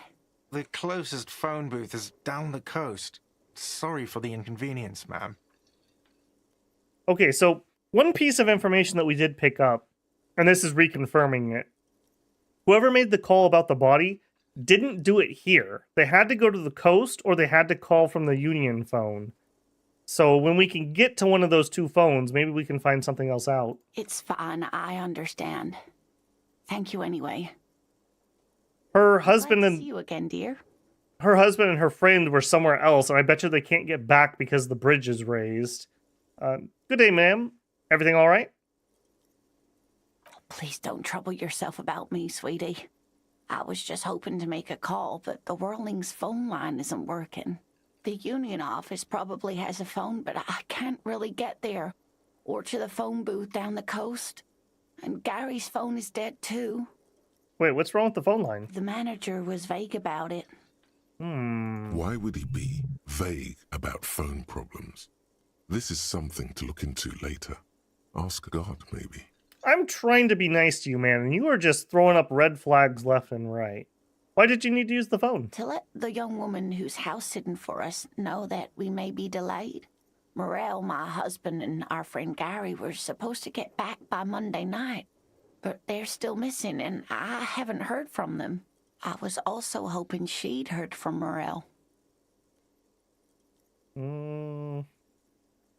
Okay, I'll bite. Has your husband gone missing before? That's just it. This isn't like him at all. He always plans his expeditions so carefully. But you have more important things to worry about. What was this expedition your husband was on? Just some field work, sweetie. Morel is a highly trained scientist. He and his assistant Gary are studying an extremely rare species of insect. But they should have returned by now. They were just going down the coast across the water lock to set a few traps. He said they'd be back on Monday. What could be keeping them? Wait, who's the Gary person? Do you trust him? Oh, sweetie, it's nothing like that. Gary's as loyal as they come. I trust him with my husband's life any day. Are they in a rough neighborhood? There's a nameless old fishing village nearby, but we've never had any trouble there before. There is a lot of crime around here, isn't there? I can't say it's the best part of town, but I wouldn't worry too much about a pair of grown men traveling together. Do it. Find her husband. This will surely lead to a cryptozoological mystery with that extremely rare insect. Yeah, this sounds like police business. I'll help you find your husband. Are you sure we have time to go chasing after bug hunters just now? I did suggest we play it cool, but...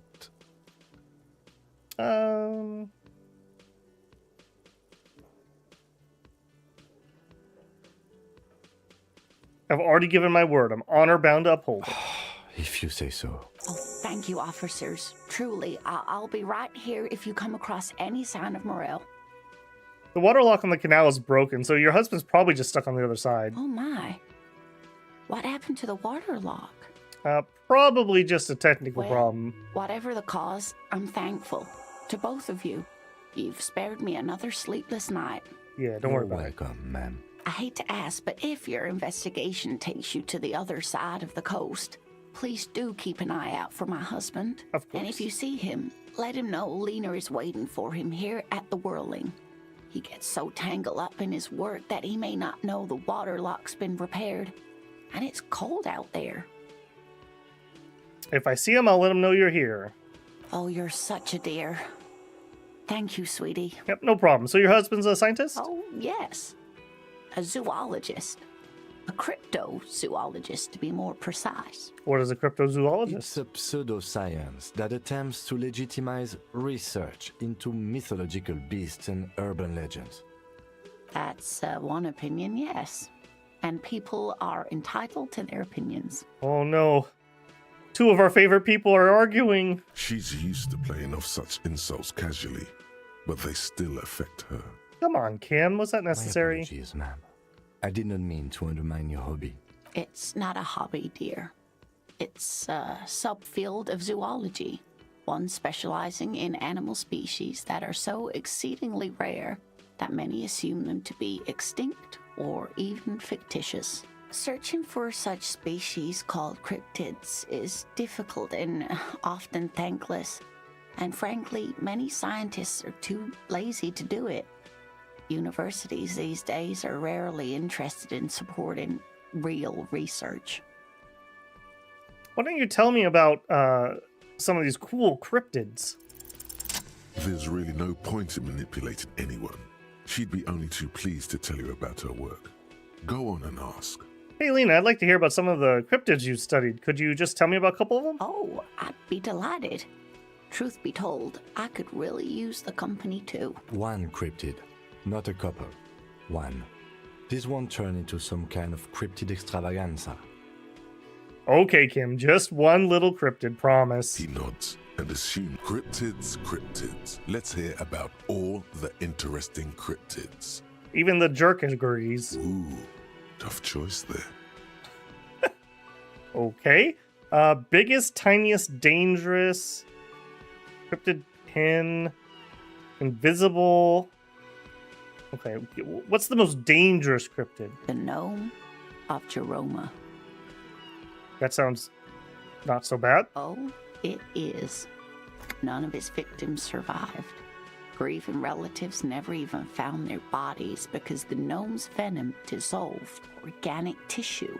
Yeah, I know. We played the gnomes demo. Yeah, I know. What did the cryptid look like? It was reportedly a small creature with webbed fingers and a protruding forehead and a gangly little thing. Quite scary to look at. A couple of campers found it when it was already dying. They heard an odd wailing in the woods and followed the sound. They were scared and wrapped it in tarpaulin to suffocate it. It still took the gnome of Jeroma an entire day to die. If the body of the creature was found, why aren't there detailed illustrations of it in science textbooks, confirming the existence of this very little species? Alas, the first scientist who got his hands on the creature's corpse put it in a jar of formaldehyde, thinking that would detoxify the gnome's venom. This is actually kind of vaguely based on a true story. There were people down in, I think it was South Africa, they caught what we thought was a crypto species of fish, and like there was something wrong with the way they tried to preserve it, and it like melted. Luckily, we were able to find some more of them. Instead, all the venom leaked out of the creature's teeth and into the surrounding liquid, dissolving the creature itself. A poetic end, perhaps, but a real loss for science. Alas, always alas, and then it was gone. Isn't that overly convenient? Alright, I just want to be nice to her, guys. No, it was a perfectly good explanation. Stop being so skeptical. Sure, a perfectly good explanation. It dissolved in its own venom. Go on then. Ask about more gnomes or whatever. Okay, we promised we would just do one. Alright, this has been educational. Sadly, we need to discuss something else. Of course, dear. Tell me more about Morel. Looks, character, relationship. Oh, dear. I'm not sure where to begin. What's he look like?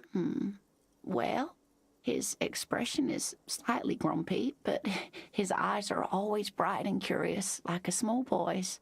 And his palms are quite coarse from all the field work, but he's quite gentle. Okay, let's try that again. If I was to see him on the street, what would he look like? Oh, well, he's a bit shorter than you, but with a larger frame. And he has longish white hair, usually a bit uncombed. You might say wild, even. All right. The lieutenant pulls out his notebook and begins jotting down the woman's description. One other thing, he'll likely have all kinds of field gear on him.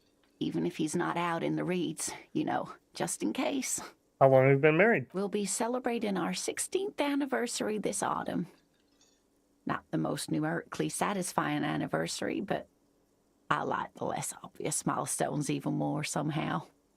So they got married after her accident. How did the two of you meet? Via dating agency, I'm ashamed to say. I was looking to get back into the scene after recovering from my accident, and he'd just divorced.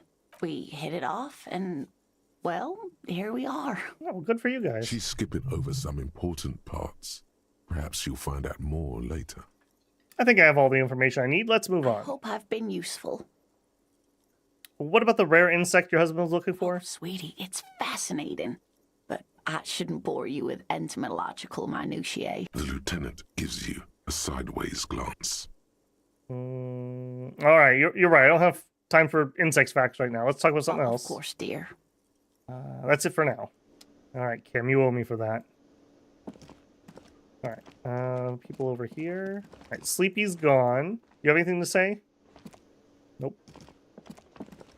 All right, Gardner. Let me handle this. Detective disorientated. Are you still wondering where you are? This is Martinez, in case you've forgotten. I advise you not to overstay your welcome. Her entire character has shifted. This young woman is cold as ice. You lied to me. You're not a gardener. I just wanted to know about the place to check out. That's normal. You lied to me. You're not a gardener. That's right. I am not a gardener. I'm a legal counselor for the Dock Workers Union. So let's get to it. You're looking for Titus Hardy? You think he has information that will help you? Maybe he does. How do you know who I'm looking for? That's Titus. Talk to him. But know this. I'll be keeping an eye on you. No strong arming. Nothing official. The District of Martinez does not recognize your authority to make arrests. It doesn't matter if you recognize our authority. We will make an arrest if we have to. I like how Kim's like, okay, man, we gotta play it cool. We gotta play it real cool, all right? Don't escalate this. 2 seconds later, Kim, we will arrest you all if we have to. All right, Kim, chill, man, chill. She says nothing. Her glare speaks for her. What's your role in all this? Like I already told you, I'm a legal counselor. Do you have hearing problems? Please, no bully. What if I want to talk to you? What you want is of no significance, officer. Don't test your authority. In Martinez, you are no one. What are you going to do to me?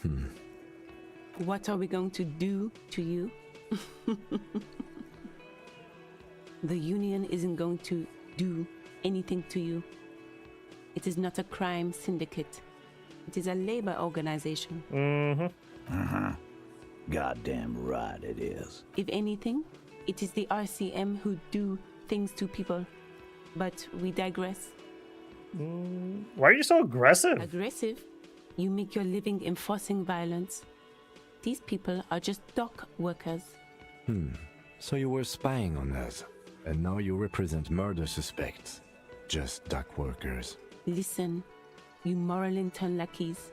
You're a mob, enforcing the unlawful privatization of Revachol.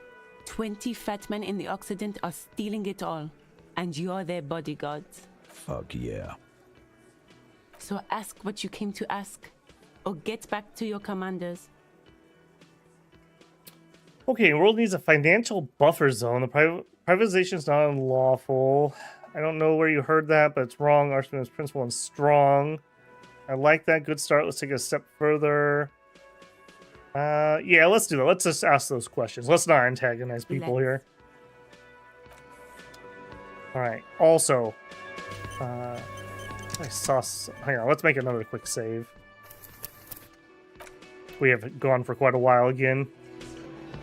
What is that? A bullet spitting and reeks of tobacco. Alright, that's the man we're talking to. What do we got on the wall? Photos of men in overalls toting guns and Union placards. All right. Well, this is probably going to go horrifically. Good thing we got our crowbar.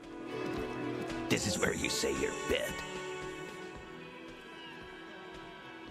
Points at you with a beer can. No, he doesn't. He doesn't have anything in his hands. Detective. You're leaving it to me, Kim? How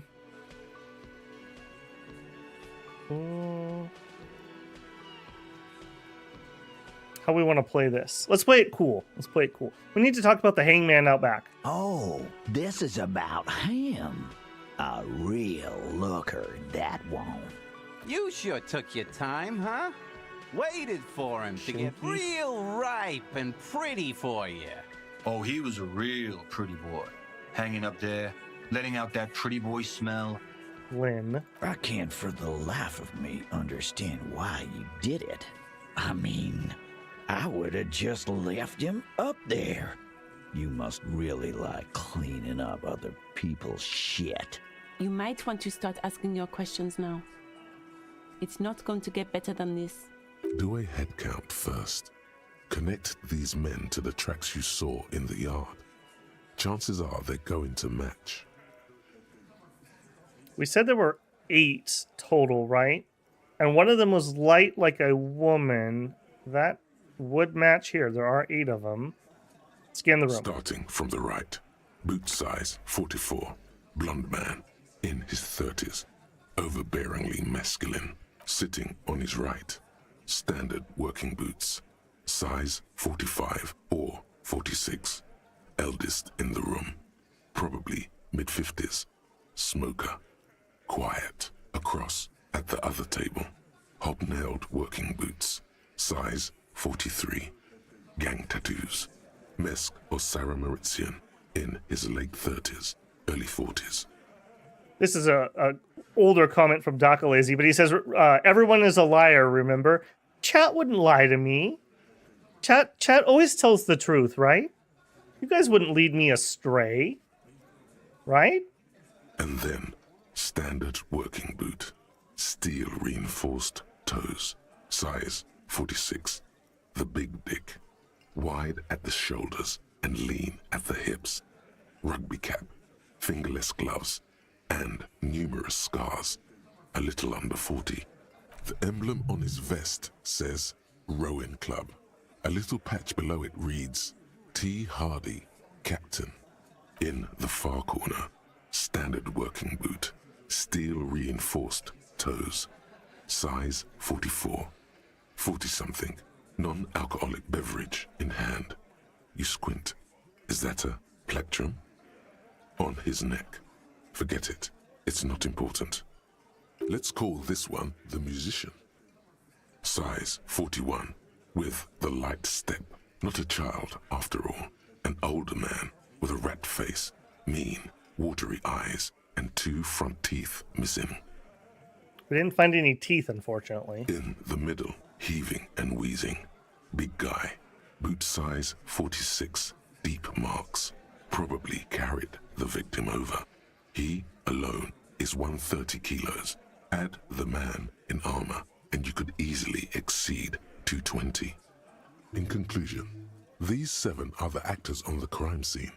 The footprints were theirs, but there's a discrepancy. One of them's missing, the odd soul. Exactly. You've stood there for about 4 seconds, not saying anything. Hit them with questions. Where's the 8th Hardy? The fuck is with you, fella? Okay, we're not just gonna say, did you do it? I found 8 sets of footprints, but there's only 7 of you. Where's the 8th Hardy boy? Or I'm gonna take off now. Oh man, this is gonna escalate, isn't it? I found 8 sets of footprints. What are you talking about, madman? There's no 8th Hardy boy. There's 7 of us and we're all here. Or what? You want to be the 8th Hardy boy? We ain't hiring. Actually, boss, we've been talking and we think she could maybe... She? So there's an 8th Hardy and it's a Hardy girl? Who might it be? Elizabeth? Mm-hmm. The gardener? Shut the fuck up, Glenn! I do the talking here. Now what the fuck do you want, cop? So let me get this straight. There is an 8th Hardy boy. It's a she, and you don't like us talking about her? That's right. We're not talking about this. This is a private Hardy Boys matter. Nothing to do with your shit. And you're not cops here. Don't go digging around if you don't want a bullet in the back of your head. I'm watching you. Good. We are all watching each other. Officer, your question. There's no point in pushing it further, he thinks. This is already a victory. We'll learn more about this 8th Hardy sooner or later. I mean, they're obviously not going to say that they did it, right? I'm kind of loath to leave that option hanging, though. I mean, they're definitely not going to say, "Oh yeah, of course we did it." I'm gonna pass. I'm gonna pass this one, I think, off to Kim. Ronald says, "Ask him." If this goes bad, you're gonna lose your street cred, Ronald. The pretty boy. You guys really love talking about that pretty boy. Funny. But my partner and I have a serious matter to discuss with you. I've spoken to the dead man in a bizarre occulted vision.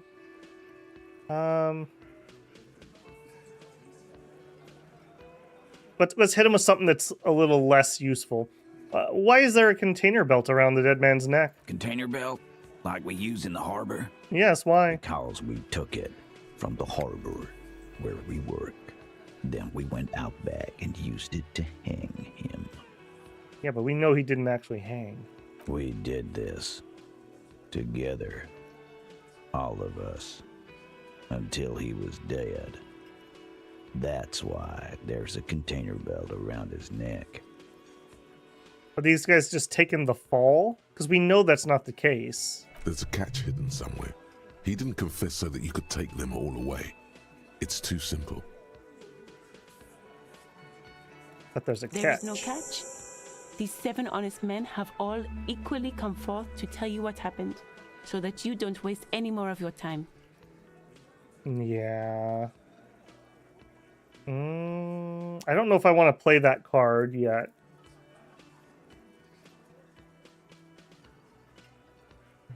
They would know when it happened. You murdered him just like that, no remorse? How many people have you sent to the Shays? Ever felt remorse for them? Or send them to Reunion to rot. For 20 years. For life.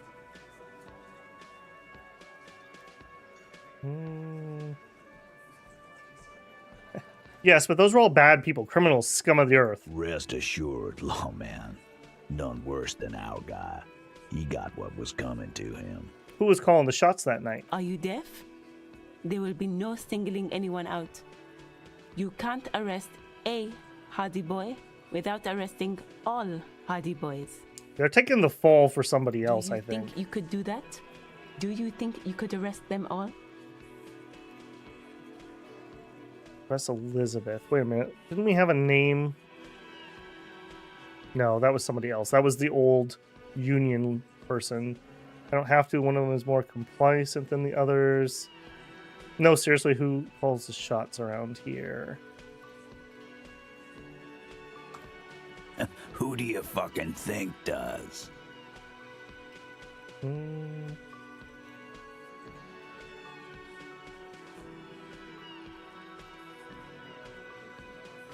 I thought she did. It wasn't a question, dickwad. How fucking stupid are you? Oh, we have yet to even begin my stupidity. This asshole is worse than...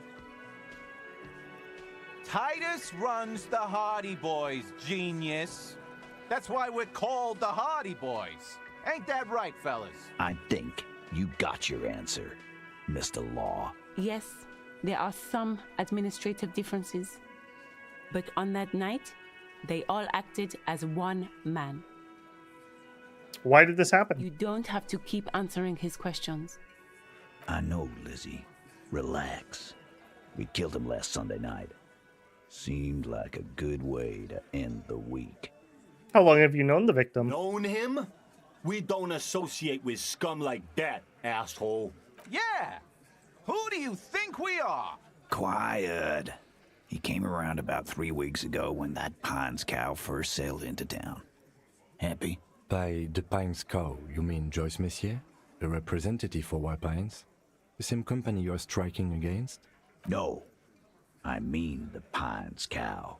The stupid-ass cow they sent in to fuck us over. But you know what? Why don't you ask her about the pretty boy? I'm sure she has interesting things to say when you ask her hard enough. That's enough insinuation for today, Titus. Officer, your interview is drawing to an end. Don't waste your last questions. Yeah, these idiots are giving up more than they think they maybe are.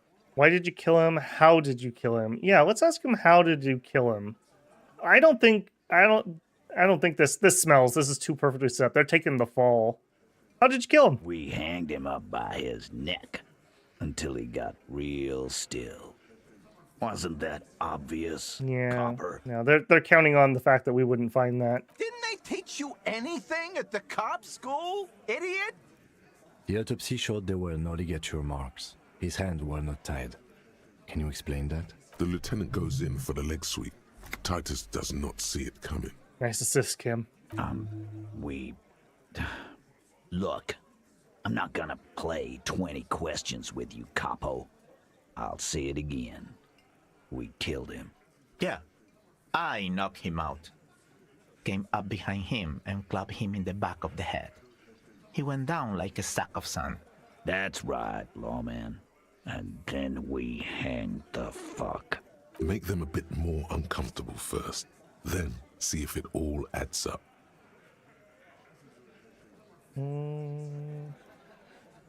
Strange answer to the tied hands. It's a red check. It cannot be retried. We have a good chance on it.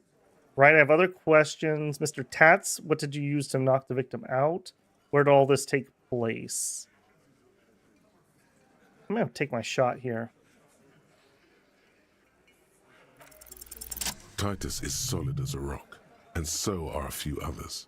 But who's solid? Elaine, who looks like he might be Titus's right-hand man, the least antsy of the bunch. Definitely not his first time being questioned by the police. This little rat-faced fellow is solid too. Always fidgety, yes, but no change there. Him neither. Mostly keeps to his tomato juice, or whatever he's got there. Fat Angus. That sounds like a steak chain. Oh, we're going to head over to Fat Angus and get a steak.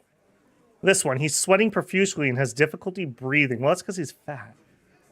They're smartly kept him out of the conversation thus far. Definitely the weak link in the chain.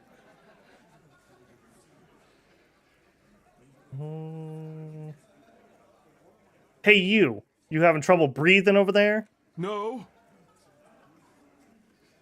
He looks up, startled, his forehead shiny from sweat. A few coiled locks are peeking out from under his warm woolen hat. Of course he's having trouble breathing. Just look at how fucking fat he is. Fuck off, Shanky. Angus is a powerful guy. All muscle. Keep your eye on this powerful guy. Sooner or later, he's going to break like a piece of twig. What did you use to knock the victim out with? My fucking elbow, Copper. Samaran boxing style. Oh, I'm a bit of a Samaran boxer myself. Where did this take place? Right fucking here. The fucker started coming to our bar, asking for it. Okay, no one's mentioned that at all.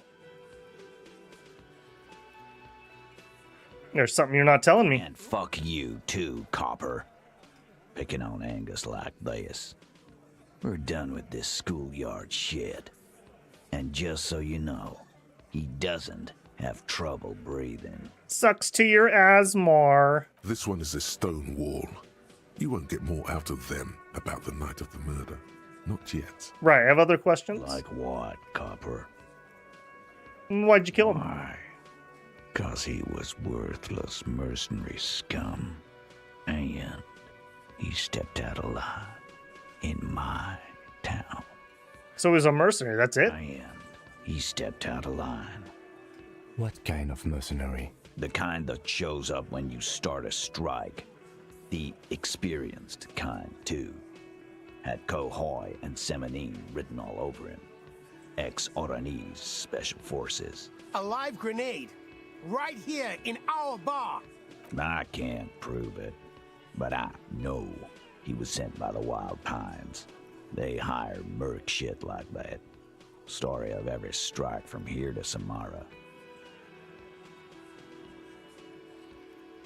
Hold on, how do you know he was in the Special Forces? Because one night, he walked straight up to the mic and said, I'm Oranese goddamn Special Forces, and I'm gonna fuck you all. Really? Yeah, really. Had a gin and tonic up there, sang some Oranese paratrooper song, and said he's gonna fuck everyone. We couldn't believe it either, but he fucking did, right there. Like some kind of animal. Right, but did he actually do, what did he actually do that was wrong? Wrong? He harassed women, raped one, harassed workers, threatened to kill some as a warning. That's the first time we're hearing about any of that. There's slight unease in him suddenly. He regrets mentioning the rape. To kill us all, if we don't open the gates, if we don't let the scabs in, if we don't bend over. That was before he started coming here. Yeah, he said it was his favorite joint now. Started coming here every night. Drinking, grabbing girls. Grabbed one of ours mid-karaoke, right there on the stage. He grabbed someone? Yeah. This girl's on the mic. A beautiful girl, young. Gets into the second verse of Lover Lake. The fucker grabs her legs, starts screaming, "Show me your cunt! Why don't you show me your cunt?" Then, he gets knocked on the head with a wine bottle. Doesn't even fall down. Was this the same girl? Aren't you fucking listening? My man is talking to you. He took care of it. They got the girl out before anything else could happen. Yeah, me and Eugene got around. Aren't you fucking listening? Right, but then who did he assault? No, you're not getting the name. That's a Martinez matter. And I'm not discussing it with you clowns. There's nothing you can do for now. He's stonewalling you. Man, that is the second volition we have failed recently. I think I need to put a point into that.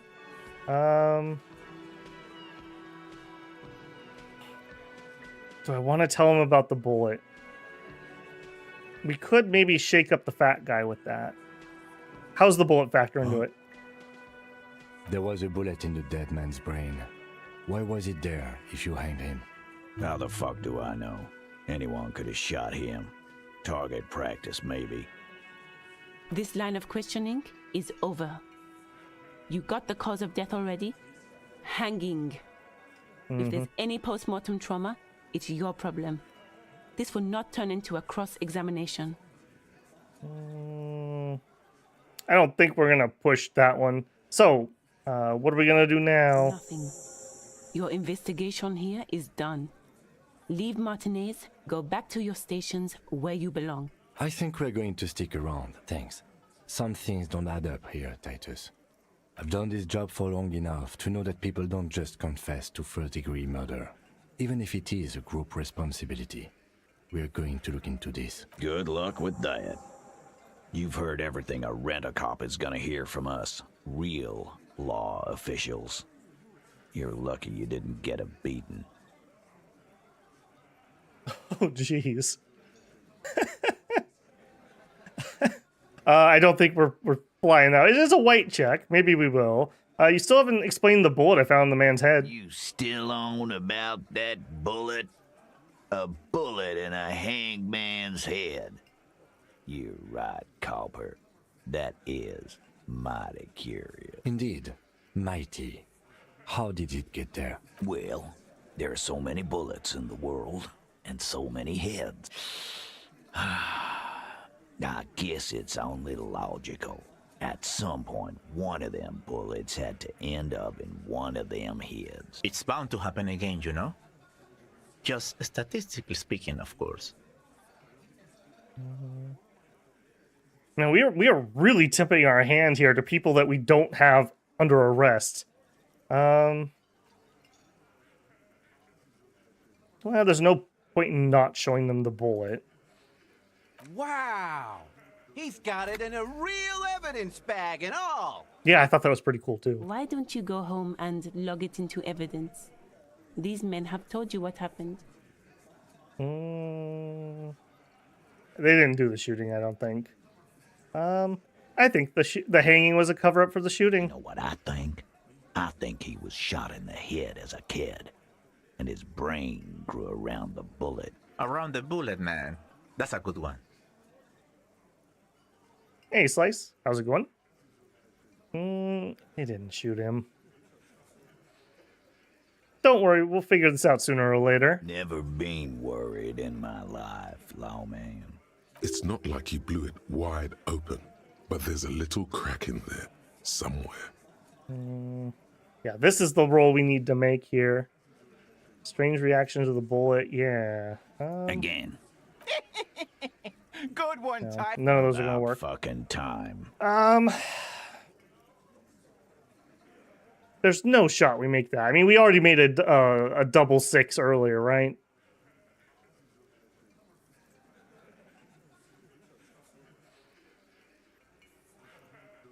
We're not wearing anything that's lowering our authority at the moment. Our authority just literally is 2.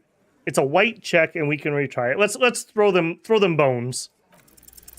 Establish authority. Yes. Authority.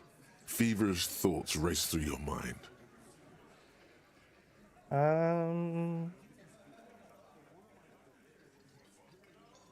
Kim, I need your gun. Oh my goodness. That's it. That's all I've got. First you tell me someone's been assaulted, and then you don't say who. Stop shitting your pants. You don't need to know, all right? We took care of it. The law handled it, all right? Yeah. Aren't you listening? It's done. Finito.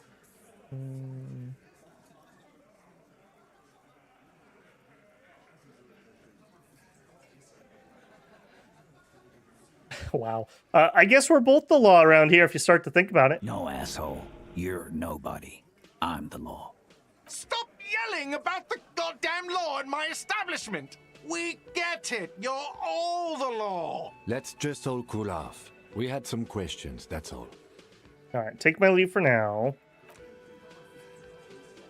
I am gonna, if I can go back into that conversation, I think I'm gonna drop a point in authority. We're never gonna get through that without it. Jamais vu. Derealization. Jamais vu.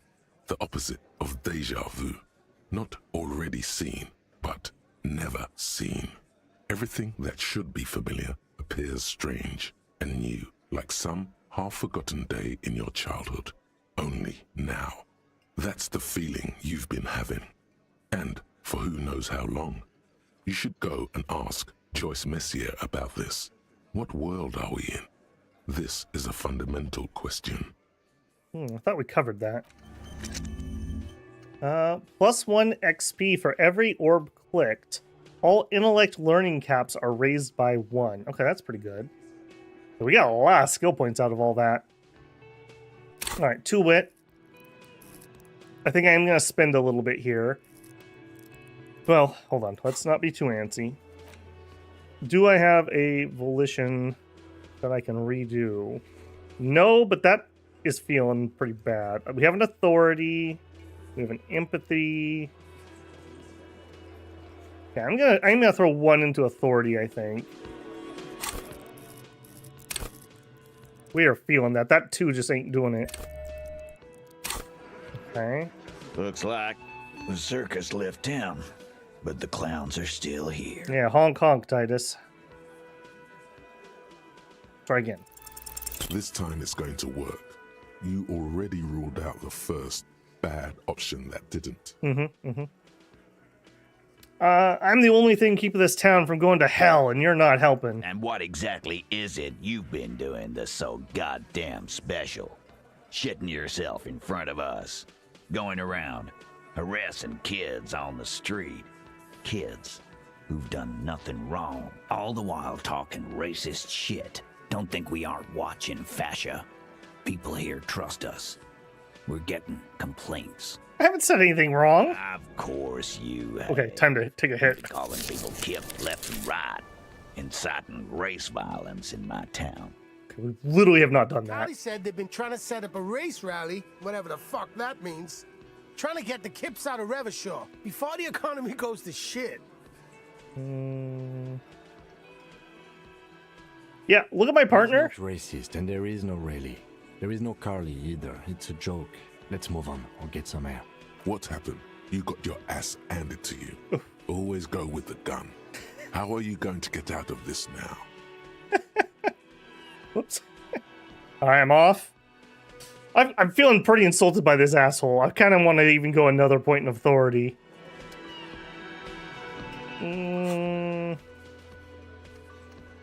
Who's a prove your authority? Find Morel, the cryptozoologist. Find the money. Yeah, we gotta remember that. Interrogate drivers about smuggling. Yeah, I don't like this guy one bit. Do it again. We're not done with you. Like the circus left town, but the clowns are still We're running out of options if we keep failing. Just to throw that out there. 8% chance. Do it. You have so many bad options ruled out. It's insane. There is no way in the world you won't do it this time. Kim, I'm only getting told garbage here. Please help. You know what? You guys must be the cops. Because this is what cops do, right? Live in a bar, sit on their fat asses like they own the place, while the neighborhood goes to shit. Corpses hang from trees. Kids shoot up. Hey, we don't have to fucking take this shit. Glenn.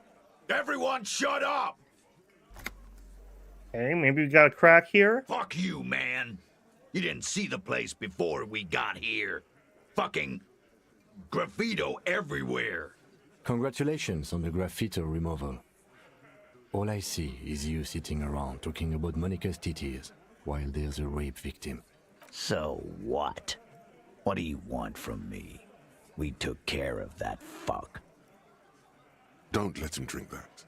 One more push. Quick. Okay, come on, Authority. I gave you 2 points in a row. Something I said I wasn't gonna do. Okay, it's not about who did it. It's about the victim. She needs help.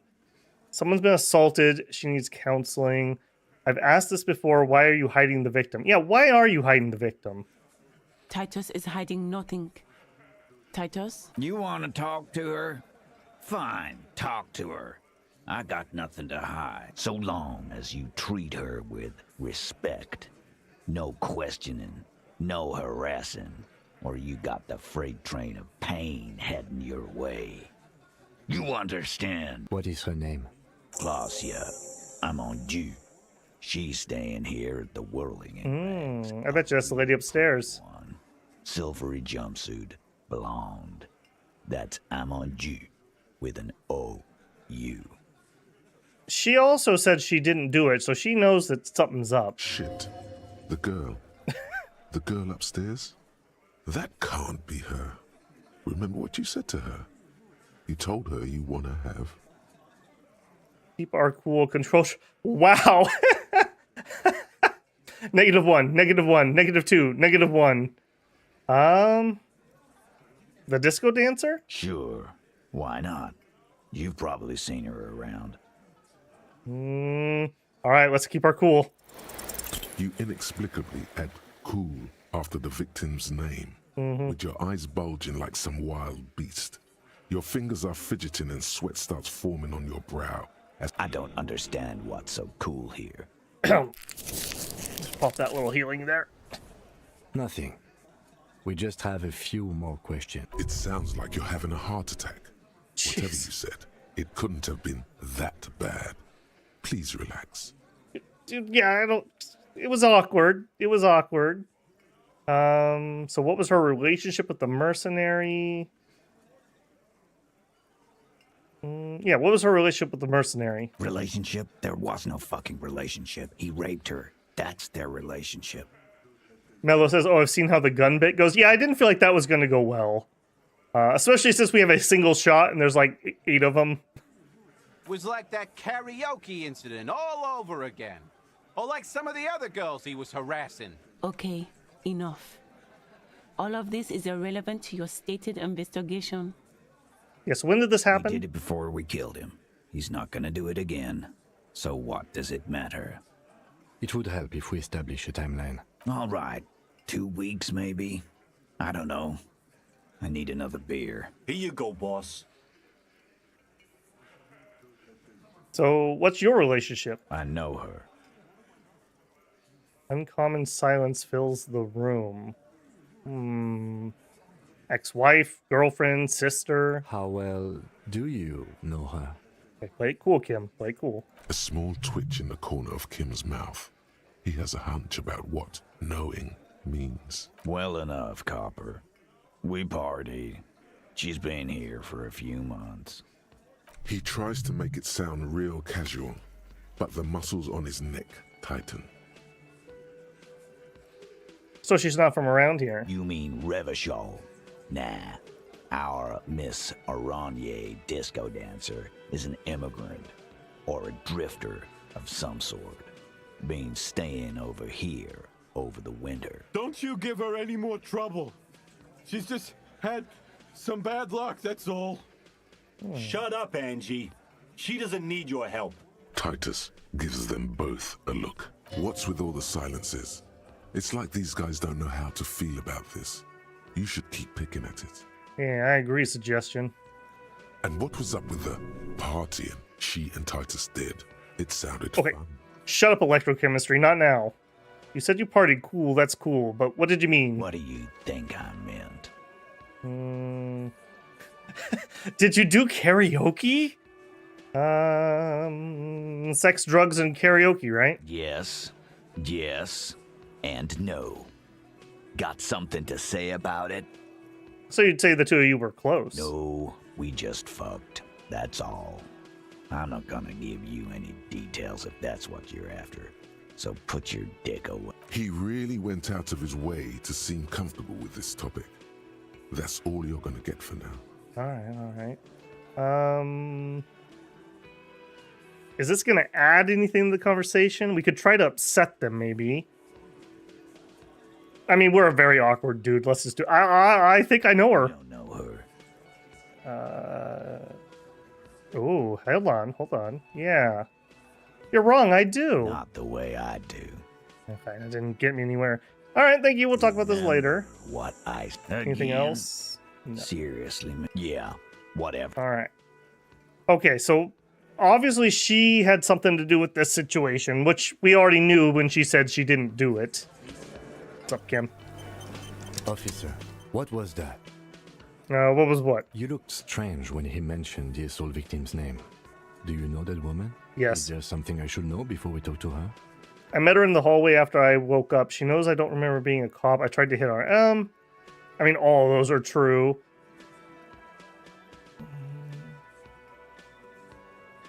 Let's just go with the absolute worst. I tried to hit on her. Understood. It went pretty okay, I guess. Oh my gosh, this man is a walking disaster. Better not add anything to that. She said I'm gonna have to interrogate her later and it's gonna suck. Yeah, actually she did. It is. This would have been good to know before. It didn't come up. It should have. Anything else? I didn't know, man. Met in the hallway. She doesn't remember. Knows him. I mean, I didn't do anything. What you're saying is, you raped her? No. Ice is forming on the inside of your chest cavity. Cold sweat. Then, don't ever say that again. What else? Okay. I met her in the hallway after I woke up. You were not in good shape on Monday. Yeah, she knows I don't remember being a cop. Okay, that's manageable. All right, well, that's all I got. We'll be all right, officer. This is nothing. Okay, I'm glad you feel better about this, Kim, because I'm kind of a nervous wreck right now. You feel fortified by his assurance. I do. I do. I'll definitely say, I feel like 3 HP and 3 morale has kind of been the magic number. It kind of lets me sit at taking 1 point of damage and then get healed up by other things. That's been kind of nice. And if anyone didn't catch, I actually had to heal multiple times during that conversation. I almost died from my morale loss there. Okay, anything else, Kim? No. All right, anything in here? Speak to the assault victim. Okay, we're gonna go try that. Whoops. Nothing. Okay, we still need to talk to the union guy. We still need to go back and I guess talk with the Joyce again. All right, well, let's try this. I think that's new. The door is closed. No. Who is it? This is the police. Can we come in? Come on up. The door is open. I'm drying my hair. Sounds like it's coming from upstairs somewhere. You could snoop around before going up. Oh, jeez, reception. What are you going to get me in trouble now? All right, we will snoop a little bit. What do we got? Hotel bill calculations. Looks like she's had an extended stay. Piles of dirty clothes, a woman's.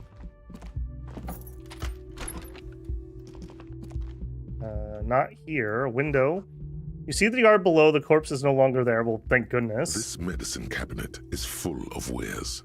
Sheets of pills, haphazardly stacked, one on top of the other. There's also a toothbrush somewhere in there. Look at the toothbrush. It's been used quite a lot. Good, I suppose. Look at the medication. Pharmaceuticals line the shelves. Sheet upon sheet of pill bottle next to pill bottle. Acetylic acid, APAP, eye drops, blood thinners. That's quite the collection. Anything of note? Jeez, don't tempt me. Look at the bottles. Pill bottles rattle like bones as you search the cabinet. Paracetamol, histoperidol, something in a foreign language you can't read. Behind them, an unusually shaped nasal spray. Its label reads, Nacra. Didn't we hear about that, Fritz? What's Nacra? An opioid receptor antagonist. It's used for diamorphine overdoses. You could say he's on the lookout. Search the pill sheets? Among some foreign, probably Messinian or Gottwaldian, marked red blister packs you find. What do you find? This is going to take a little know-how. Oh god, we have to involve electrochemistry? Alright. A bright orange bottle with peptide stamped on it. In sunny, happy letters. Jackpot, baby. That's the stuff you're looking for. Your palms begin to sweat just holding that little plastic container. What's so exciting about this orange bottle? It's speed, man. Just what you were looking for. No, it's not what we're Call looking it for. dextroamphetamine and talk about psychological disorders. But what we're seeing here is some scientifically advanced trucker speed. No, we are not doing this. Lieutenant, I also see a brand called Peptide. Peptide, a euphemism for pharmaceutical amphetamine. Prescription speed. The fuck are you waiting for? Let's get super fucking preppy. No. No. We are not touching it. We're on the Queen and Narrow. Kim believes in us. Also, we should probably put away the crowbar. That's probably not a good look walking up the stairs with the crowbar out. Okay, bedroom. Man, how come her room's so much nicer than mine? The bed's been hastily made. Would you just do it while we were coming up the stairs? Window. This window is pristine on the inside, unlike the one next to it. Light from the desk lamp reflects off the glass in an untarnished golden halo. Run your fingers across the surface of the glass. Smooth as ice. There are spots of mud and rain on the outside, even smudges. But the surface of the window is clear from the inside. No chips, no hairline fractures. Following your lead, the lieutenant leans in closer to inspect the surface. This window was recently replaced. Looks like it, yes. Okay.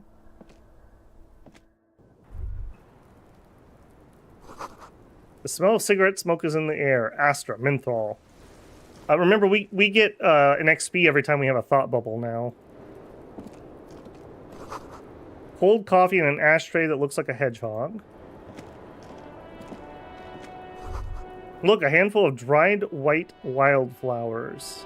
Just as you look at the flowers, a gust of wind raises them from the roof, picking them up in the air. Hand-eye coordination. We got this.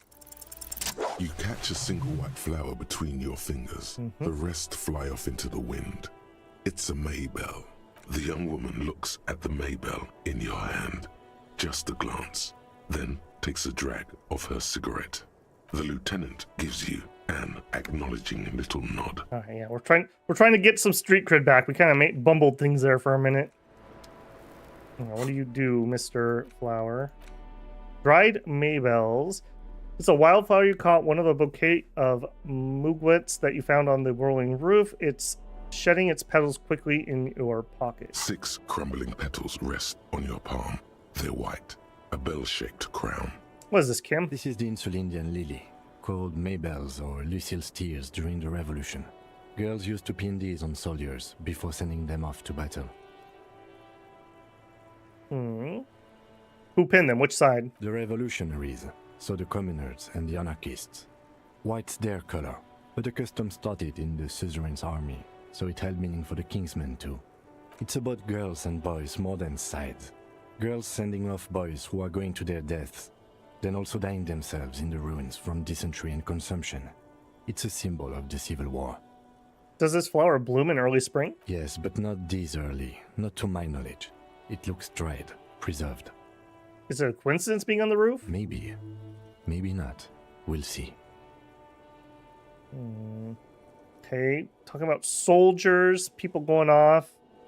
Could be maybe the guy was trying to actually date her, and then they got mad, but that doesn't explain the bullet. And it's a military bullet, which they don't really seem to have.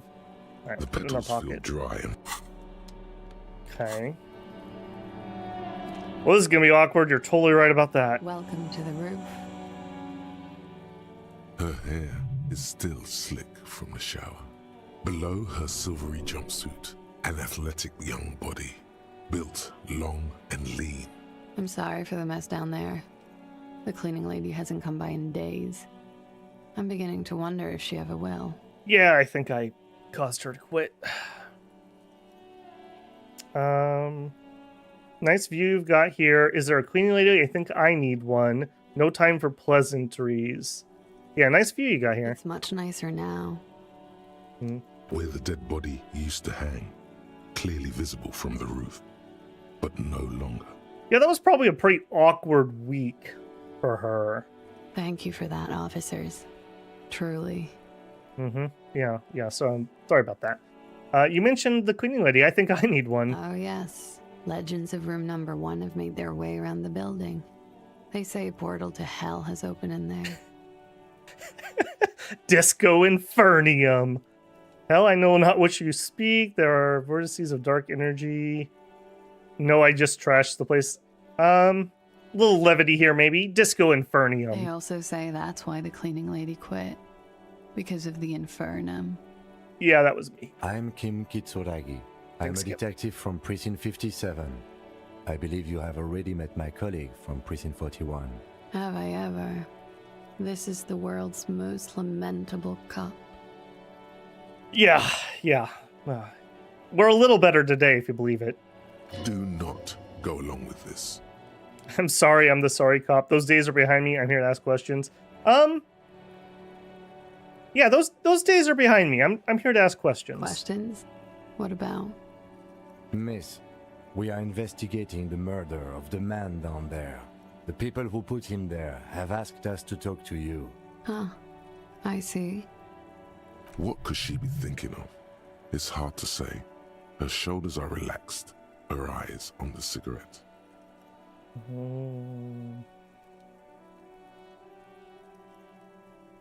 All right, let's play it by the books. What's your name, miss, for the record? Clausier Amondou. And where are you from? Vredefort, Republic of Oranje. What is Oranje? A bad memory, officer. That doesn't really have anything to do with this. Understood. It's the past. People can't go back to the past. Yeah, you're telling me. How old are you? I'm 28. Yeah, we thought that. What do you do? What's your specialization? How many levels and what classes do you have? Something stupid. Oranese lit. Oranese lit. Oranese literature. It's what I studied at the university.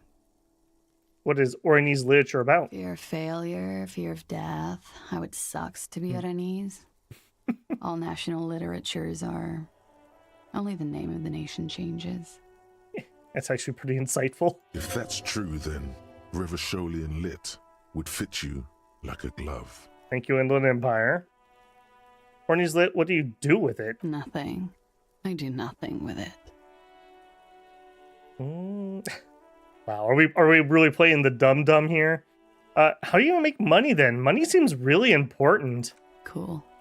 I've made more money by just being than I have with Horny's Lit. Being what? Many things. A roller skating instructor, a secretary, Miss Oranje 37. Miss Oranje, now there is something you should linger on. Electrochemistry?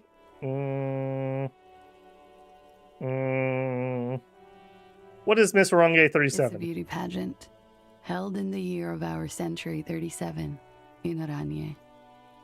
Hey, bro, welcome back. Still going strong. Still going super awkward and having withdrawals. But otherwise well, thank you.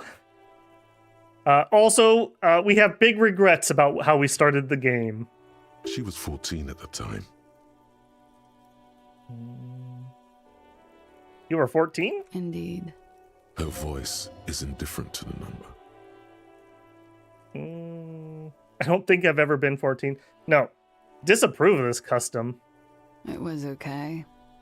And it was called Miss Teen, Oranje 37, actually. Okay, that was a little less You'll creepy be then. glad to hear the pageant was discontinued. Could I see your passport? I'm afraid you can't, officer. Why is that? Because it's buried in a sealed plastic bag at an undisclosed location on the coast, along with cash and airline tickets.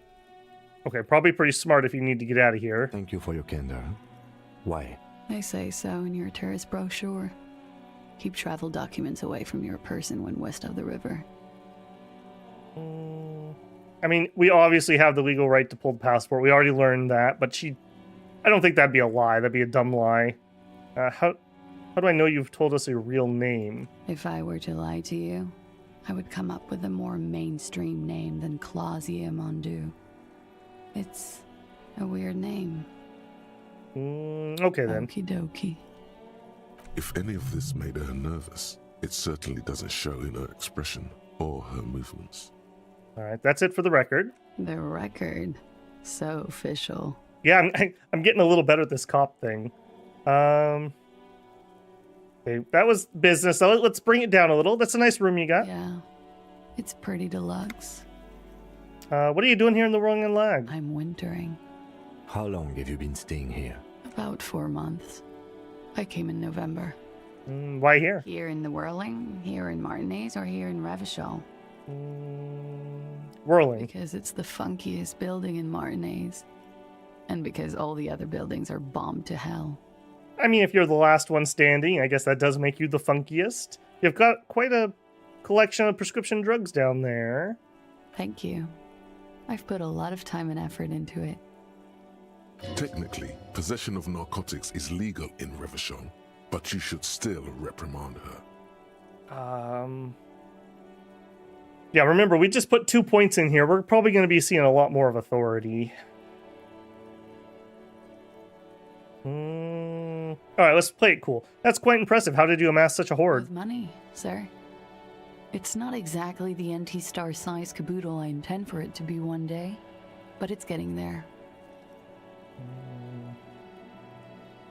You had Narca, an opioid antagonist. Comes in handy when you've done too many opioids. It probably would. Is that something that happens to you often, miss? Better safe than sorry. Better prepared than we were, apparently. You seem to have, among other things, peptide. Oh, yes. One of my favorites. It cures many ailments. Like what? Like not being able to stay up for 36 hours. Not being happy. It cures those ailments. It's just a mirrored speed molecule, basically. That's as far as that goes, then. Very funky. The window's new. It is. The lieutenant makes a note in his notebook. I have other questions. Okay. Watching herself reflected in the bedroom window, tall and sparkling and draped in smoke.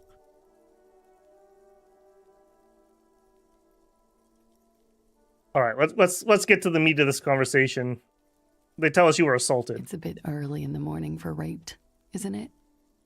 And what does that mean? Were you? Yeah. I'm gonna go with not raped. I can't say that stuff about him. Okay. Tell them it's not my style. They'll have to, if they want to jazz up the charges, they'll have to get someone more, rapeable. Okay, so yeah, that's kind of what I thought. I don't think it actually had something to do with her. They're just looking to set up Fall Guys here. Are you saying that you were asked to tell us you were assaulted? Not explicitly, but I understood what they meant. It wouldn't hurt to spice things up a bit. Some assault and battery. Sexual assault, maybe. It was clear the latter would be spicier. Okay, maybe, despite how ridiculously awkward that previous conversation was downstairs, maybe it's for the best that we kind of, got the joke out there. And maybe that's why she found that so funny, is because this was already happening in the background. So they asked her to be the excuse that happened. They're all trying to take the blame because then it's kind of like you can't pick somebody out from the crowd. I still don't think that they did it. I think this is still something else. Something with the union. They're just too willing to take the fall there. Titus asked you to spice things up for us. Are you sure you weren't assaulted? What did happen between you and the victim? What can you tell me about him? How did the heart... Well, no. Titus asked you to spice things up for us? Pretty much. Warming them. Warming them. From interfacing. She cradles the coffee cup in both hands, warming them. Okay, I get what that means. So you weren't assaulted? I'm 89% sure. Does that mean you're 11% not sure? You know how it is. Do you? Do I? Maybe you don't. I'm pretty sure nobody loves poor Harry here. There are numerous cigarette burns on those silvery scales. Easy to see now that you're closer. In conclusion, officer, I'm gonna go with a mild to medium not raped here.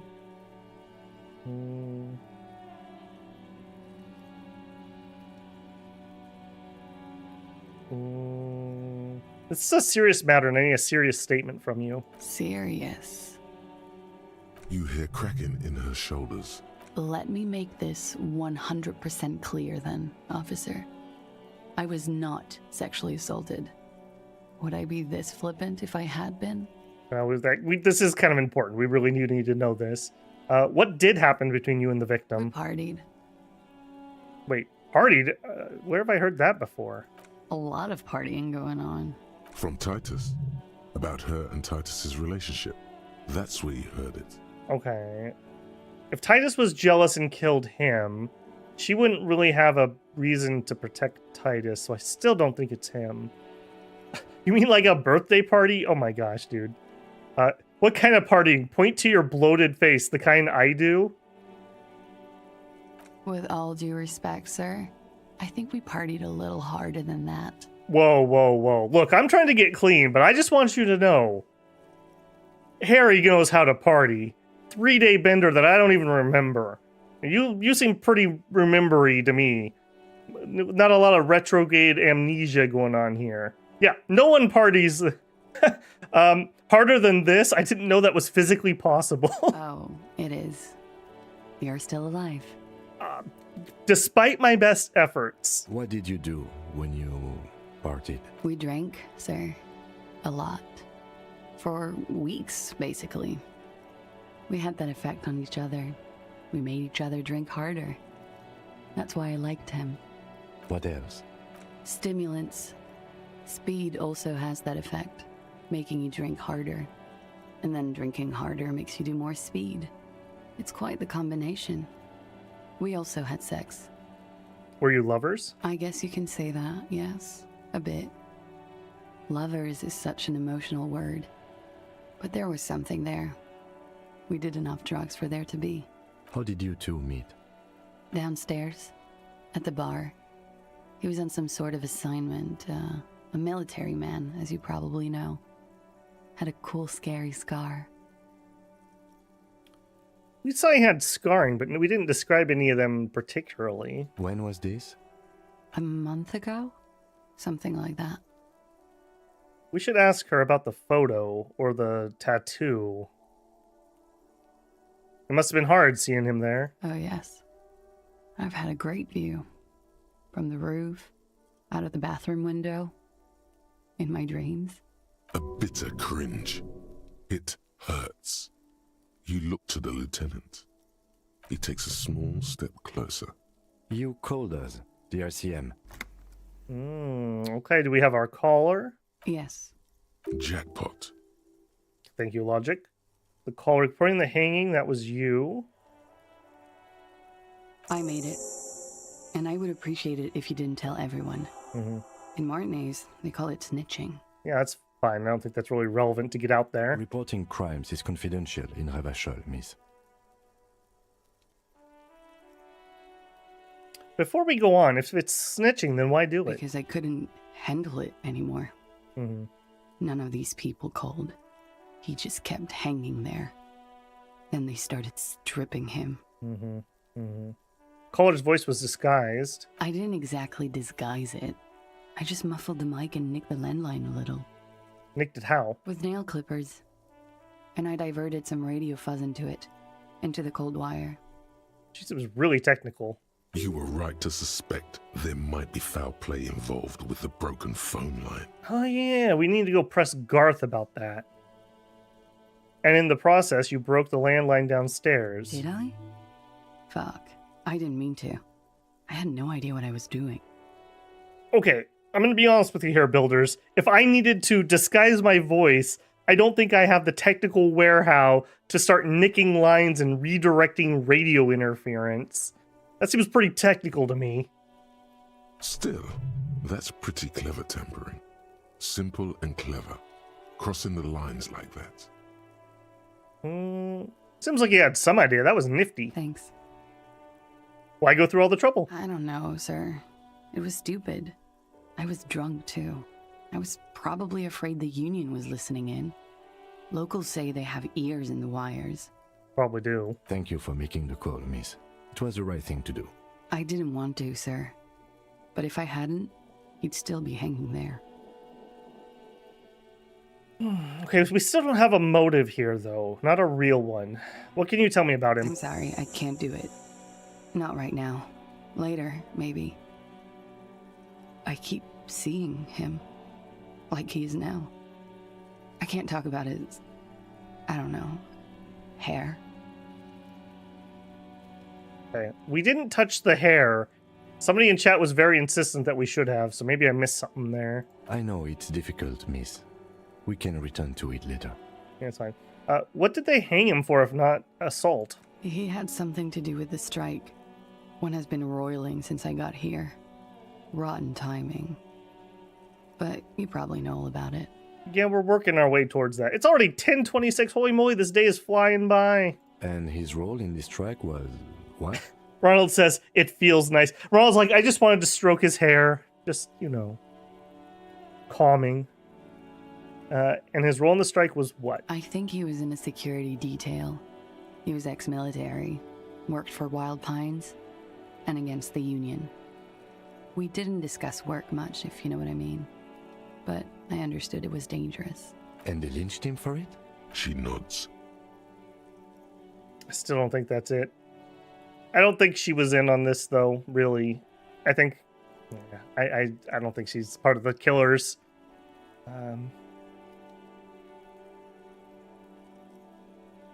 How do the Hardy Boys know you? They're frequent guests. Downstairs, they have a booth for Union members. They're probably down there now. And how did you meet? Over drinks. It's been a long, boring winter. Did you party? A little, yeah. Like you partied with the deceased? No, not as hard. I'm sorry to have to ask this, but have you had a physical relationship with any of the Hardy Boys? I have. Which one? Which ones, sir? I don't remember precisely. Titus, obviously. But as I said, it's been a long winter. Okay, the bullet, thank goodness we found that bullet. If I had failed that check, we would have been in so much trouble. It's the closest things to a kitty you can find. Bruh asks, how did you pay the big 130? It wasn't a fine. It was our rent plus damages. We met a very rich lady who works for Wild Pines as a negotiator or an intermediary at the dock. And we basically were just like, yeah, we're really poor. Could we please have the money? And she literally just whipped out a fat wad of bills and gave us 130. She seems very nice. I'm definitely not compromised in this case. So you know. Yeah, we lucked out. We still need to make another $7.54 before 9 o'clock tonight so we can stay again tonight. We also had a bath, so we don't smell like corpse anymore. Okay, why was there a bullet in his head? Bullet? They shot him too? Okay, that did seem genuine. They stripped his clothes and they shot him? You mean after they hanged him? I'm confused, sorry. So am I. Were you aware that he had also been shot, miss? Things are starting to go a little over my head here. I thought he was hanged. I was not present when they did it. I don't know what happened. I just know what they told me. And Sylvie, the bartender.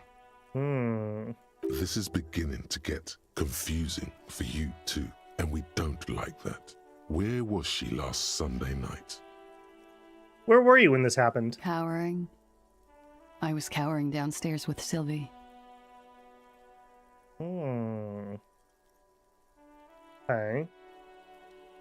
Thank you for telling us all this, miss. She breathes a silvery sigh of relief and weariness. The air on the roof feels humid. We didn't get a chance to talk about the flowers. We did have an option at one point. Should we head by downstairs, officer? We may have things to discuss there. I had something else before we go. A little thing. Man, I love it when I say something out loud and then it becomes true. She nods. Silvery cigarette fumes disappear into her mouth.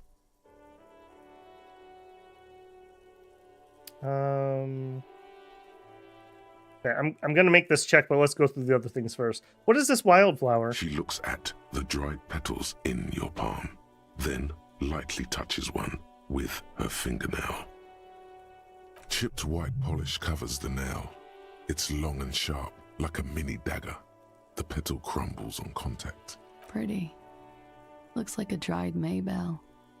Is that the one you caught? Sambo style? I do know Sambo. No, my skills tell me I know it. What is Sambo? Martial arts, sir. Mm-hmm.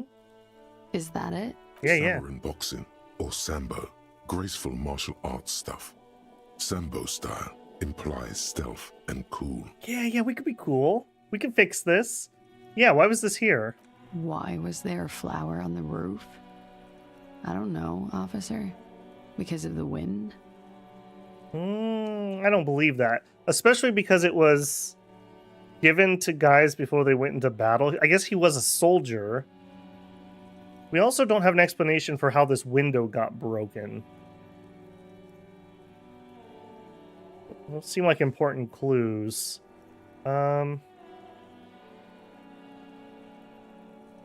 Jeez, okay, let's just make this awkward again. I notice your room is close to mine. I have a personal question. Yes.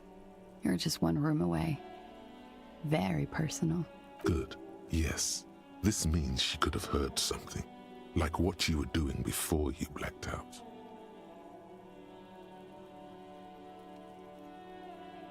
Were you in Sunday night? I just need to know what I did before I lost my memory. You do not need to know that. What you need is to ask normal police questions. Like... Get a grip, he thinks. At least do your personal stuff when I'm not here.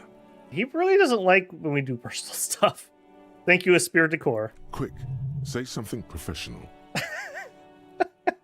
Thank you, reaction speed. Alright, let's make a volition. I've kind of wanted to put another point in here anyway, so if we fail this, I'm more than happy to drop another one in here. We've been falling apart a little bit today already. Soft, light brown eyes look back at you, directly into the space behind your eye sockets. You see the smoke rise from between her painted red lips. She's beautiful. I have bad news for you. You know these guys? Who? Me? Yes, you. He's talking about you, you boring stiff. You too. Me? What did I do? These guys are compromised. She's got them singing along to her tune. The little bleeps and bloops you trust for info, you can't trust them anymore. Oh my god, what? I knew something was off. Oh my god. Believe it. But he's telling us now to doubt some of this story. Which ones exactly are affected? How did this happen? You mean she's been lying to me? What is her plan? I've been talking to myself long enough. Let's get back to it. Which ones are affected? There's no way of knowing. At the moment, I'm afraid it's best to assume. All of them. Yeah. Are you telling me electrochemistry is really the hero that we need? Bullshit, man. I ain't compromised.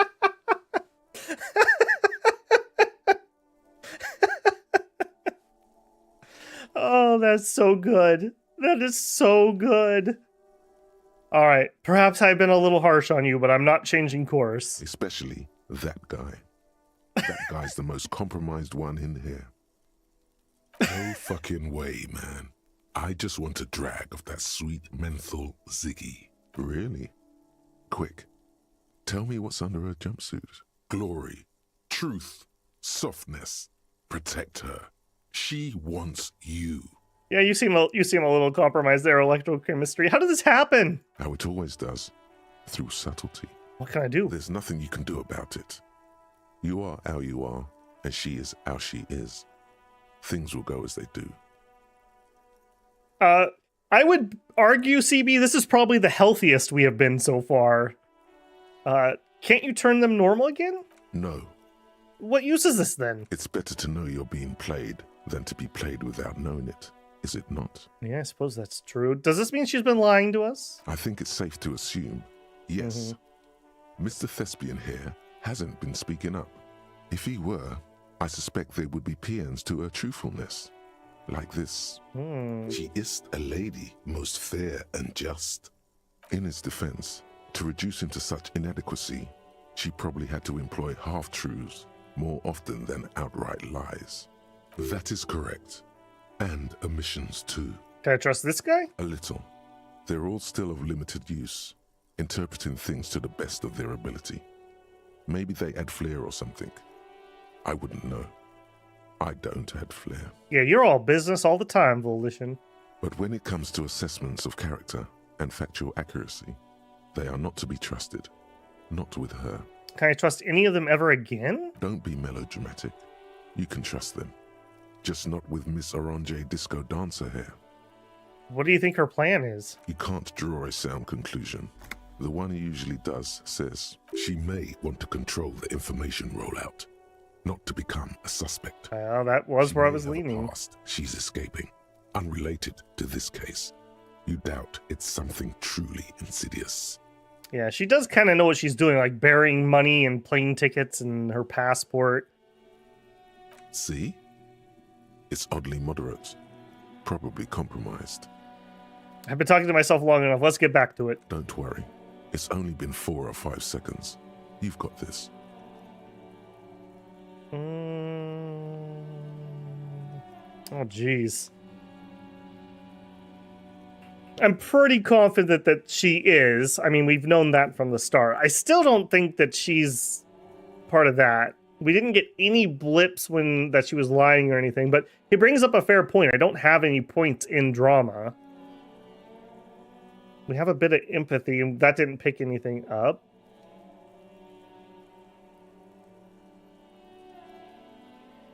Loud. Oh, you're just talking about your cap lock? Shoot, this feels like an important choice. Miss, are you manipulating me? Just close your eyes and let the moment pass. She already thinks we're a bumbling idiot. Let's just say it. The silence broken.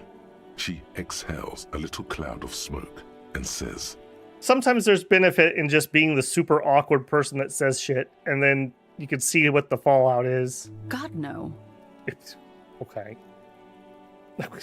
Okay. 5 XP. Room again. Yeah. All right. More about the assault. Not my favorite topic, but Nope. how about we, change the subject to something more lighthearted now? Yeah, we'll Why come back not? later. I'll be here until 11 p.m., drinking coffee, most likely. I wish she would have offered us some coffee. All right, Kim, what do you know? Looks like we have more to discuss with those so-called Hardy Boys. Half their reasoning just went out the window. You think this will make them cooperate? Nothing will make them respect the RCM, but it will disrupt the game they prepared for us. We just stripped off one layer of whatever it is. Her decision to not corroborate their story was definitely not part of the plan. Why did she tell us all that? What else could she have done? Lie? She saw there was no way to lie and get away with it.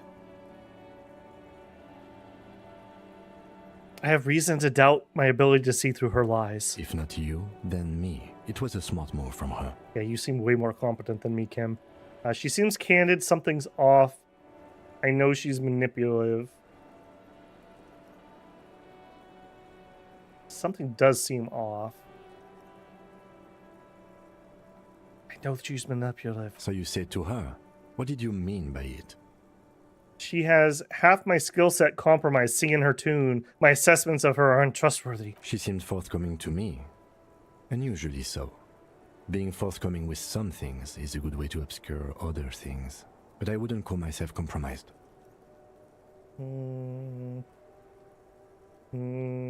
I am anyways. I am not easily swayed by young women. But on the other hand, the best liars are candid. And she was candid. Anyway, we should move. I suspect our investigation will bring us back soon enough. Right. Okay, well, that was not where I saw today going. We still didn't get an answer about this darn window. This window is pristine on the inside. Yeah. So something else happened that we're still not getting the full story from. Already looked through those things. Get out of here. All right, Daka, have a good one, man. How long have we been going? 6 hours. All right. Still feeling pretty good, although I may have to take another tea break here in a little bit. Okay, do we want to confront them right away? We still haven't talked to the mob guy. Or the... Wow, you know where I'm thinking. We still haven't talked to the union guy. Let me just peek in here. Ask her about Sunday night when Kim's not with us. We can do that tonight. She can't talk to him about now, but later. Okay. We spoke to her. We need to confront them. Find Morel. I think when the bridge comes down or we fix it or something, that'll happen. We still have a lot of things from Monday. We also still need to find some money. Interrogate the drivers. Maybe we could strong-arm some money out of the drivers. 6 hours, Babel, the average Dom 6 stream. The nice thing about this game is because I have to wait for the narration, my voice is actually feeling much, much, much better. With the Dominions, I'm talking just straight for the entire stream. Definitely is a lot less taxing. Track down our gun, find the murder weapon. Joyce's info. Yeah, we need our badge for that. Buy the pants from Kuno. Sing karaoke. The secret passage. Tattoos. Who put the clothes in the trash? Track down your badge. We really need to find that badge. That would open up talking to her about the lynching. Armor. We saw a pawn shop. Maybe somebody tried to pawn it. Run the number on the victim's armor. Oh. We also have a new thing with Sylvie. Let's hit that, maybe.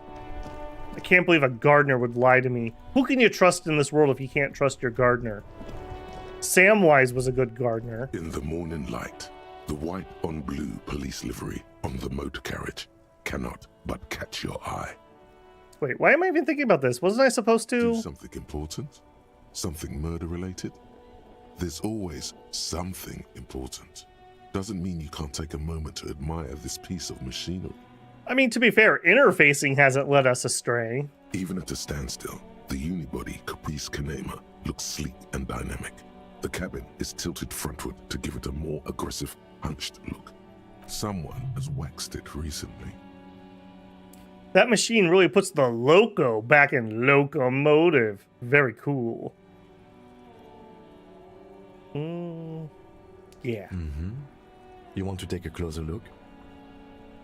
Yeah, what's it packing in there? 130. I reckon that's a 7-liter V12 there. That's what, a 7-liter V12? 7.2. Supercharged. The lieutenant is trying to suppress a smug smile unsuccessfully. A fine machine. Yes. An extraordinary machine. It's nice and all, but why so modest? Put some zing into it. Flare it up. Slam it down. It's a bit girly right now. Fit it with some proper off-road components. You need to slam it, Kim. Make it more imposing. With a winch and mud tires, we could take it off the beaten path. You need to slam it, Kim. Make it more imposing. Sorry, I'm not following you. Lingo it up. Drop the ride 200 mil. Get the camber to the frosty frost. No, that's porno tuning. Trust me, it's cool. It's what? Porno. That's short for pornography. That's something completely different, Kim. That's a negative on the porno. Thank you, though. Is that the thing that made the infernal noise? You mean the coil noise? What's a coil noise? When variable current passes through wires that make up the coils on the electrical system on this machine, it causes vibration in the wires and the cores of the coils. When the frequency of the current in the coils falls within the audible range, the resulting vibration creates the whiny sound you mentioned. What a binoclard. You don't pick on Kim. You shut up, physical instrument. Wow, how do you know all that? I have pretty much maintained my vehicles by myself ever since one was assigned to me. You inevitably pick up some knowledge on the way. Okay, let's move on. Okay. Bruh says, me personally, I think you should find your badge before going back to business. I mean, that would be great. Where do you think it is? I have literally no leads. The only thing I can pray for is that it's in our cloak.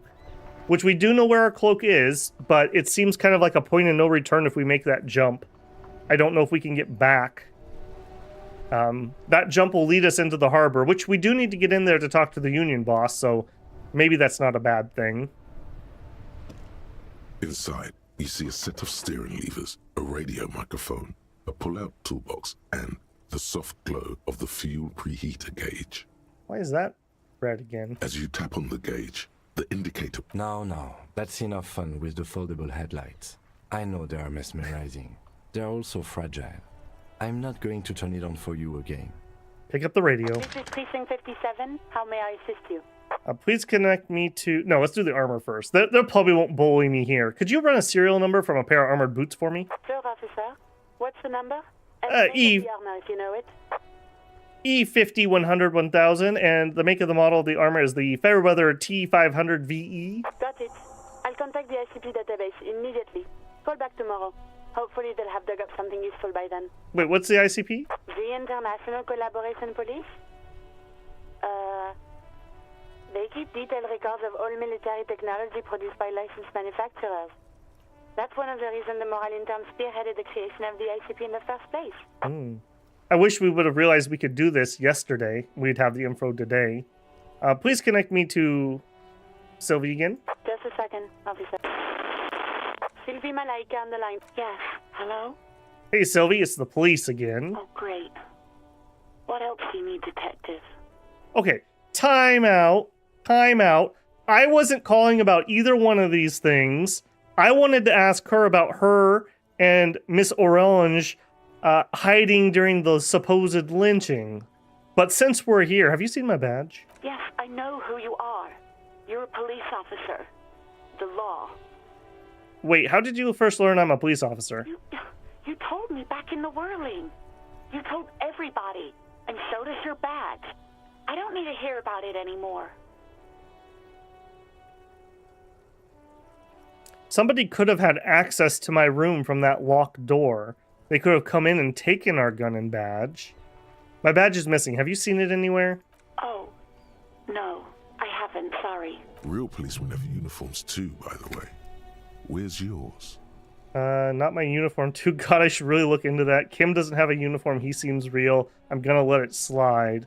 Yeah, Kim doesn't seem to have a uniform. He's in plain clothes, voluntarily. It's different from not knowing where your uniform is. There are officers who wear the signature Perseus black uniforms to the highest ranks in the RCM and end up buried in them as well. Others do it more casually. Looks like you're one of them. Have you seen my police uniform? Uniform? I never saw you in any uniform. You had your things on. The disco things. Ah, my true uniform. Have you seen my gun? Please, no. Not this again. Everyone saw your cool gun, detective. Yeah, so everyone knew I had it, which should have been obvious. So I showed my gun. When did this happen? You were trying to impress some people with it. Everyone was eating, and... What did I do? You were waving it around in everyone's face, begging them to describe it. You said it calms you, and then you started making suicide jokes. It got pretty graphic. Yep, I bet you it did.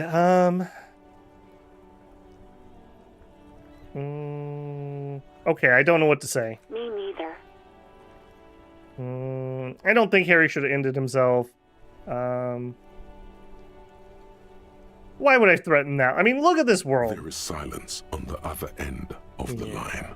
We're not saying that. Yes, but what happened to my gun? No idea.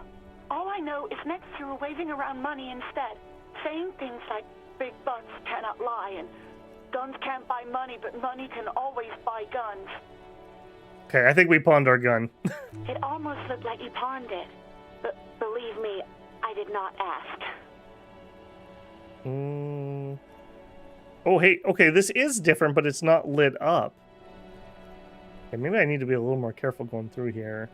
Yeah, let's test her square. Was it you who called the police? No, not me. I guess, okay, we've already been through here. Why didn't you call them? Do you know who made the call? No, sorry, I don't. Not a lot of people have phones around here. Copper thieves take the watch. Clears her throat.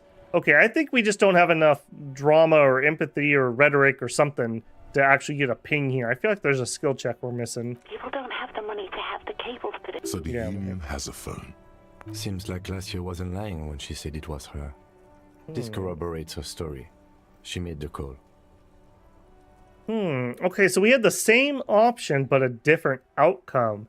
Oh, mercy, that's a lot of clicking I'm gonna have to do. She iseth the fairest of them all. The ugliness of lies would never escape her lips. Oh, now you're here, drama. Now you're here. I'm not very trusting of you, friend. All right, next question. I think we're done here. You Info. hear the call breaking up on the other end of the radio, and then... Anything else I can help you with, officer? I'm just gonna say this. This should be a no. No, and I doubt they'll get back to me before tomorrow morning. Right. Anything else? Do we want to get bullied by the 41st again? What would we say? We haven't found our gun. We haven't found our badge. We have some clues. No. 57's over. In the cabin, you see a set of steering levers, a radio on a hook, a pull-out tool. Yep, we're done there.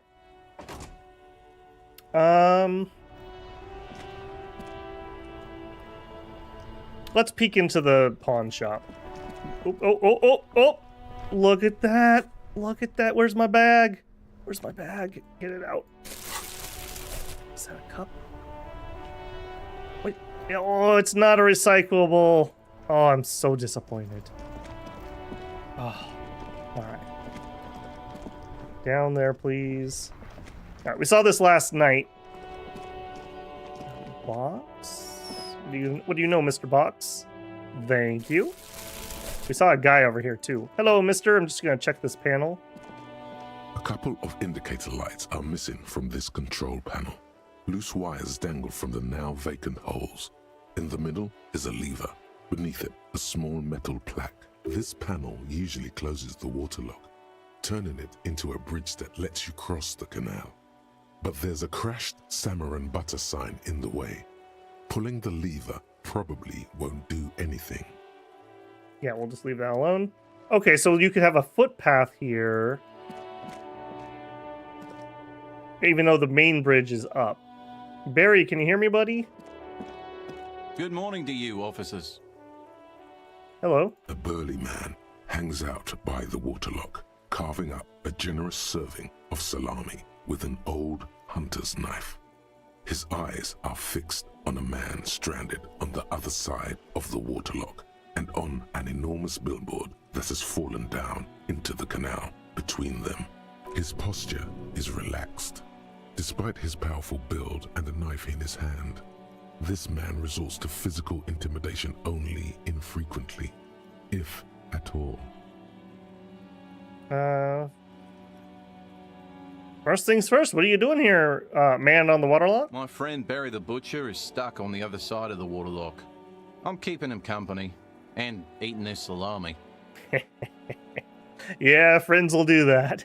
From the corner of your eye, you see a man in a yellow shirt and grey overalls waving at you from across the canal. He seems disappointed about the wreckage on the waterlock and the salami. You guys ever have that happen where like something happens and your friend gets a hold of your food and they eat it all? Very good stuff. Anything I can do for you, officer? Do you know what caused this wreckage? I wasn't here to witness it, but those look like tire tracks on that sign. Weird, huh? Then again, plenty of daredevil drivers in Rivershoal. Okay, I'm gonna lay out a conjecture I have here, builders. Every police officer has a vehicle. We don't have a vehicle. There's a lot of car-related damage around this area. Who knows where the conclusion of that will lead us?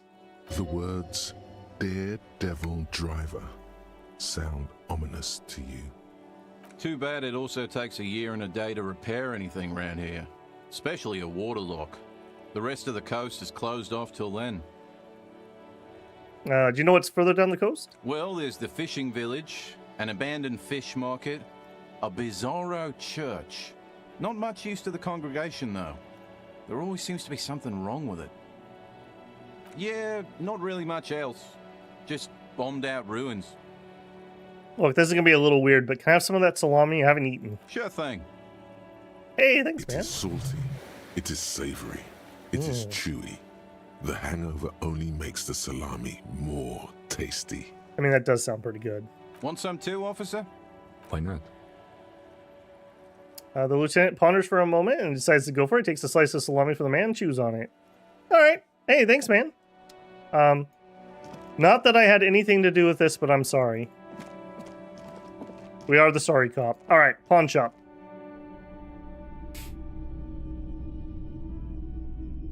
Got a lot of glowies. Some kind of machine, an antique cash register. In the dark, a film projector is whirling away. A bust of a woman. The plaque simply says DEI.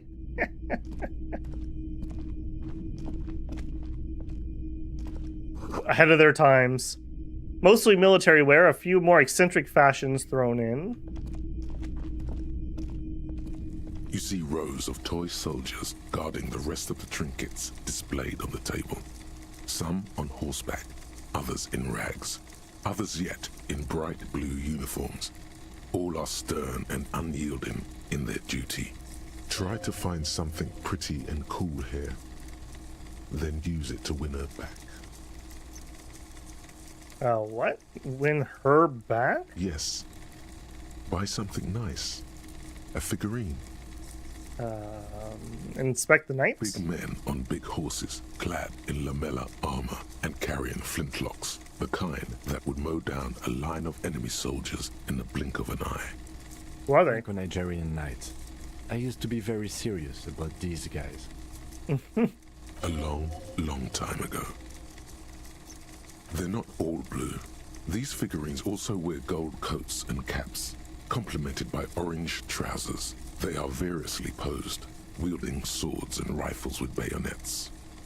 Which ones? Ah, those. Yes, they are. I find the paint job a bit gaudy, but children like the bright colours indiscriminately. Okay, you were kind of creepy here, man. I wasn't really ready to talk to you yet. This set of soldiers isn't meant to look impressive.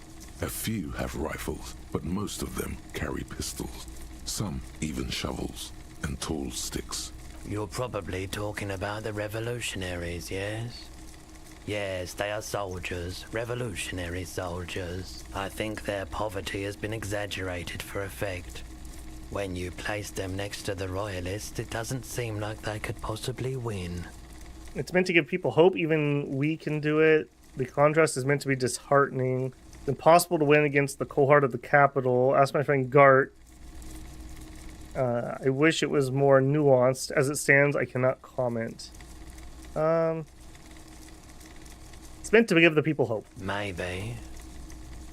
Interfacing. Interfacing has not really let us down. Dig up a truly cool figurine. Why? What's this? A headless man riding a horse? A headless man wearing futuristic tracksuit trousers that say found. Okay, that's what Kuno's trying to sell us. What's this? Oh, that's the Headless Phone Rider. Who? The Headless Phone Rider. It's an urban legend about a man who rides the streets of Revachol sporting a fawn tracksuit. As you see, he's missing his head. He points at the decapitated figurine. 50 cents. Bargain priced. I'll throw in the tiny cap too. I think he's looking for it, or something. That part of the story has many interpretations. I want it. Did I mention that this figurine is supposed to be lucky? Always carry it with you. Oh, it's going to give us plus luck stat. Perfect. Impulse buying. Harry's not good with impulse. The boomboxes on the shelf look well-loved and well-traveled. Chipped, dented, they stare at you with the unblinking eyes of their tape reels. One especially catches your eye. Deep gold and amber plastic with a big old handle on top. A classic boombox that says, Stereo 8 approved. This is you. Golden orange. A sunset suite. Just make sure it works before you buy it. Oh my goodness, we don't have the money for this, man. Shopkeep, the Stereo 8 approved machine here. Is the Harman Welsh W2. Made in Vespa. Designed in Seoul. Plays all reel-to-reel formats. 2mm, 8mm, 12mm. It's even got a little radio in there. It'll set you back 12 real. Are you sure it's in working order? Absolutely. I've tested each one myself with recordings of speech. Found sounds and music from a variety of genres. Even though I don't really like music. What I really want to know is, could this device come in handy for my police work? If police work means playing tapes, sure. You can use it for that. Or any other time you'd need to play a tape. I want this so bad, but no. No, we can't. We can't. A typical Martinez streetlight sits among assorted floor and table lamps. Let your gaze run over the street lamp. The light pole has been carefully cut, and the wiring has been redone and attached to a standard indoor plug. The light buzzes faintly, but persistently. Is this a street light? Yes, officer. As you see, it's in perfect working order. His manner is casual, but his speech is careful, measured. He wants you to know that he has nothing to hide. Where did you get this? It was brought to me to be altered. We are not here to investigate the theft of city property. You have to admit it's rather clever what he's done with it. Yeah, it really is. How much for the street light? 700 real. A bargain, I dare say. Even taking into account the risk of obtaining the light, that seems a bit steep. There's also the matter of rewiring. But the most important transformation is the light's placement among ordinary indoor fixtures. which has adjusted its morphological field. The light became suitable for use inside the home just a few days ago. 700? What? There's nothing else I need to know about that. Alright, let's talk to you. It's not often that I see officers from the RCM in my pawn shop.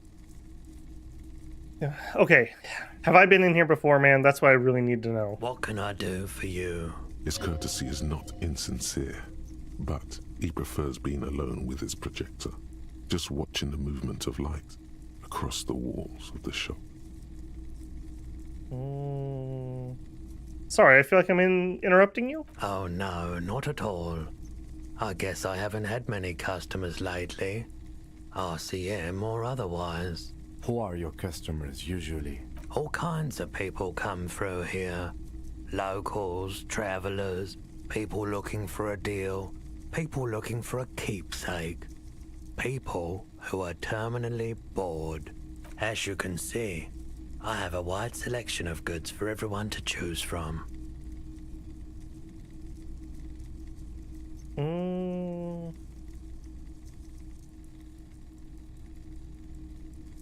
Not quite the collection indeed. It keeps me entertained. He's well composed, but underneath it you sense psychedelic processes bubbling. Some kind of drug, maybe. Entertained? He might be high. If he is, on what? There's something I'd like to sell. We could do an electrochemistry check. Why is that one so far off my screen? Yeah, sure, we could check that. We're not asking for any, right? Is Roy high, and if yes, what's he on? Feeling warm and enthralled by the movement of light, while the mind continues to race forward. Lucky bastard. He's probably on Parolidon. It's tough to come by on the street. Parolidon, what's that? A drug developed by the military to treat and prevent radiation sickness. It has psychedelic side effects, and it makes your eyes turn yellow. Is it just because it's really warm in here? Sir, could you take off your sunglasses? Is it just because it look really warm in here? I try to keep the shop at a comfortable temperature.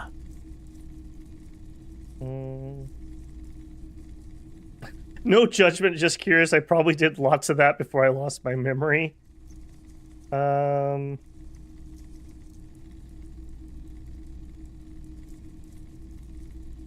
It's pretty obvious you're under the influence, sir. Parolidon is just something since the People's Power disaster. I was with the Emergency Relief Brigade. Had to take it for radiation sickness. He's taken it for mental and emotional, not physical pain these days. Yeah, we know that this was the nuclear reactor that melted down. The People's Pile, what's that? Bad idea. Some poor leftist built a particle decay generator in hopes of bringing affordable electricity to underserved communities. It malfunctioned. Radioactive waste everywhere. Probably some of it in you, too. Probably is. Tell me more about the Emergency Relief Brigade. We were an all-volunteer force. Self-organized. Tried to help the fire brigades contain the spill. On the patch, gamma radiation lines crossed with a red drop of blood. I lived by the river since I was a small boy. The Esperance. Didn't have the art to let it all go to shit without trying to do something to help out. There wasn't much the volunteer force could do, however. We wasted years in the river mud. Years getting sick. It must have been tough, radioactive cleanup. There's a reason why everyone's tried to forget any of it ever happened, and why no one has tried to repair or replace the pile. So much disappointment, and early deaths. Cancer mostly. And we knew all that was coming even as we were cleaning up as best we could. Whose fault was it that the generator failed? No one's. Everyone's. He sighs and shakes his head. So much bitterness. A bunch of poor people built themselves a primitive nuclear reactor, hoping for the best. What do you think is going to happen? Yeah. How did you end up running a pawn shop? The cleanup happened 15 years ago. I was young then. Later, my second aunt died. Left me this shack and all the assorted junk in it. So I came to Martinez. People told me don't go there. It's a shithole. I said, people, we just had a nuclear pile meltdown. I'm gonna get as far away from Forburg as I can. Still in the same city, but... Thank you for telling me. I like the theory more than the story. Outward movement, not vortices. Yeah, you gotta get in on those vortices, my man. Here to show something else I'd like to sell. You might be able to aid our investigation. By the way, did you happen to have any guns? Let's just cut to the chase here. Do you have any guns? Someone else came here earlier today asking the same question. I promptly sold her the gun you pawned a couple days back. Her? Okay. That's 50% of the population cut out. Her. Who do we know? Lady on boat? The gardener? We got Sylvie. We got Miss Orange. Have we met any other hers? Kuno S.A. Vaguely. This is a pawn shop, and it did feel as if you've met before. Oh God. The lieutenant shifts from one foot to another. Alert.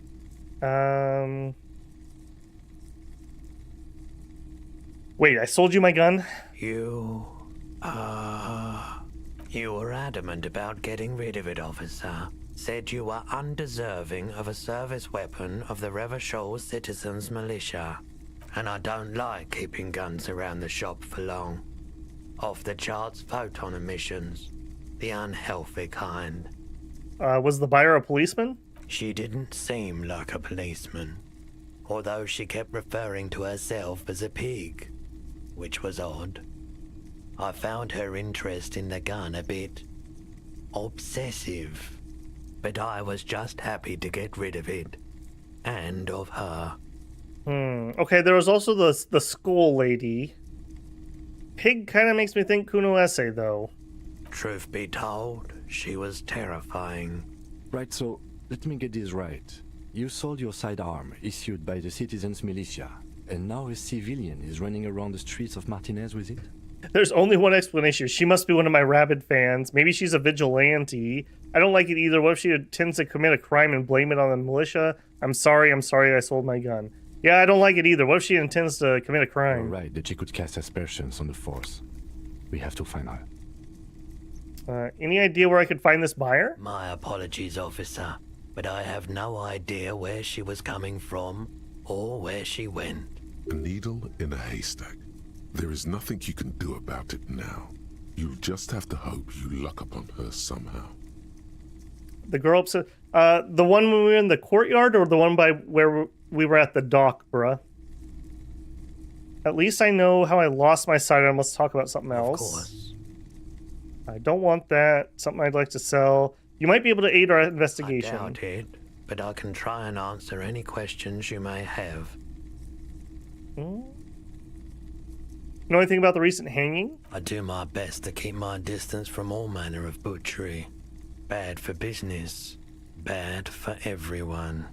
Ever had any dealings with Everett Clare? He's been by the shop a couple of times. There was something awfully deliberate about that laziness. Did he buy anything? He purchased a remarkably garish paperweight the first time he was here. Nothing the second. Did he discuss any union business with you? He tried.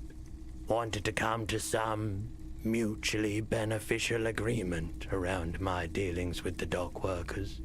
I politely declined to hear him out. So you don't know what kind of arrangements he was talking about? I'm wondering if this is the drug trade. As I said, I refused to talk to him. That's why he came back a second time. That's also why he hasn't come back a third. Why do I feel like you don't want to talk about him? Are you hiding something? They weren't the most pleasant interactions. Small town bigwigs always want everyone to play a part in the play they're staging. but I bowed out at some point. I prefer to watch from afar while the bigwigs come and go. I heard the forewoman before Everett disappeared. It was all very strange. That forewoman was more pleasant than Everard. But I guess it's all the same in the end. I have other questions. He nods reluctantly. Actually, that's all I've got. The pawnbroker's gaze is already fixed on the dancing colors. I wanted to ask you something about my missing gun again. Sure thing. No, we've already got that. Okay, well, thanks for the review. Okay. We don't have to sell it right now. We have the dock worker thing. It's worth enough that we can spend the night if we have to, but we don't need it this second. I have other business to take care of. Okay, good. We got clues here. Snow is piling up. Okay, let's go look about getting this gun back. Okay, so there's a couple possibilities. Hey, you're not the same guy. I ain't got shit. Okay, yeah, that's cool, man. Me neither. Wait, who are you?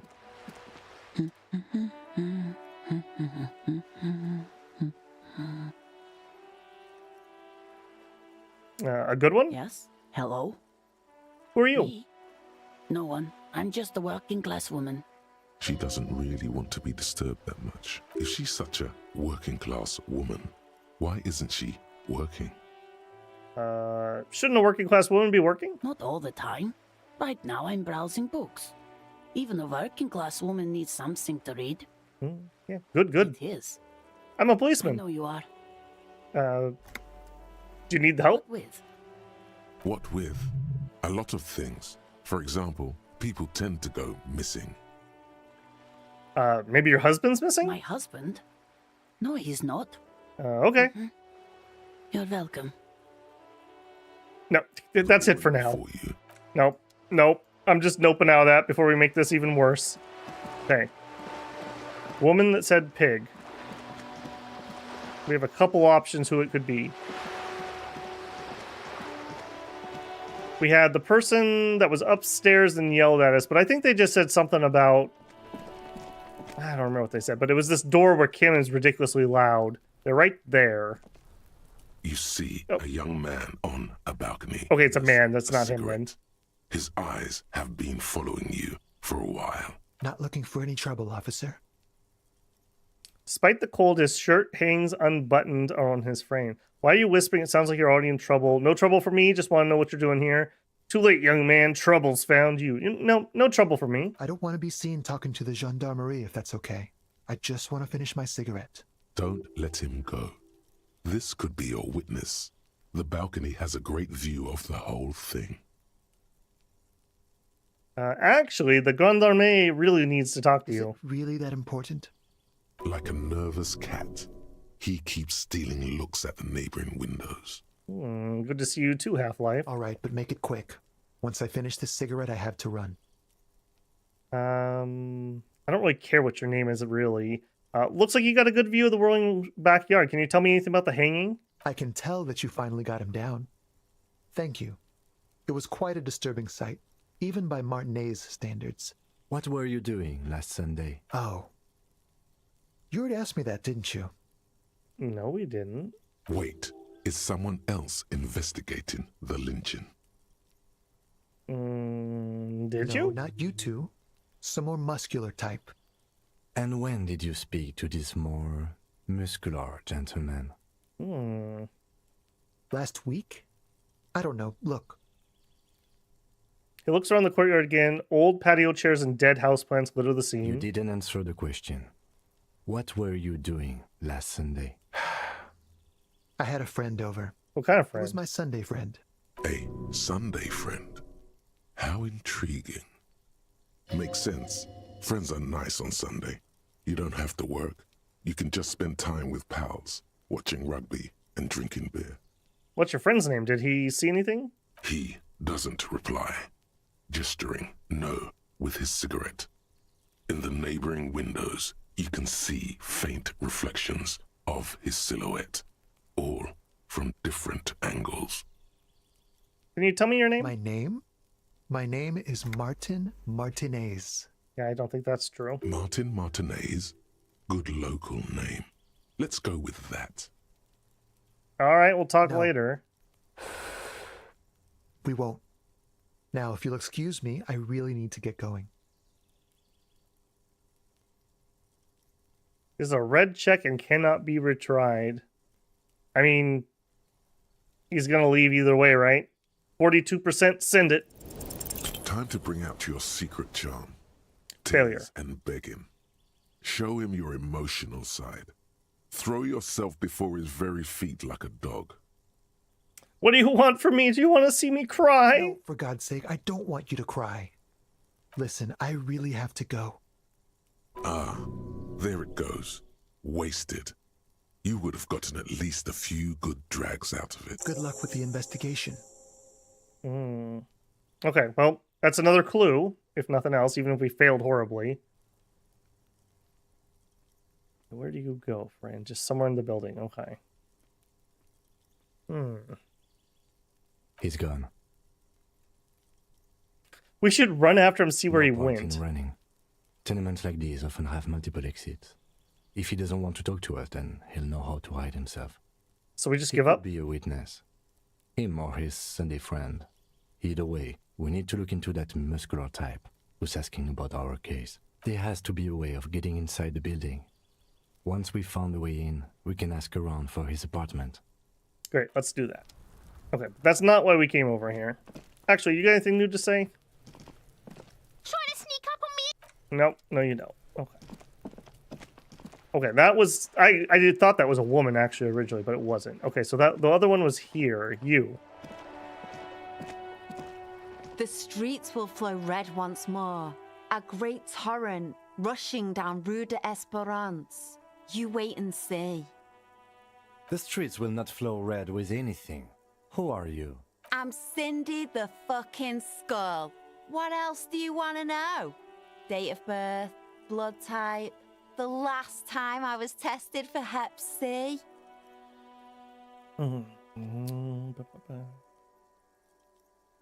We just want to know your name, little lady. No need to get defensive. And here I was trying to be polite. Just can't win with you pigs. Despite the sass, she puts the brush aside. What are you doing up on the wall? Can't you tell? I'm painting a beautiful mural, an aereo graffitio visible from low orbit. I haven't really started it yet. I'm waiting for the right words. So you don't know what to write? Have you ever tried your hand at graffitio?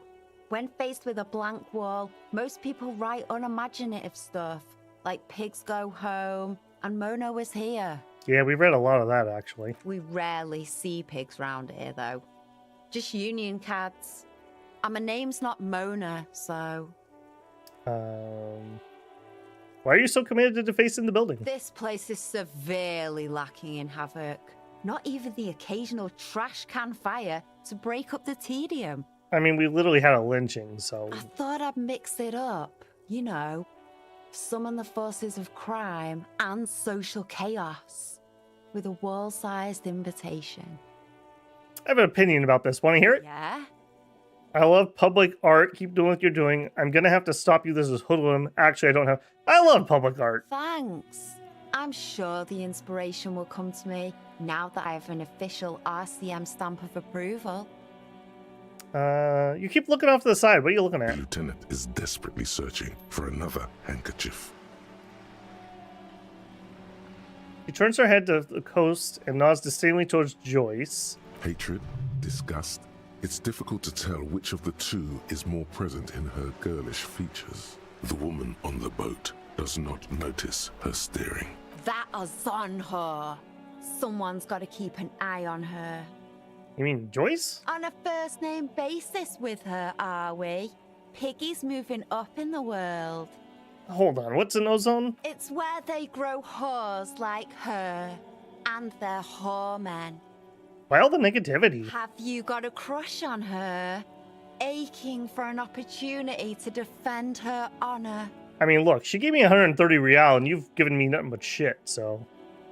do you know anything about the recent murder? I ain't no snitch. Pigstein. Go forth and forage in someone else's shit.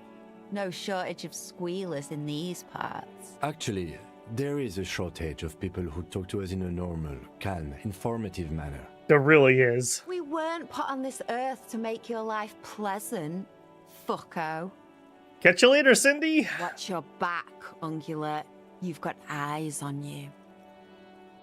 That's probably not an idle threat. And I also think she may have our gun. Wait, Icy, that's a trash can. Hang on a second. Trash can. Ah ha ha! +1 suggestion, -1 half-life. We'll take it. Oh, the big brains right here, boys. Okay, so we have now this one. A classic double-breasted coat suits everyone, including you. And if you ever find yourself battling winds at the helm of a ship, then the coat's heavy fabric has got your back, even if moths have a few holes in it. One suggestion, -1 half-life. How bad is my half-life? It's got 3, and my suggestion is also a 3. Okay. It's good to have options. Now, we also were talking about maybe upping volition a little bit. I got a lot of points again. Am I riding any of these? Monument, authority. Didn't we make that one? Or is there another authority check with him? Logic, encyclopedia, self-affair. I'm gonna drop one. I just feel like we need him. We're kind of falling apart, and we failed a whole bunch of rolls with him earlier. We got 3 extra points.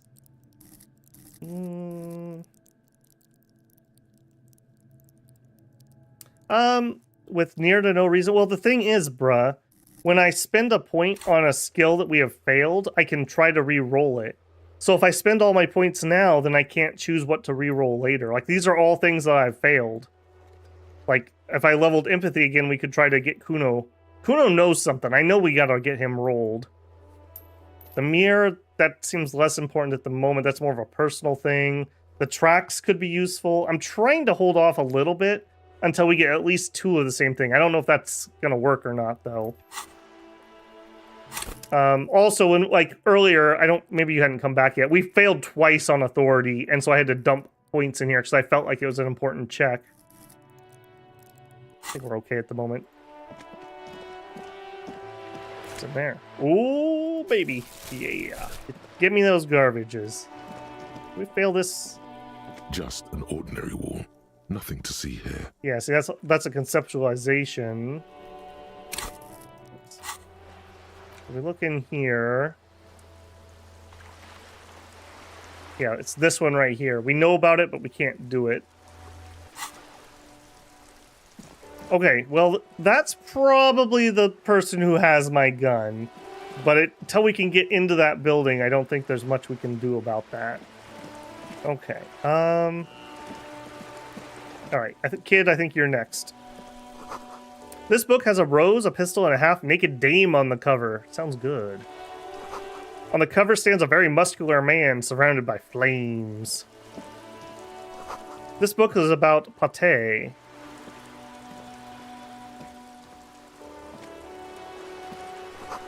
This book, you really don't understand what it's about, nor does it seem important. This book's about Bodero culture. It promotes freedom and roaming upstream. The book about the future, the government... Not now, lady, I can't read. Something about technology. Thanks, lady. Hello, sir. Step right in. The store is open. A young girl with chubby red cheeks waves at you smiling. Her nose is also red from the cold. Hello. Are you interested in a new and exciting book? What kind of store is this anyways? It's a bookstore, sir. We sell books, postcards, and some board games. It's called Crime, Romance, and Biographies of Famous People. Whoa, whoa, whoa, whoa. Hold your horses, little girl. Yeah, like what is a book, really? That is a book. They have stories inside them. It's like someone told you a story in a really long letter. What's a postcard, though? A postcard is a small cardboard picture. You can write a few words on the other side and send it to your friend or beloved. Yeah, one of those almost killed me earlier. What's a board game? Board games are like little games on a table, made to pass the time. There are several different ones, but sailors here mostly buy cards. Interesting, thank you. My pleasure. Anything else you'd like to know? Is it okay if I ask you some questions? Okay, sir. I'll try to answer any questions you have. I hope they're about books. They probably won't be. Also, stay away from the kid named Kuno. He's trouble. What's your name? My name is Annette, sir. My mum, her name is Plaisance. She owns the store. She's inside minding the register or organising the stock. Feel free to step in and browse our wares. And you're standing out here in the cold because... I'm signalling that the store is open. Otherwise, people might not know. They'd miss out on the crime, romance, and biographies of famous people. I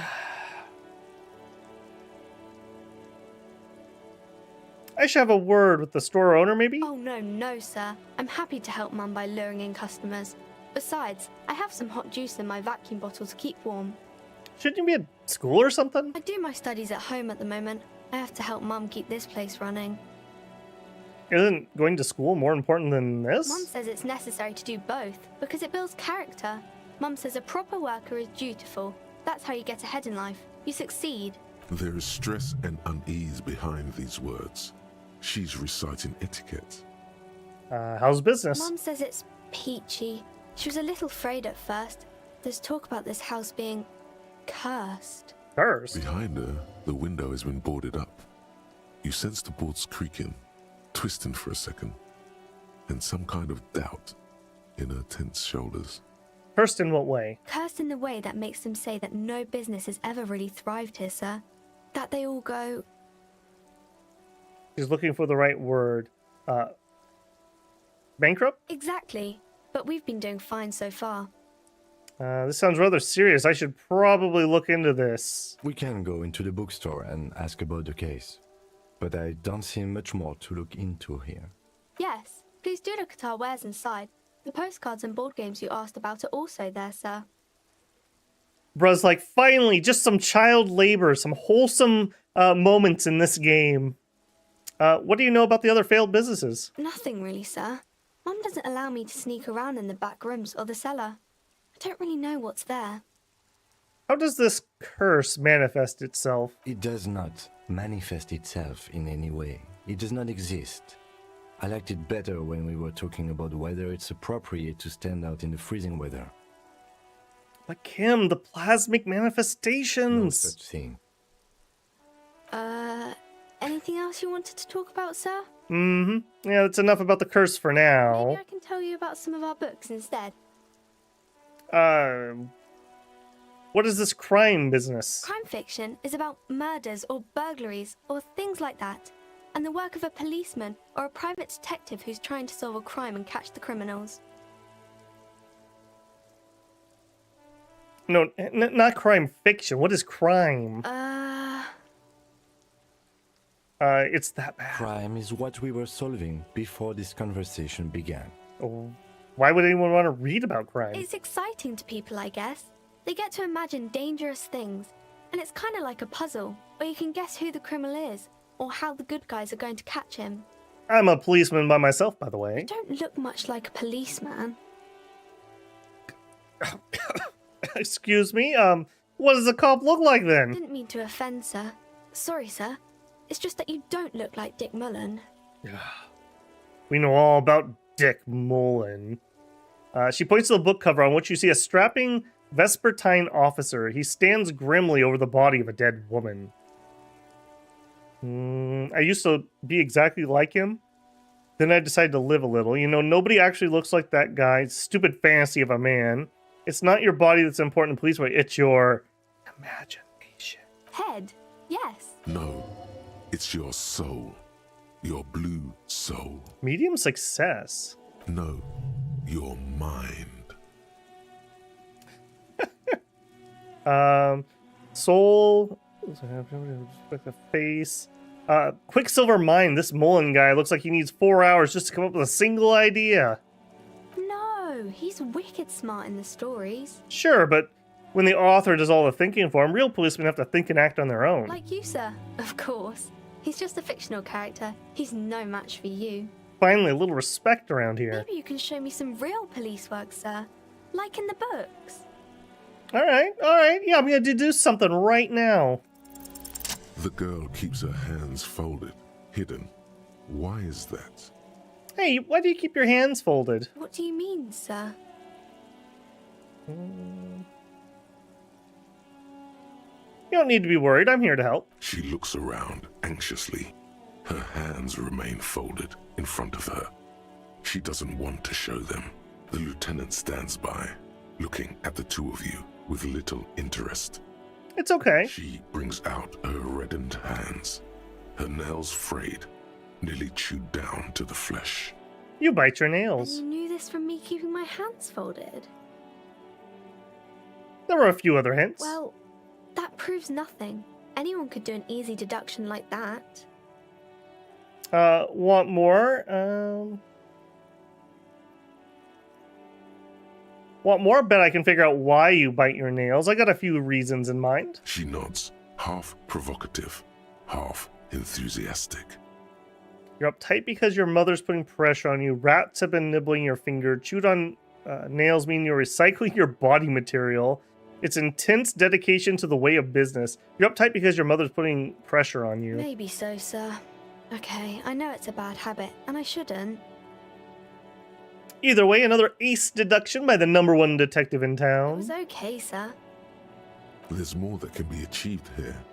Ask her to do the same. You think so? Fine, do better. To do something about me. You're quite sober. I am quite sober. Thank you for noticing. The lieutenant does not flinch at the comment. He does not flinch even a single bit. He is intensely not flinching. It takes effort. Hey, Pyrrhic. Pyrrhic says, hey, Babel, how's the case? Well, we're making some progress. We've thoroughly embarrassed ourselves, and we're relatively sober. We have not had a single thing to drink, despite electrochemistry trying to lead us astray. We slept inside last night. That was pleasant. And it seems like Kim kind of respects us a little bit. So, good. We have a lead on our gun. That's something. Okay,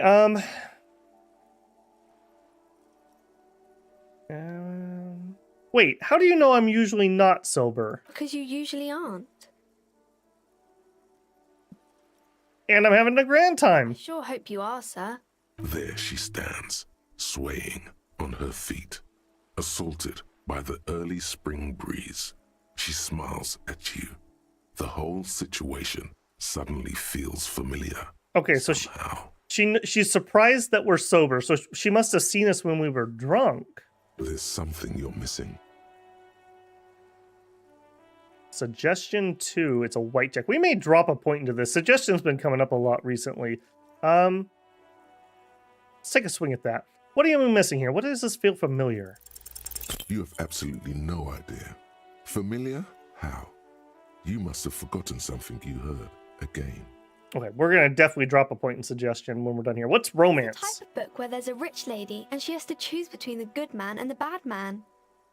Or there could be a story about a poor lady getting a rich man. It's about man and lady business, sir.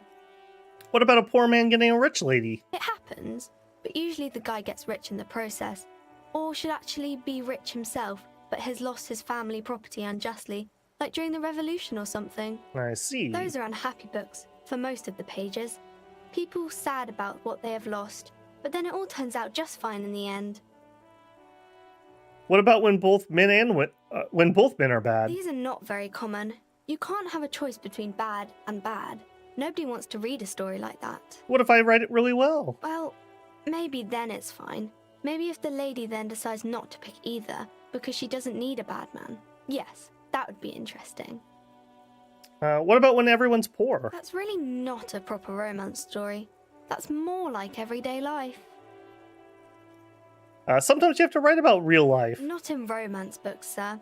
These are about nice and pretty people, and everyone is happy in the end. What about a book where the man and lady business doesn't work out at all? I haven't read many of those. Maybe you should ask Mum. Yeah, you think she has one about an excruciatingly painful breakup? Yeah, let's not traumatize the kid. Maybe I will. I'm sure she can help out. Anything else you're curious about? That's enough about romance. I got some other Maybe questions. some about other books? Yeah, what about these famous people? Oh, kings and queens and generals of old, or artists and writers, or musicians, those kinds of people. There's usually something extraordinary about them. I think that's why people read them, to find the secrets of their fame. Seems like most people who read those books fail to get more famous from reading them. Reading those books doesn't make the readers more famous, does it? But it does make the famous people more famous. Famous for vain people. I got better things to do. Okay, sir. What's that? That's Auntie Billy. She's nice if a bit distressed.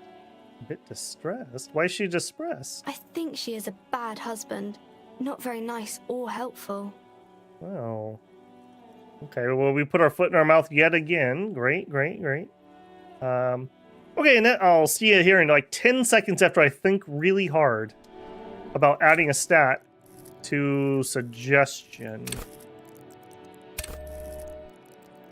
Alright. Hi, Ace Detective. Are you here for more books? She's the only person who treats us well. You have absolutely no idea. We failed. Familiar? How? You must have forgotten something you heard again. Whoop. I always want to head escape there.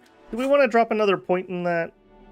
This has been coming up a lot recently, and we've been failing. We've noticed a significant increase in authority once we had some points in there, and this is our weakest one.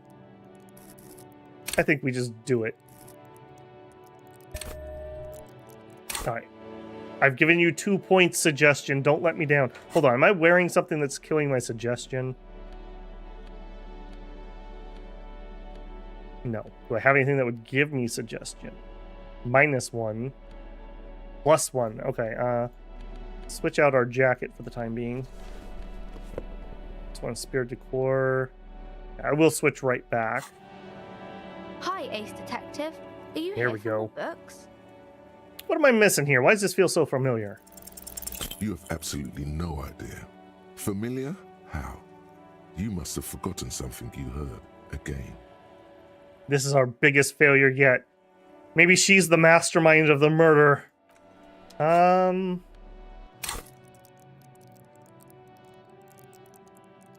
doing it. We're gonna max out suggestion. Do it. Hi, Ace Detective. Are you here for more books? Suggestion 6. I think this is literally as high as we could possibly get it. Because you know each other. She's been talking to you so openly because you've talked before.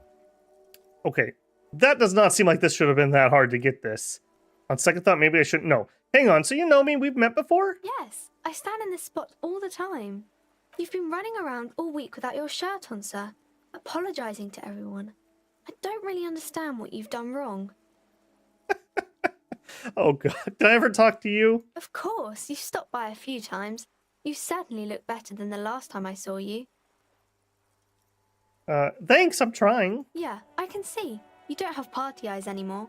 Party eyes. Yes, of course. That makes sense. The lieutenant slowly, ever so slowly, realizes something. Party eyes? You know, like a cat in the dark, all big and wide-eyed. It certainly looks odd on a man. The swiveling eyes of a loony drug addict. That is what she meant. You were probably gurning too. Fuck yeah. You should get some party eyes right now. Snap those sequins on you, boy. You just shut right up. Does that mean I've been partaking in narcotics? The girl doesn't know what she's talking about, forget it. Does that mean I've been taking narcotics? Oh, baby. That's not what you have to worry about. Worry about the important thing. So why didn't you tell me you knew me to begin with? I didn't know I had to do that. Normal people probably don't do that. That's right. I really don't like this detective game. Thanks, I've learned something. Yeah, thanks, I've learned something about myself. I'm glad I could help you, sir. You were very helpful. Thank you. All right, now let me change my coat back.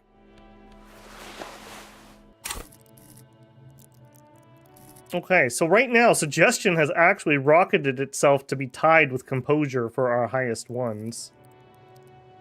We are more than halfway to our next skill point. I also noticed that we don't have anything in esprit de corps. That's been a pretty useful one too. Maybe we can try to get a point into there. Did we have any other suggestion things I can now re-roll? Kim Kitsuragi, logic formidable. It says we can do it now. What did we have to talk to you about? Yes? Oh. I don't know why I'm allowed to redo this right now. Sylvie jokes. Roy mentioned. Okay. Can we do it? You pick over what's left of your frontal cortex, but no compelling explanations emerge. Logic is another one that will probably need a point relatively soon. Alright. Let's go make more of a fool of herself. Hello. Nope. Sorry, hang on. I had a thought there. Nods. Hang on. Where's my thought? It takes willpower to even read the author's name.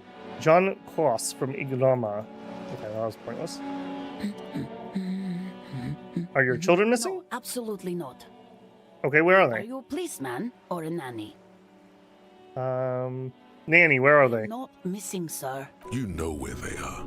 They're at home, smoking, giving the ladder of vices a chance. What? Okay, great. Just making sure. I see. Thanks. Maybe your cockatoo's missing? I don't mean to disrespect, sir, but you are being a bit of a cockatoo here. I mean, I do have that effect on For what people. it's worth, I agree. But cockatoos can't be stopped when they get ladies. It's better to indulge him at this point. What do you mean I'm being a cockatoo? Nothing. Go read up on them if you're so interested. There's a great book in the bookstore. Maybe you should. What if the cockatoo is your astral captain? Or your heraldic bird? Actually, that's exactly what I'm going to do. Thanks for the tip. Wonderful. The store is open. Her hands move over the book covers. The tips of her fingers look rough, stained with yellow. It seems like she has spent a lot of time at work, smoking. The woman before you nods. Okay, well that wasn't particularly useful.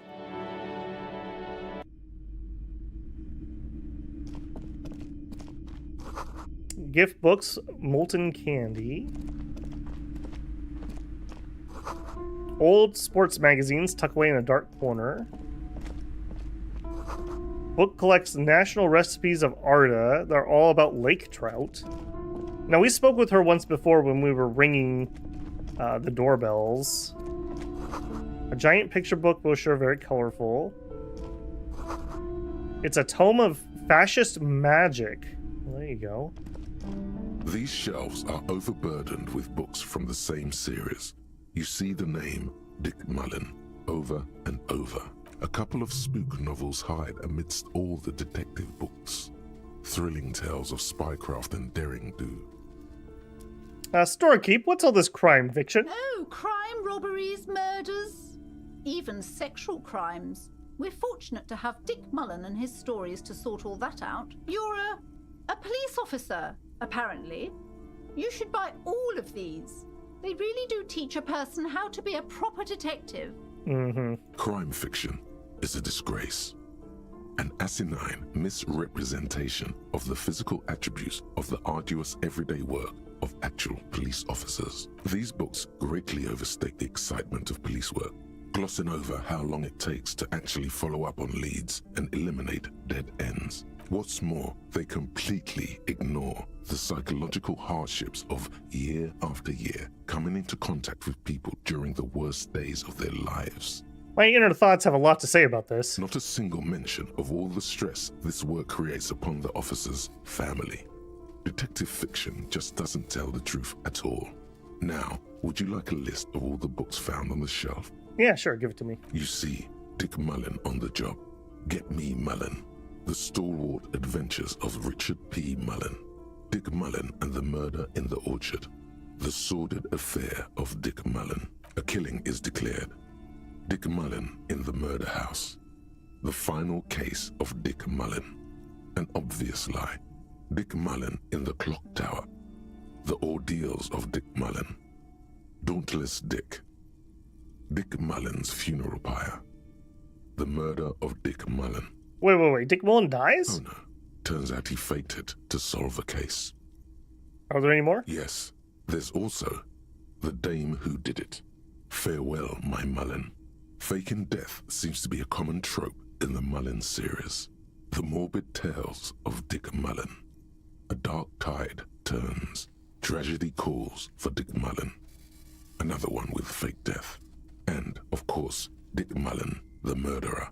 In order to catch a murderer, Dick Mullen must become the murderer. After all this, you still haven't found the answer to the one question that matters. Who is Dick Mullen? Give it to me, reaction speed. Your quick eye notices a small caterpillar crawling across the spine of a book. The title reads, Dick Mullen and the Mistaken Identity. What do we have here, Mistaken Identity? A worn paperback from Dick Mullen's classic hard-boiled phase. The premise seems to be that Dick Mullen is framed for the murder of his best friend and has just a few days to prove his innocence. Why does this speak to me? Could it be the motifs of unstable identities and shocking betrayals? Yeah, you're probably right. I'm a complicated guy full of contradictions. Then this is the book for you. Yeah, we're not buying that. We are poor. The plaque on the shelf reads, Biographies of Famous People. You see a large variety of names, none of which ring a bell. I would say The Greatest Innocence. Yes, most certainly. It's an important educational tool delving into the depths of history, religion, and their relation to innocentic power. That was storekeep anything of note on this shelf. Who or what is Innocence? A very influential historical figure. But surely I don't have to tell you that. You're a law officer, and law officers have at least some education. I mean, you're assuming a lot about me. The book is also very daring.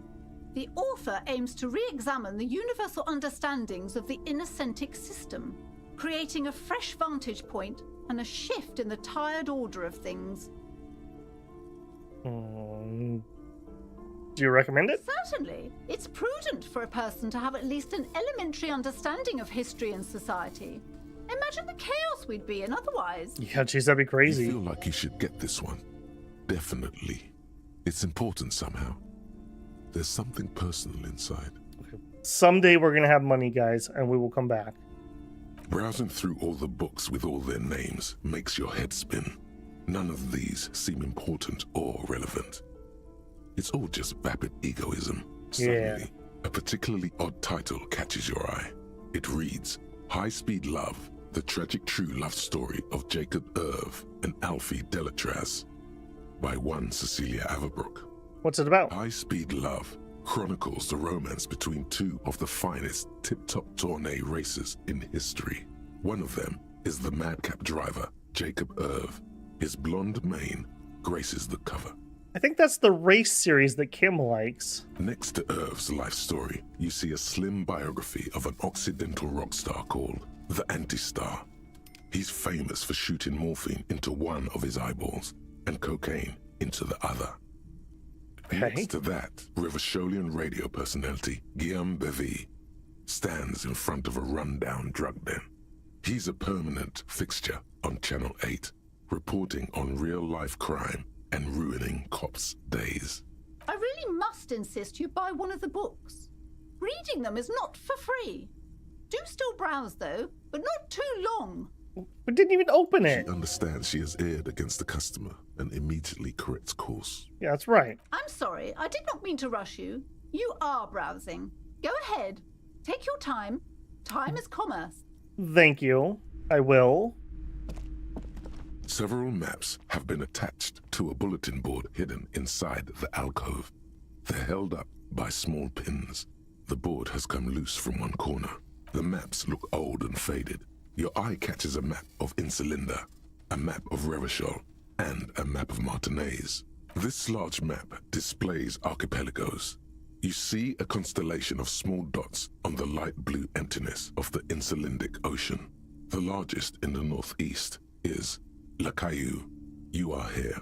Another, far away in the southwest, Seminese Islands, Ile de Fantôme.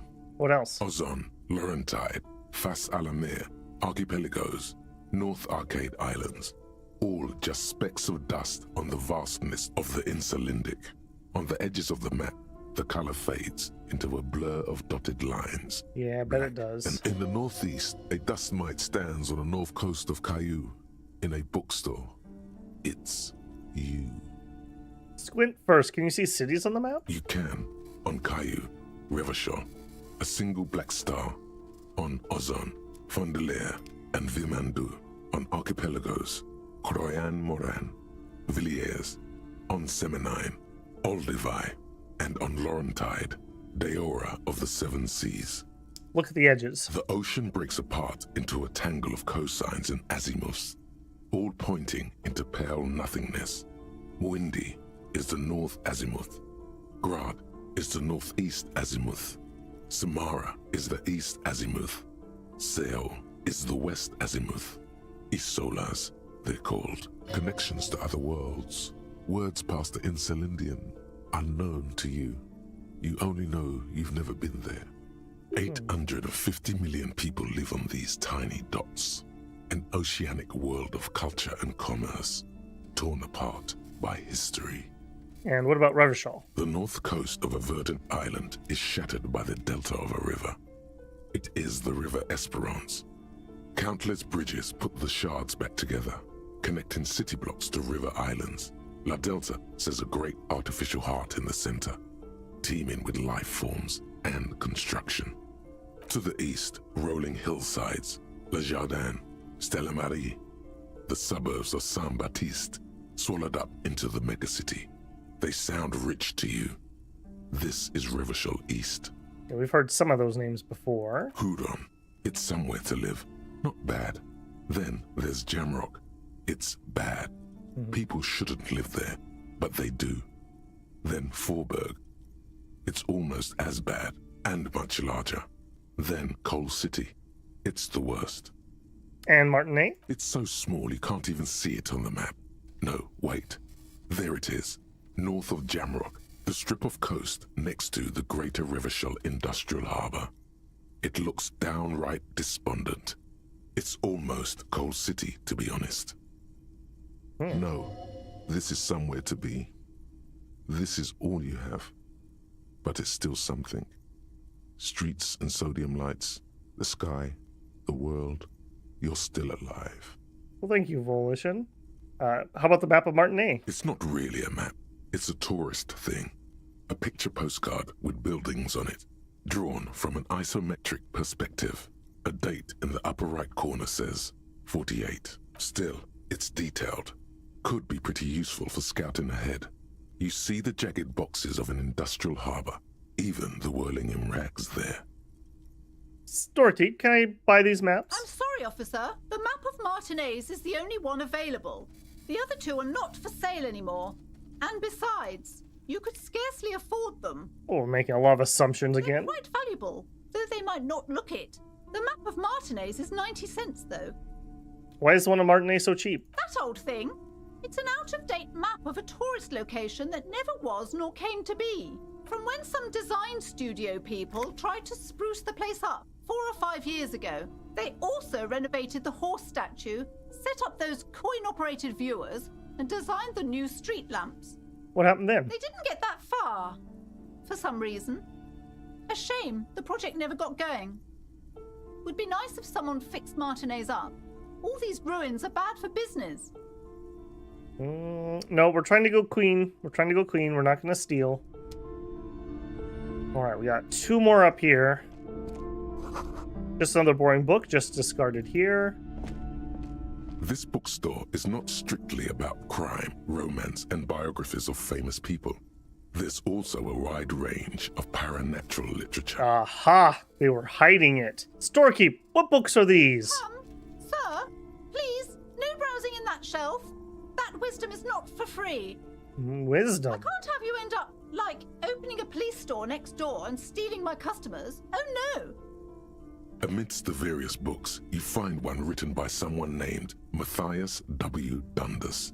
It's about wholeness, unity, balance. The point of the book and many others on this shelf, is to give people medicinal advice in situations where they don't have access to paid health services. How does that work? It serves platitudes, while also telling everyone that traditional medicine, the kind people don't have access to and which costs more than this book, is garbage and would only give you cancer anyway, without even curing your cold or anything.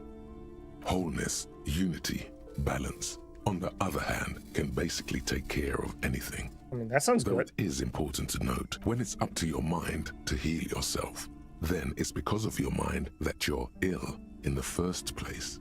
Does the book say anything else? The book features chapters on topics such as how to find magnesium. Hey. It even lists plants you can harvest magnesium from.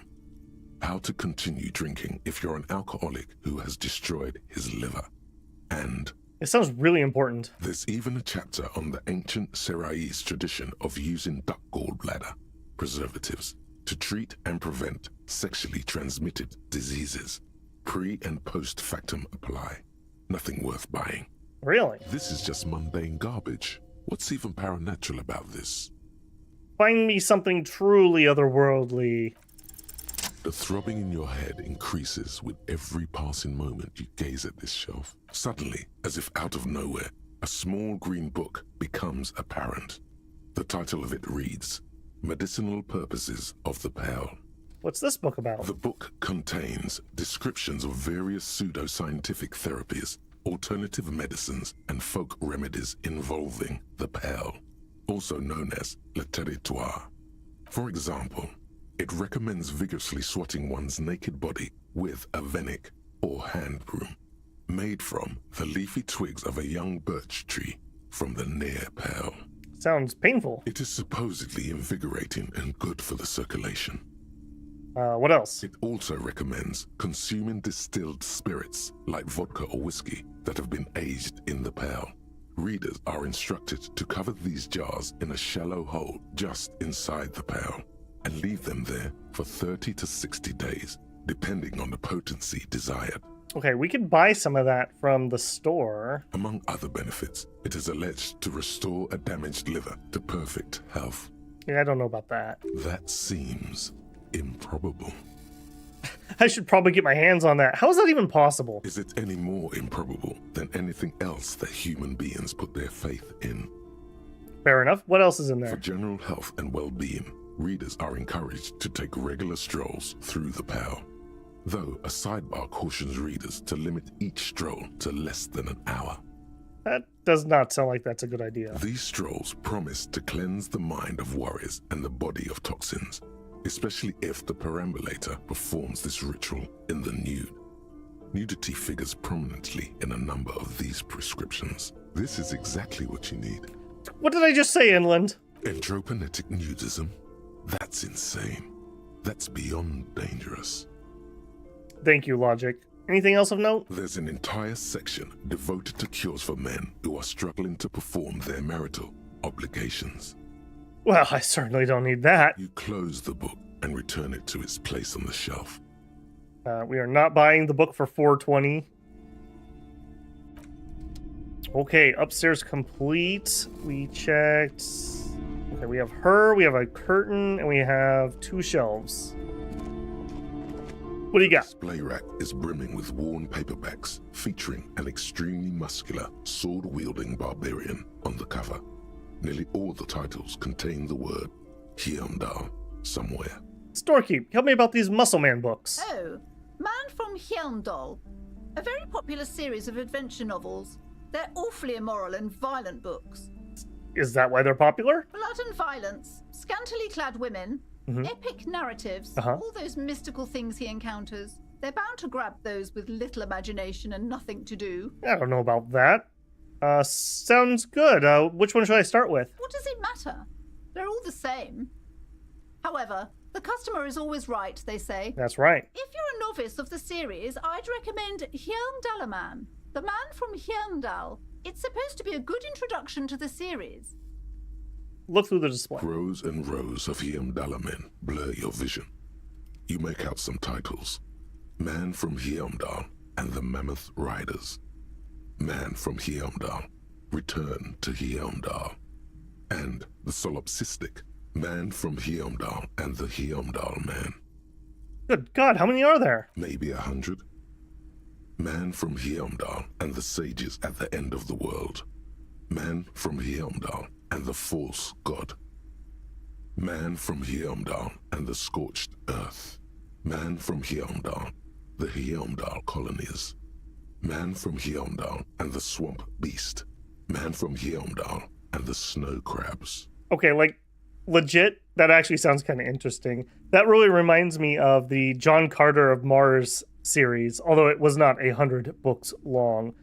Absolutely loved that series when I was a kid. My dad actually had those. They absolutely slaughtered poor John Carter in that stupid movie. My goodness. Not even close. Man from Heimdall in hell. Man from Heimdall and the forest of slaves. Man from Heimdall under the lake. Man from Heimdall, Heimdall burning. There's even the Trial of Death, a pastoral combat game book set in the world of Heimdall-man, and so much more. Heimdall-man. Pain Threshold. Do any of these books call out to me? A twinge at the back of your head makes you flinch. Your eye starts twitching. What is it? Your hand reaches toward a book with glossy cover art of the very muscular man from Heimdall in chains, kneeling in front of a staircase leading to a throne. A woman sits on the throne, leering at the man. She's laughing at him, belittling him. Between the throne and the Heimdall man lies a bonfire, casting shadows on the wall. The shadow of the woman's headdress looks like a pair of devil horns. The title reads, Man from Heimdall and the Devil Woman. Aren't all women devil women? Especially those leering types who seem to wear nothing but an armored bikini. There's also some sort of a snake lizard beast slithering around her abdomen, chest, shoulder region. The display rack before you is burdened under piles of Man from Heimdall novels. I like how that was so painful it literally made us our eye twitch. My goodness. Okay, last bookcase. A small mountain of colorful board game boxes. There are numerous types of games for all ages. A lot of shelf space seems to be taken up by Wirral-related merchandise. Storekeep, what board games do you have here? Wonderful board games, sir. The Viticulturist is a classic for sure, or perhaps you'd like Archipelagos of Insulinda, a very educational game for those interested in geography. Raubritter is a fun game of economic competition, but can get quite intense after a while. We have games for the whole family. You can play with your children. Hopefully we do not have any children. Who are you going to play board games with? Do you have friends or family? Wow, I have children? A family? It certainly feels like whatever you are will die with you. Look at me. Who'd want to have kids with me? Don't be so hard on yourself, sir. You just need to clean up a bit. And technically, friends are a bit like family. Wow, that was actually kind of a kind thing to say.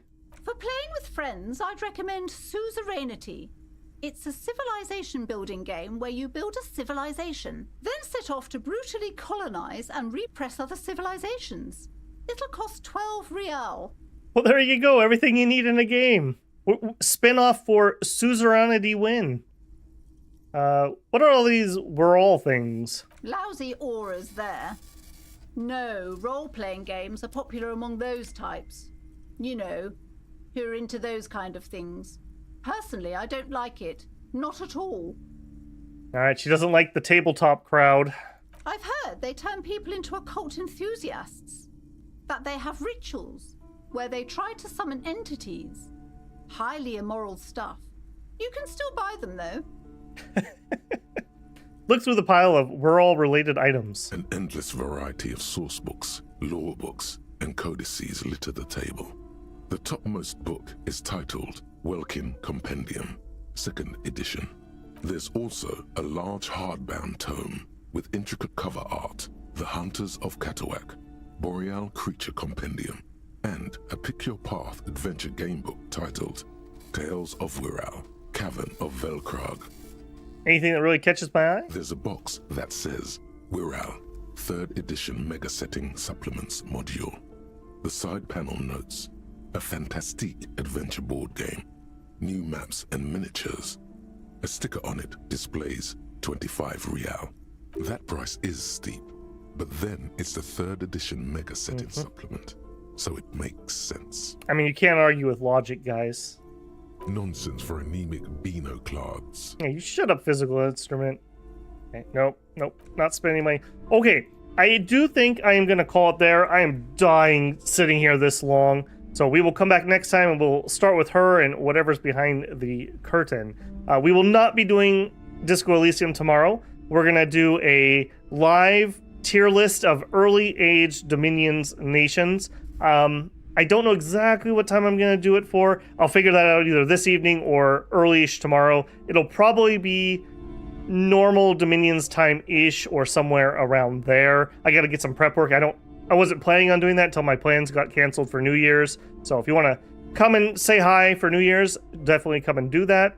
And depending on how long that goes on, maybe we will do maybe we'll run a little Cyber Nights, maybe, if that stream goes really, really quickly. I'll have to see. Other than that, we will be back with Disco Elysium. My plan is to continue on Thursday. I am not feeling like we're at the halfway point, and we are somewhere in the neighborhood of like 12 or 13 hours, so I hope I'm just being very thorough, and maybe things will move quickly. So, hope you guys enjoyed this one. Thank you for hanging out again, as always. I'm going to make a save here just to make sure we are good and safe. And I will catch you guys in the next one. Thanks for hanging out, and I'll see you there. Babble out.